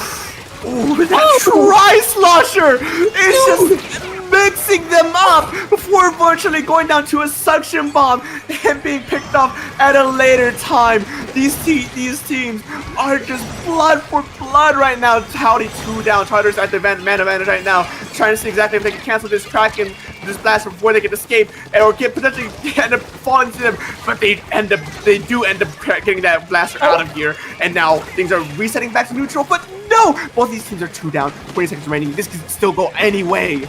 Yeah, Tartarus is basically on the back burner here because they are going to have to get a bunch of clams, and we're basically going to need like 3 power clams to get in there and take a lead. And it's getting very tight here, and unfortunately they did just lose one of their main aggressors on top of that. Howdy has every opportunity to try and collapse on the Tartarus as they are forced to burn their specials as the overtime timer goes up. They gotta go. 30 seconds is all you have in Clam Blitz overtime right now. So they have, right at this point now, 15 seconds to try and make something happen. 2 goes down for Tartarus. Howdy's holding strong with specials. Tri-Shucks comes out. And that special skin going on as well. I think that's going to be their fate as they get another down. Howdy takes game 2. Match point. It is now match point indeed for Howdy. Howdy is sitting there, they got down to that 10 and they called it a day. They said, okay, we'll just hold this. Simple as that. And doing so they did. They are looking at that match point sitting nice and pretty.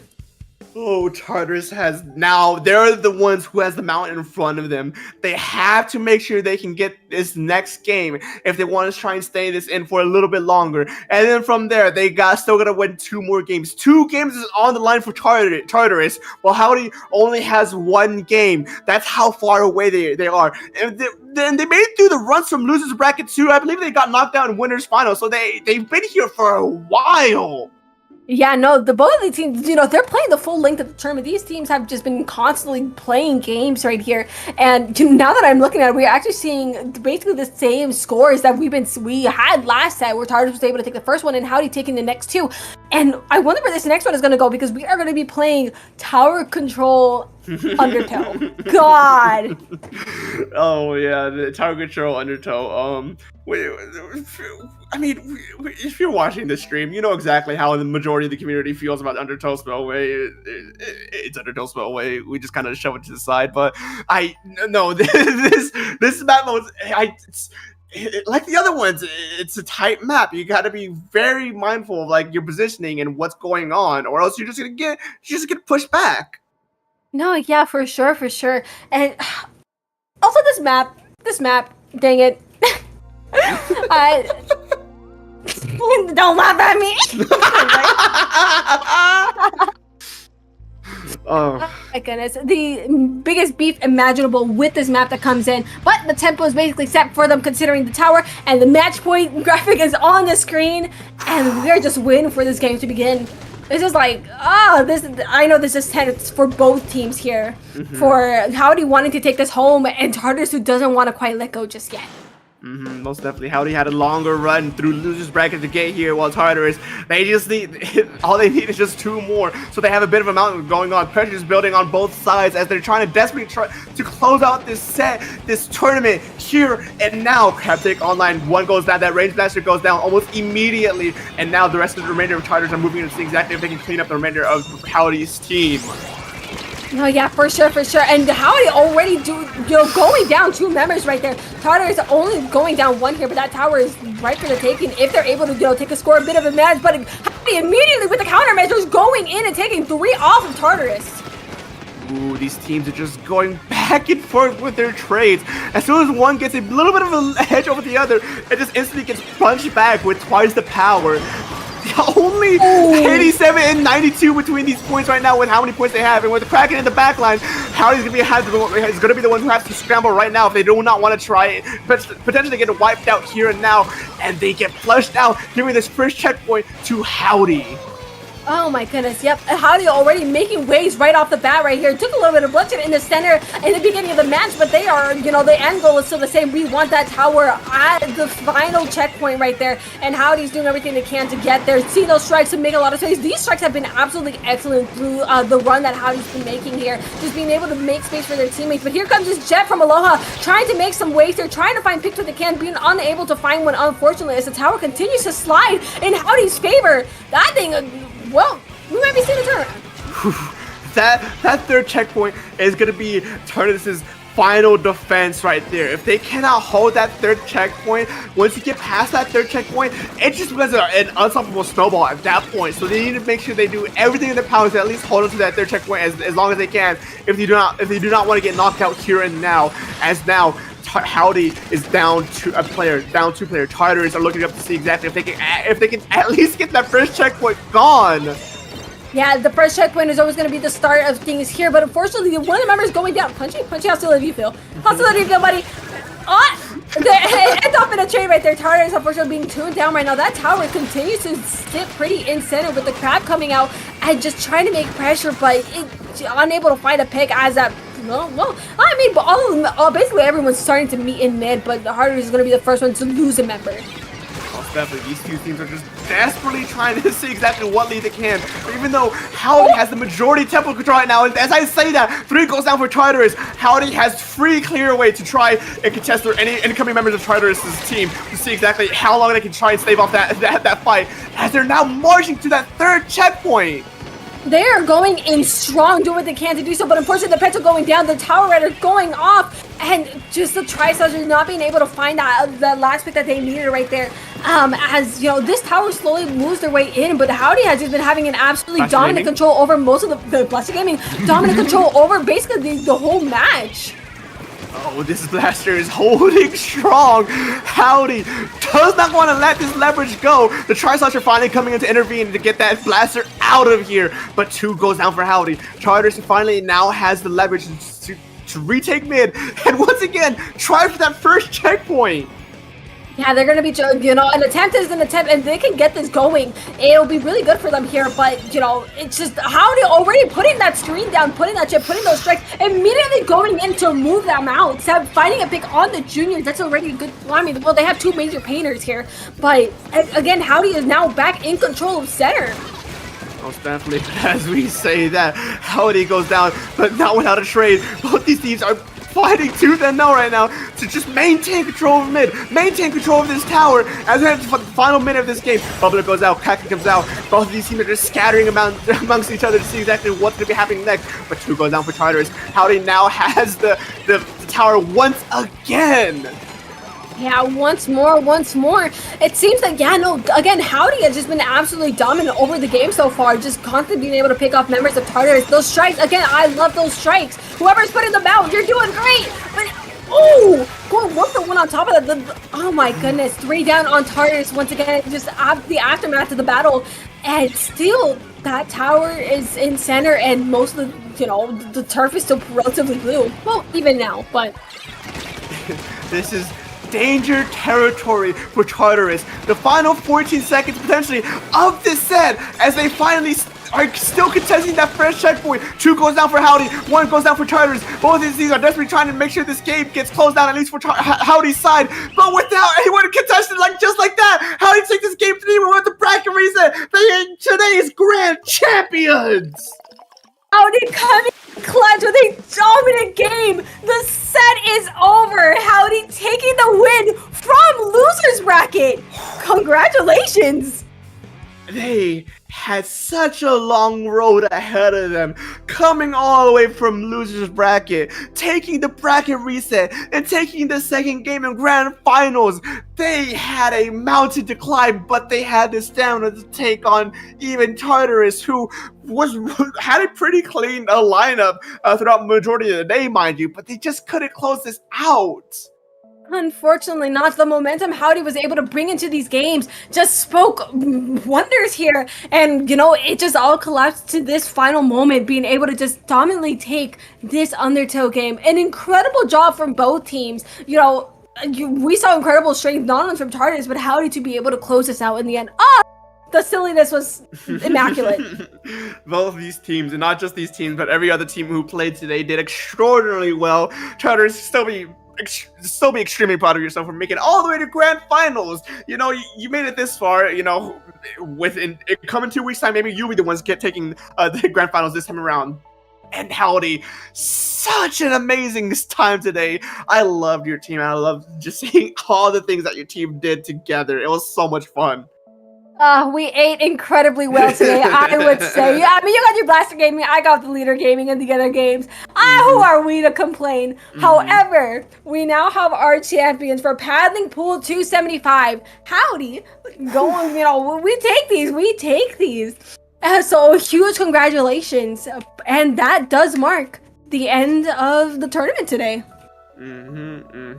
Both these teams are extraordinarily well, and Howdy being today's victor. That's gonna be it for us. Now, as we begin to wrap things up here, Fufu, why don't you tell the lovely folks where they can find you? You guys can find me at @SplatFufu on Twitter here for, you know, a little bit of shenanigans. We do a little backline sillies and a lot of artist sillies. However, you know, that's that. Dark, where can the lovely people find you? Oh, well, they can find me both at Twitter and Twitch at SPF_Dark, where I repost a bunch of random nonsense. I tweet from time to time. I stream whenever I have the availability, which might be soon, actually. But just a random assortment of games, Splatoons, as well as just other genres and whatnot. I'm a man of variety. Dude, we love to see it. This is what we call a slay. I hate you. Lol, you love me. You love me. Oh my goodness. But it was an absolute pleasure being on a mic with you here today, Dark. An absolutely amazing time. But that does conclude our tournament for the day. Oh, it's definitely. It's always a pleasure to be here and cast with not just with you, but with everyone else. But with that being said and done, we've amped it long enough, so I don't know if we have anything else lined up for later this week from Dabble, but stay tuned, follow the channel, and be on the ear lookout for not just Dabble's tournament, but other tournaments as well, because support the scene. Stay tuned. Bye-bye.